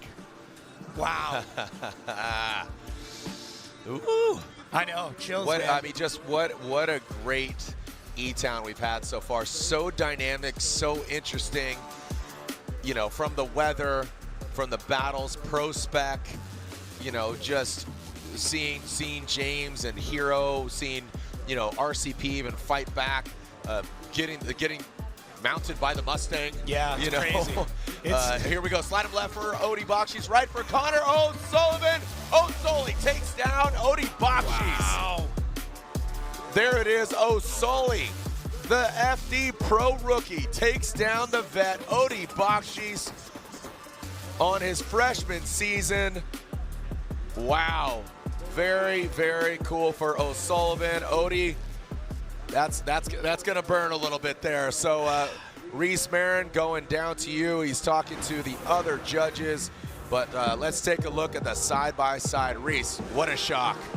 Yes, so we're going to see here, they're going in outside zone 1. I feel like Connor's just doing a better job in outside zone 1. We're going into outside zone 2. You see Odie gets a little aggressive, gives him a little bump there, throws off his trajectory a little bit. Connor being really stable, coming into inner clip 1. You can see Connor does a good job. So does Odie going into outside zone 3. You can see Odie just gets a little bit over, has a little bit of a tire drop from our eyes. At least that's how it was the deciding factor for me, and Sully got the win. What I hate to say upset, but you know, we're Jacob and I over here talking and just saying, like, anytime this kid, pineapple on pizza, maybe. Yes. They're right down the middle, maybe. Just depends on it. But this guy says thumbs down. Question, Lorette, for Adam.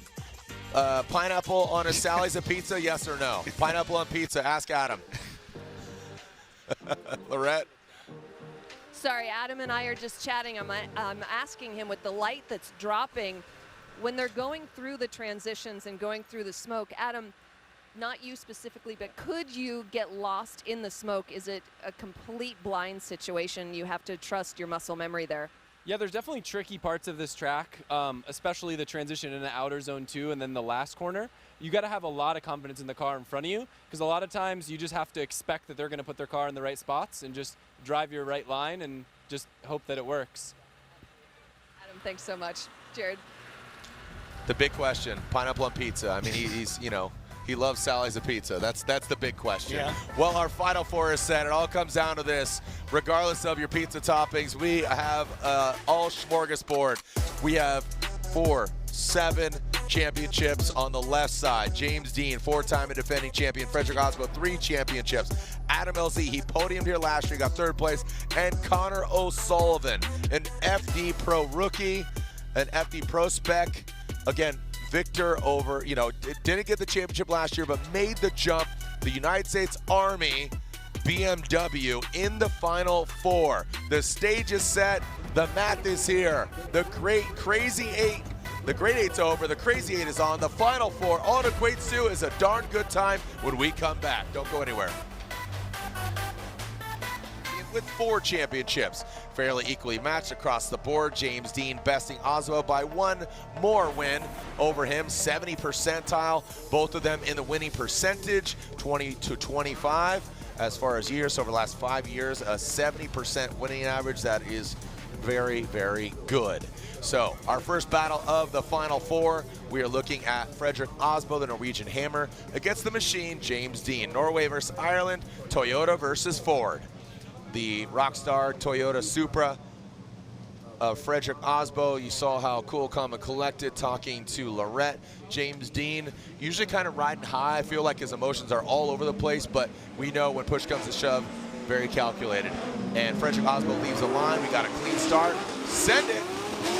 Frederick Osbo initiates in that first outside zone. James Dean could bring it back just a little bit. Tucks into that pocket. Bathing the Canada tire smoke in that second outside zone. Puts it right in where it needs to be. James Dean got that good proximity, can massage a little bit more to be parallel to the Toyota Supra, past that inside clip in the last outside zone. Both of them bringing it on home. James Dean, you can see, almost coming around, but I think that was just him, as I said, getting parallel to the Supra and then just loops it out. Did have control, no question there, but James really trying to force it and trying to, again, drop in. Yeah, massive championship implications here. I mean, winner moving up or stretching their legs even further. This battle is absolutely huge halfway through the season, and that weight is felt by these drivers, but you could not see it because both of them crushing lead, crushing chase, doing exactly what they have become. You know, this is why they are as great as they are. Frederick Osbo out front, unfazed by absolutely anything. James Dean with an incredible chase and just absolutely crushing through everything that Frederick Osbo throws in front of him. Nuts, absolutely nuts run through this entire thing. We're going to swap them around. I mean, these drivers have gone one more time, several times now. They're 1-1 over this season through their battles, and I'm stoked to see how this is going to all end up playing out, because once we swap them around, they know they're spotters, and they're like, "Yeah, you got to be perfect again." And that's what we're going to see is perfection or wreckage, one of the two. I mean, don't leave it in the judge's hands. Bring the X factor. But when it comes to this, you almost want to, because these guys are they're expected to put on perfection. You need to force a mistake. You know what I mean? Because look back at Atlanta, round 2. It was not one, but two one more times to get an eventual victor, that being James Dean. Now we have dry conditions. Go in that second outside zone. Like I said, just put it and try to force a mistake on either side. Look at James tapping the brakes. Osbo massaged it. He adapts very well. Little left foot brake, kind of halted it up, going to that last outside zone. James keeps composure, as is Frederick Osbo. This is what I was talking about. You don't need to overcook it, and you don't need to do that. You just need to, because you know the other driver has that caliber of driving. You need to let the other driver make the mistakes. And when you have perfection on this level, when you have incredible runs where it seems flawless, small mistakes do start to pop out, and that's what the judges are going to end up looking for. James Dean dragon bumper, getting through that first outside zone, then Frederick Osbo diving in on transition through the second, and then just sticking to the door of James Dean and just keeping that proximity all the way through. Still getting some good line, getting some good angle. James having to make a couple of corrections to make sure that inside clip does not get hit. And then through this third outside zone, Freddie taking a bit more of an inside line. This overhead drone, there's no running away from it. There's no skipping it as we start to look at our FPV to really give you an idea of the speed and the dynamicism of both of these cars as they come through the second outside zone. And Frederick Osbo just all over James Dean through this section. And yeah, there's that small critique that needs to be made there, James, to try and get it on there. But then Freddie, a little bit shallow to the third outside zone. Couple of small things here, and really it's this small bit of nitpicking that we have to make because so much of these runs are flawless. Yeah, wild. You know, we've seen some get out of the car. Oh man, that's a good battle. Now it's like, all right, this is intensity. Nah. Now it's like, all right, we had some fun, but somebody's got to win here. Somebody's going to cry a little bit, and this is for the championship. Yeah, so let's see if there's anything we can glean from this side by side. I mean, everything looks good through the first outside zone, second outside zone, damn near identical. Both cars, leads just looking great, chases spot on. Inside clip, great job there. Third outside zone, James a little bit deeper, and that may end up being the deciding factor because everything else about those runs is pretty much identical as we run through it. And both drivers, I mean, taking a look, running through, chatting with their spotters, Freddie with the hand gestures. Yeah, love to know what's going through their minds right now. Talking to Step Papadakis, I'm sure, just in his head. Yep, this, that. You know, things he can refine. You know, if he advances on or, you know, even analyzing that run, like, okay, what'd you do here? What'd you do there? All right. James Dean, Frederick Osbo. Who's moving on? Who's going to the finals? Osbo had the points lead. It is up for grabs now. If James moves on, I believe they officially would be tied for points. Because, again, with this is a 10-point advancement by the winning driver. And then, obviously, if they win, another 10 points. So this is big. This is big. But keep in mind, we still have 4 rounds left. If this, you're like, what are we watching? What is going on here? We still have 4 rounds left. So a lot of rounds left. James Dean gets 1 vote. Well, one more time, Ed. One more time. So Reese saying James Dean, but the other judges saying one more time. I agree with that. Yeah. I agree with that. This is very comparable to Atlanta. Vernon, I do agree with you, contrary to popular belief. Oh, you guys He are looked up friends at me. now. I did not agree with his call going with James in Atlanta on the second one more time to force it. Regardless, love you, Vernon. Even though you bring me one Stroop waffle compared to two, more Stroop waffles at the next round. As we look inside O'Sullivan's vehicle, throw it down to Lorette Nickel. Lorette. Well, you can see Connor is in the car and getting ready for battle. Now, he wants this so bad, and he was talking about how he really wants to calm down mentally, and he wants to take this further than he's been before. So he is very calm. I think he's doing exactly what he needs to do. There hasn't been a lot of running around in his pit. All of his teammates and his dad have been keeping him very calm. So let's see what he can do. Connor O'Sullivan, you know, coming to this round, I don't think he was part of the, you know, top 20 conversation. Now here he is in the finals, and it's really great to see. This is going to be a big ego booster for him, momentum blaster. He's going against Adam LZ. Adam has been on it. His entries have just been rock solid, very fluid, not hiccupy. Just overall, his E36 has been very comfortable. It's fit him like a glove. Yeah. And it seems that he has found that secret sauce that looks really good for him. Jersey, how we doing?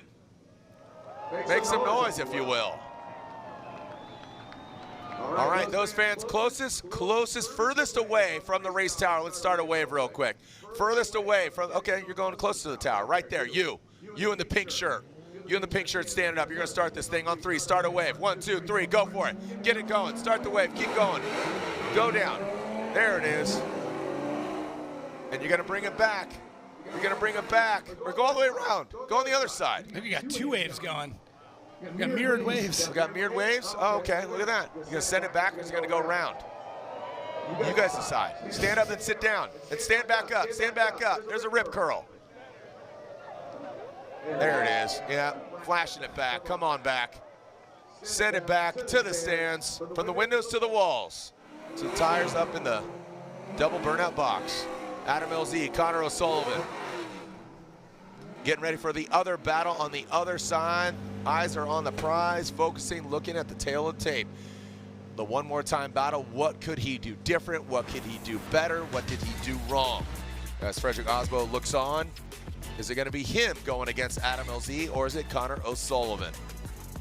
Yeah, just an epic battle. I believe they battled outside of FD in another event. I got a pretty good memory on most of these, but I think they've battled each other just outside of FD and in other things, and it's really cool to see the progression from Connor.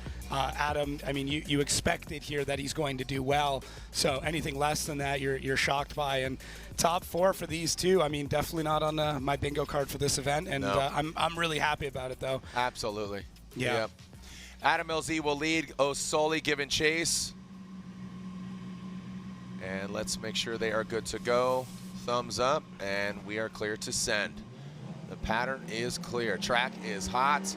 2 BMWs, an older one, the E36 of Adam LZ.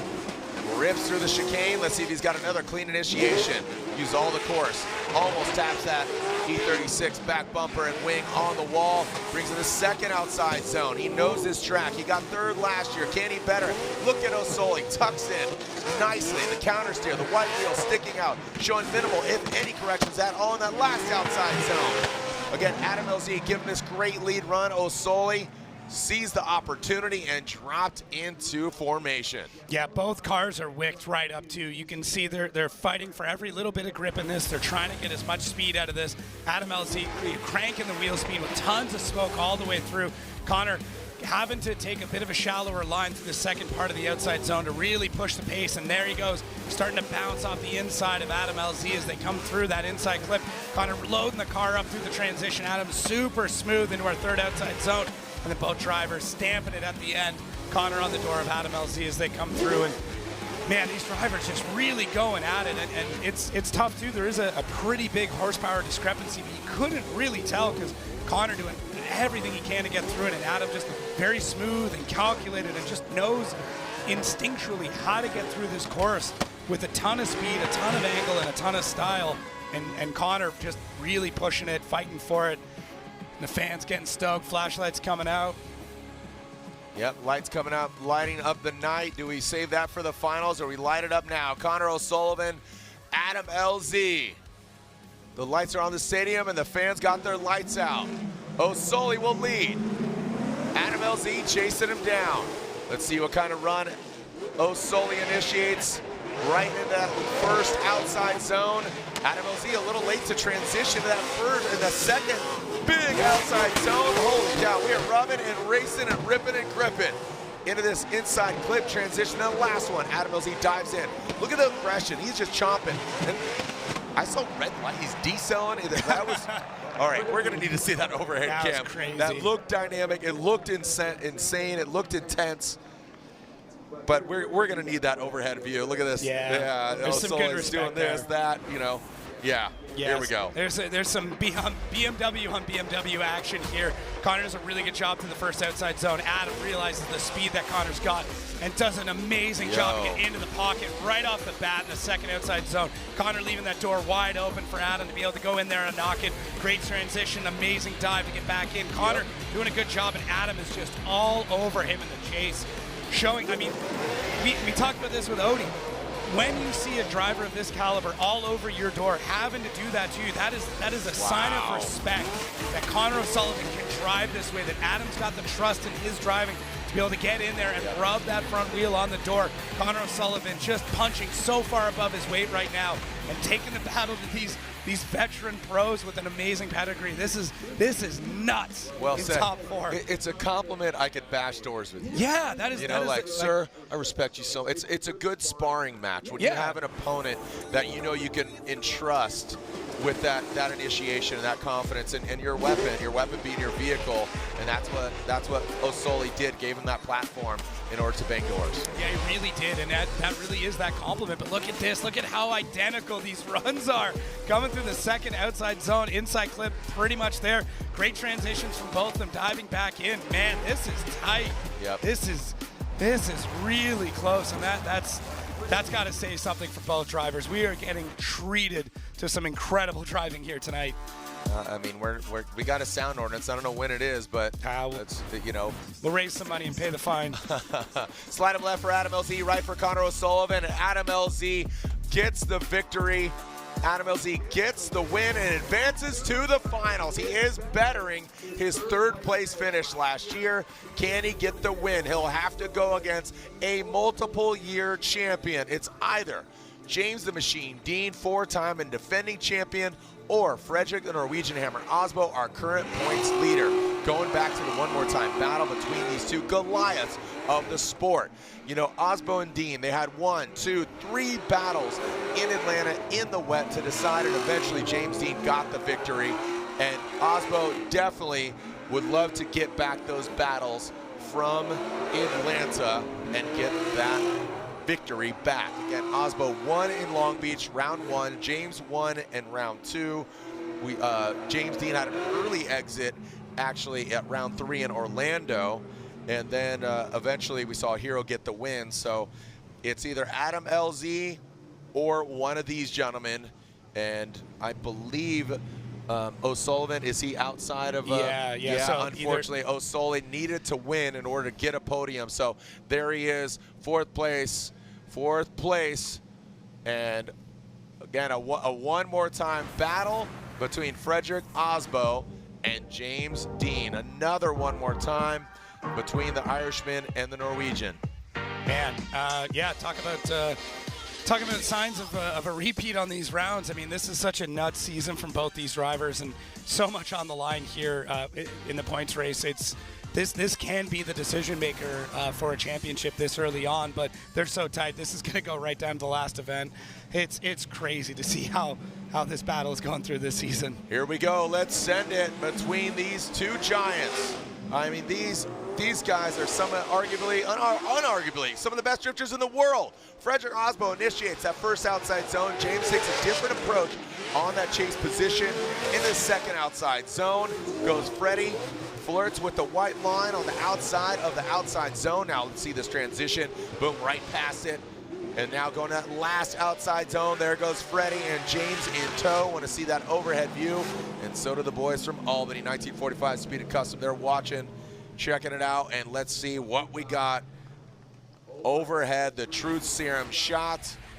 What do you think, Jacob? Yeah, I just think it's, I mean, we might be looking at that sound ordinance. They keep battling this way because it's just a repeat, a carbon copy, if you will, of every battle we've seen between them. And when it comes down to when these two battle, the only reason one of them wins is because someone makes a very, very small mistake. They keep dragging each other into deep water over and over again.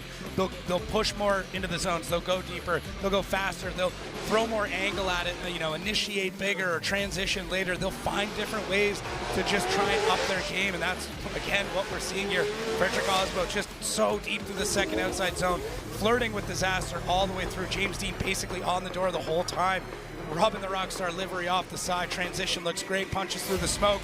Third outside zone falls into place, and we're back at it, man. Wow. Yeah, great running by both these guys. Adam LZ waits in the wings, trying to get his mind right. I'm sure he's analyzing the tail of the tape, the way they initiate, where they're at, maybe find, you know, a little bit of flaw in their armor, and find out where are their weak points, where can he really surge and tackle one of these behemoths of the sport. By no means is it David and Goliath. We know what Adam LZ is capable of. He's won an event before. He got third place here last year, and it was James Dean who won here last year. Yeah. And the loser gets third place. The winner goes to the finals. Who's going to be? Are we going to have Victor? James Dean, nasty initiation. Came out of it just a little bit. You saw this again. Just knowing how capable James Dean is, you can't make those mistakes. That's what I'm talking about. You know, you got to almost force a mistake on the other side, but we know how perfect these guys are. Now coming at last outside zone, snappy. There's that X factor. Going at last outside zone, massive angle from James Dean, and it's still hung on. I don't know how that RTR did not spin out there. He was completely 90 degrees to it. He had one wheel almost off the edge of the track, kind of rubbing the outside line of that zone off. This is nuts. The intensity is there. These drivers, these warriors, you said David versus Goliath. This is Goliath versus Goliath. Two absolute monsters of the sport going at James Dean 90 degrees, but does force him to get out of that zone just a bit early, and Osbo does an amazing job of correcting and following him through that. Look at Osbo's chase here, though. Able to mirror it, getting the line, getting the angle, getting the proximity. This is, I mean, they just one-up each other all the way through, but then Freddie comes out of it a little bit early to the third outside zone. It's both drivers on this run making uncharacteristic but very small and faint mistakes. And that's all we can point to are these, you know, things that might get glossed over in any other run, but when you've got two drivers that regularly hit perfection, anything outside of that seems out of the ordinary as these juggernauts go to battle once again. Juggernaut, B. Yo, man. I mean, this looks like a video game. Right? It looks so epic. Thank you to the Knapp family. Thank you to the fans of New Jersey, and thank you to the fans across the globe. What a series. Formula Drift, so proud of you. 22nd year here in 2025. Who's getting the win, Osbo or Dean? Osbo gets the win and advances on. Frederick Osbo pulls away from James Dean in the championship lead, now getting out of their vehicles. Give respect where respect is due. Freddie got James Dean's number this time. It was Freddie in Long Beach that got James, and then it was James that got Freddie in Atlanta, and here we are again in Englishtown. An exhale, a smile, a respect, an absolute gentleman of the sport, both of them. Wow. Great sportsmanship. A Supra, a Norwegian, a Mustang, and an Irishman step into a bar called Sneaky Pete's. Reese, splitting hairs here. Here we are again, Freddie and James. Yeah, we see them going to, we see James in the lead, comes out of outside zone 1 a little early, changes angle a little bit, going into outside zone 2, doing a fantastic job here. Freddie's doing a really good job, keeping it into the pocket.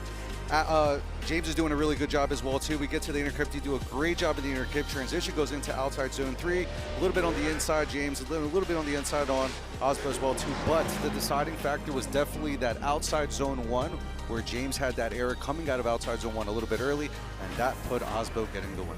Wow. That small nuance, and that's what you're talking about, is you just need to run your line.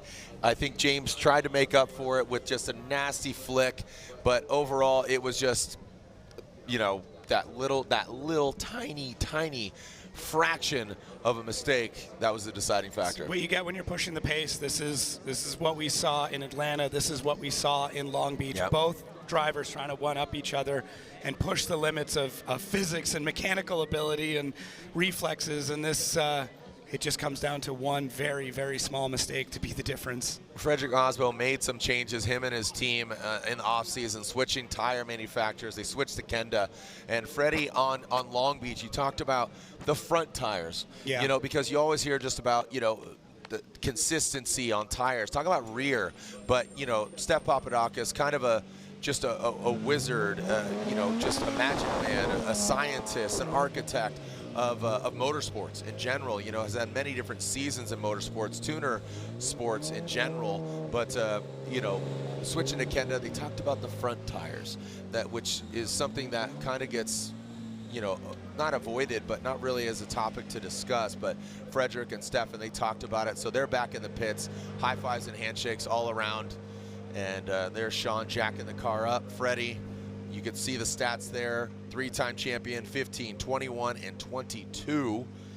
And again, 23, that was Chelsea Denofa. Last year, 24, that's James Dean.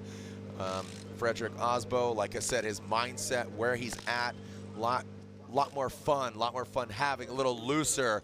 But Lorette Nickel is down there, and she's going to throw that microphone in his face. Wow. Amazing job, Freddie. And this isn't even a game of inches anymore. It's less than. How do you perfect those runs?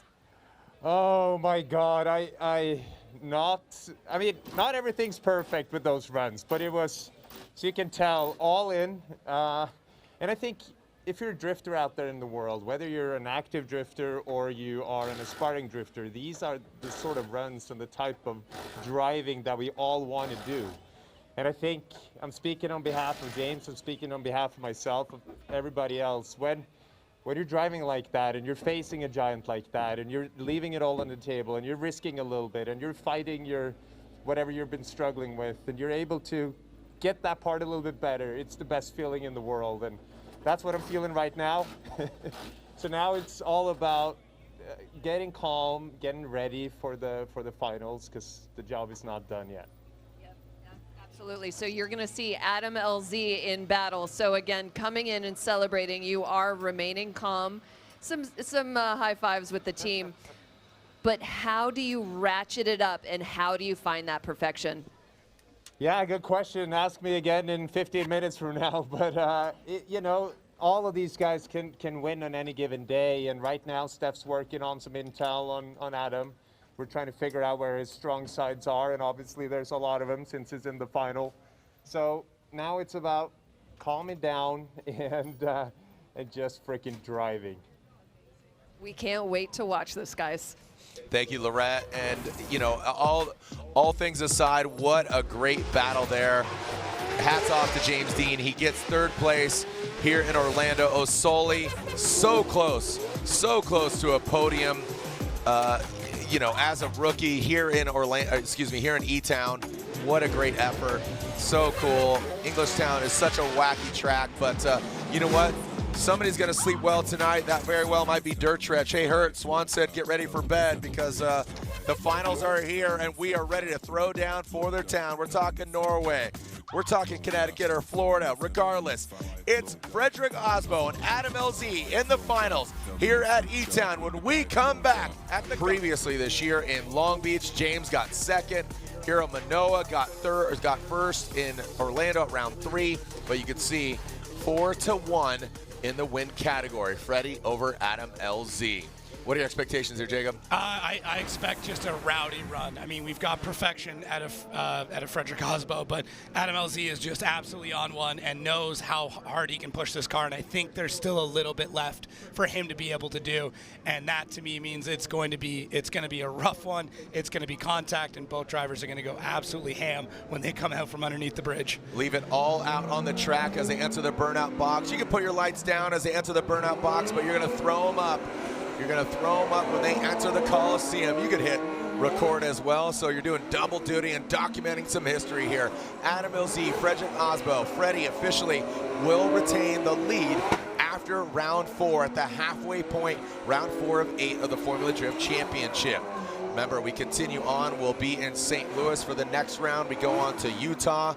We go on to Seattle, Washington, and it ends where it began, the streets of Long Beach, for a new course, the debut of a new course. After 21 years, ending and culminating a Formula Drift Championship, it now has moved to Long Beach with the closure of Irwindale Speedway. The House of Drift is no more, and now we transplanted the action to the Shoreline Showdown, just on the opposite side street of where we kick things off and where Frederick Osbo got his win to kick off the season. All right, throw up those lights. Let's light up the night. Throw up the lights, everybody. Let's light it up and send it here at E-Town. For the finals, Frederick the Norwegian Hammer Osbo, 3-time Formula Drift champ, pilot of the Rockstar Energy Drink, Toyota GR Supra, and Adam LZ behind the wheel of his Drift HQ BMW. Who's going to get the win? Is it going to be a repeat for Osbo like he did in Long Beach, or is Adam LZ going to get the win here in E-Town? Light up the night, New Jersey, E-Town. Let's send it here at the Gauntlet. Frederick Osbo initiates in that first outside zone. He places it nice and proper. Adam LZ goes off course. He explodes the outside zone delineation mark. And look at that, there goes Frederick Osbo, Adam LZ. He now is applying the pressure. Is it too much? No, it's not. Going to the last outside zone. Freddie, stand and deliver right there. Adam LZ overcooked it just a little bit on initiation. What an initiation and an entry there by Freddie. LZ overcooked it just a little bit. Let's get that overhead. I don't think Freddie did anything to throw off Adam. No, I mean, Freddie's right in there, and Adam knows he's got to push really hard to take out a Frederick Osbo. Just the poster boy for perfection when it comes to Freddie. As he gets through this zone, Adam is right there the whole time, knowing he had a slight bobble in that first outside zone, trying to make up for it in the second. Amazing transition from both drivers to get into third, and there is Adam right there through the entire time. A small mistake in the beginning, but I think he knows that. He knows he's got to make up for it, and we see it as Adam just not able to keep up. Bathes in smoke, makes the most of it through this transition, and gets right back into the pocket through the second outside zone, and then keeping up that Rockstar Supra is Adam in the Drift HQ BMW through this transition, back on throttle and into that outside zone. And there it is, just a little kiss from Adam LZ on the side of Freddie's door. Good night. Just a reminder. Good night, sweet prince. Yeah, well, we're going to see what happens. I don't know. Don't poke the bear. Yeah. Are you ready to send it for potentially the final time, E-Town? The Gauntlet is alive and on and cracking. Adam LZ needs to throw down a heater, maybe force an error for Frederick Osbo. Let's send it for the final time. Or is it? Adam LZ initiates in the outside zone. He drags bumper, sparks go flying. Freddie makes a mistake. He goes into the inside. Could Adam LZ get the victory? A massive mistake by Frederick Osbo, or is it? We'll take a look at the replay. Adam LZ, great recovery on that first run, and now a dynamic lead run. Could this be a win for Adam LZ? As Frederick Osbo will lead the championship, but a victory up for grabs here at the Gauntlet Round 4, the Formula Drift Pro Championship. Adam LZ rises to the occasion, taking down potentially a gladiator and a 3-time champion of Frederick Osbo. When somebody is so calculated like Frederick Osbo, the best way to take him down is by being the complete opposite and just being a wild man. Adam LZ, look at this, sparks flying. He does it. Taps the wall in initiation, fills the first outside zone, and shakes off the 3-time champ. This is what I'm talking about. This is how you shake somebody who is so robotic and so perfect, is you throw something in the system they've never seen before. Adam LZ does something no one else has done this entire weekend or possibly ever. Look at this initiation on the wall. Sparks flying, bumpers flying, and Frederick Osmo gets lost in the sauce as Adam LZ hucks one of the gnarliest initiations in drifting history here in E-Town tonight. Holy cow. Well done by Adam LZ. We talked about this in the James battle. You gotta force an error. Frederick systematically just turns up more and more. This is what we see with the Papadakis camp. It was done previously with with Tanner Faust, and then now Freddie. What a dynamic driver, but Adam LZ rose to the occasion. He did something, so join us at the podium. We have a winner. I think you could probably deduce what happened, but we'll make it official. We'll bring James Dean out there. Osoli just outside of a podium here at round 4. But let's celebrate with some donuts. Yeah. Everybody wins here at E-Town. What an event, man. We had a great event in Orlando. Jacob, your thoughts as we see 1 and 2 here at E-Town. Frederick does lock up again, or doesn't lock up, but does have a dominant lead. I think 20 points overall, you know, before this battle.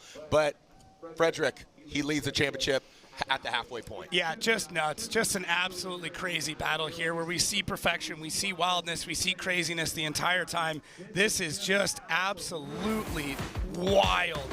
Man, what a run from both of these drivers. This is just crazy. I mean, Adam just doing something that no one else has done. That's really what it comes down to on this run. So, man, I'm pumped. I mean, I don't care what kind of drifting fan you are. That is hair-raising.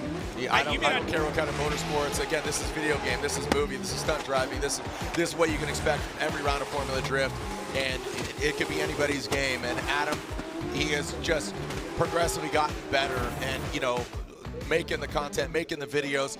He wants to be a champion as well. Yeah, of course. A very talented driver, getting the knucks from James the Machine Dean. Frederick Osmo, he's stepping outside of the car. We'll let them all gather their breath, gather their thoughts, dab it up. What a drive, smiles all around. I mean, everybody, a round of applause for our final 3 and all the driving, from seating brackets to thunderstorms to Prospec to now Pro.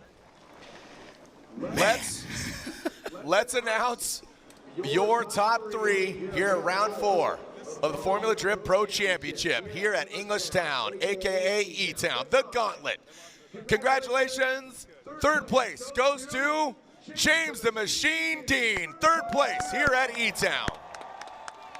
And now your winner here at round 4 of the Formula Drift Pro Championship. What a great effort by both pilots, throwing sparks, throwing smoke.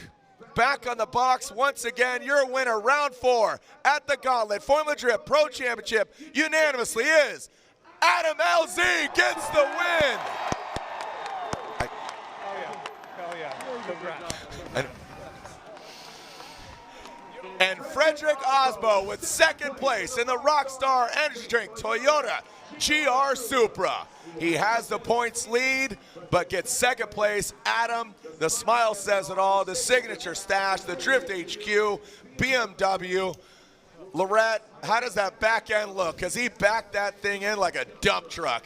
Down to you. Exactly that. I want to talk about that initiation. Adam LZ, that was absolutely incredible. Walk us through that. Sometimes it just happens, I'll be honest. I just, when I'm driving with someone like Osmo or even against Dean, I just push as hard as I can, and when you start going faster, you got to scrub the speed, so you throw it backwards. It worked, sometimes it doesn't work, and it worked, and here we are. Incredible, absolutely phenomenal. And let's talk about the effort. From 1 to 100, what was the percentage of effort that you had to put in to beat Frederick Osmo? Oh, I mean, I was putting in 100% effort all night. I mean, the battle with Osoli, I pushed so hard. He was driving phenomenally. I was really proud of that chase. Some of the earlier battles, I felt like I kind of got lucky and I didn't need to drive hard. These last 2 battles I worked for. Amazing, and this is his 2nd win here in New Jersey. The first one came in 2023. Ladies and gentlemen, put your hands together. Your winner of New Jersey, Adam LZ. Thank you so much, Lorette. Wow. All right. Hey, Lorette, wrap out with Freddie, if you will, please. Well, Freddie, the points leader at this crazy event that we just had, does that offer some sort of comfort for you? Absolutely, it does. I mean, we're stoked to be here leading the points now. I think we bumped up a little bit, and you know, the joke here is that James wore me out. Those one more times wore me out. I was totally spent against Adam there. It wasn't the battle I wanted it to be, but to leave New Jersey and the packed stands here with the points lead is huge, obviously. Absolutely, and Freddie, don't go far. James, come on over. I mean, you guys, talk about warriors right here. James, how do you even put into words what this night was like? This night was wild, going from our top 16 battle with Rome, jumping the car, and all sorts of craziness, battling Manoa, who's like the future, I call him. He's just unreal. I knew I had to push the limits, and then battling Asbos every time.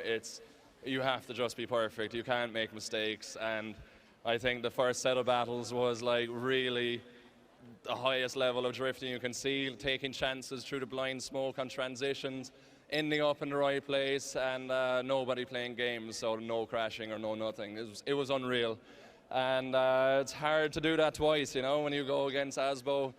He never makes mistakes, rarely, very rarely, and I try my best, but I'm so proud of the team for keeping the Ford Mustang RTR on track all night after all the dramas, and yeah, it was a pretty wild weekend. I think that's definitely one of the most eventful FDs in a very long time, with the weather and the crashes and all sorts of madness. But huge thanks to the fans, everyone for supporting us, and we'll see you in St. Louis.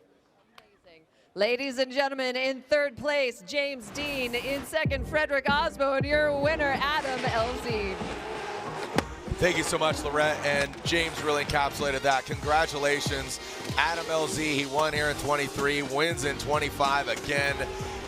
There's going to be some Neff vodka that's going to be chugged over at Sneaky Pete's tonight, baby. Jacob, don't go anywhere. We'll be right back. Or if you want to go set up, you got some interviews to do, right? Yeah, I can do that. You can Yeah. bounce. All right. All right. Continue, All right. bud. Don't go anywhere. We'll be back. This has been one heck of an event.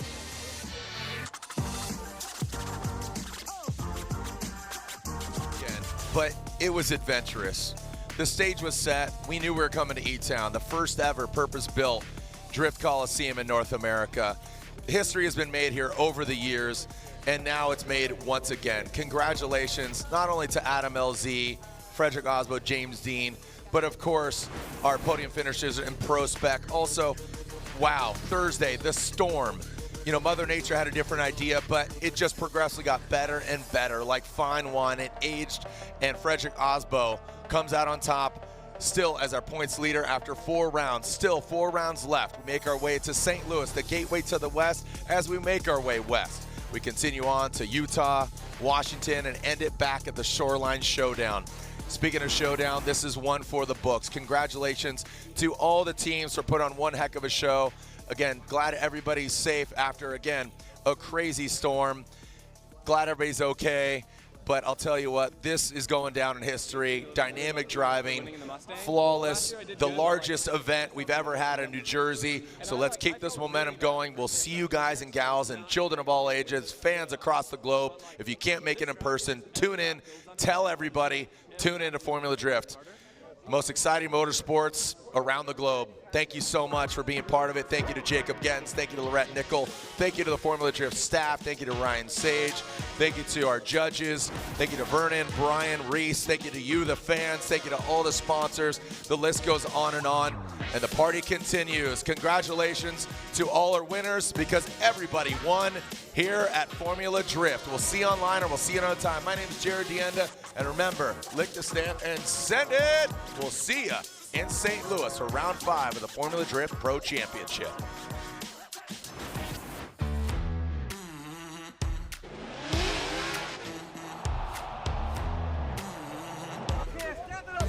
Yeah,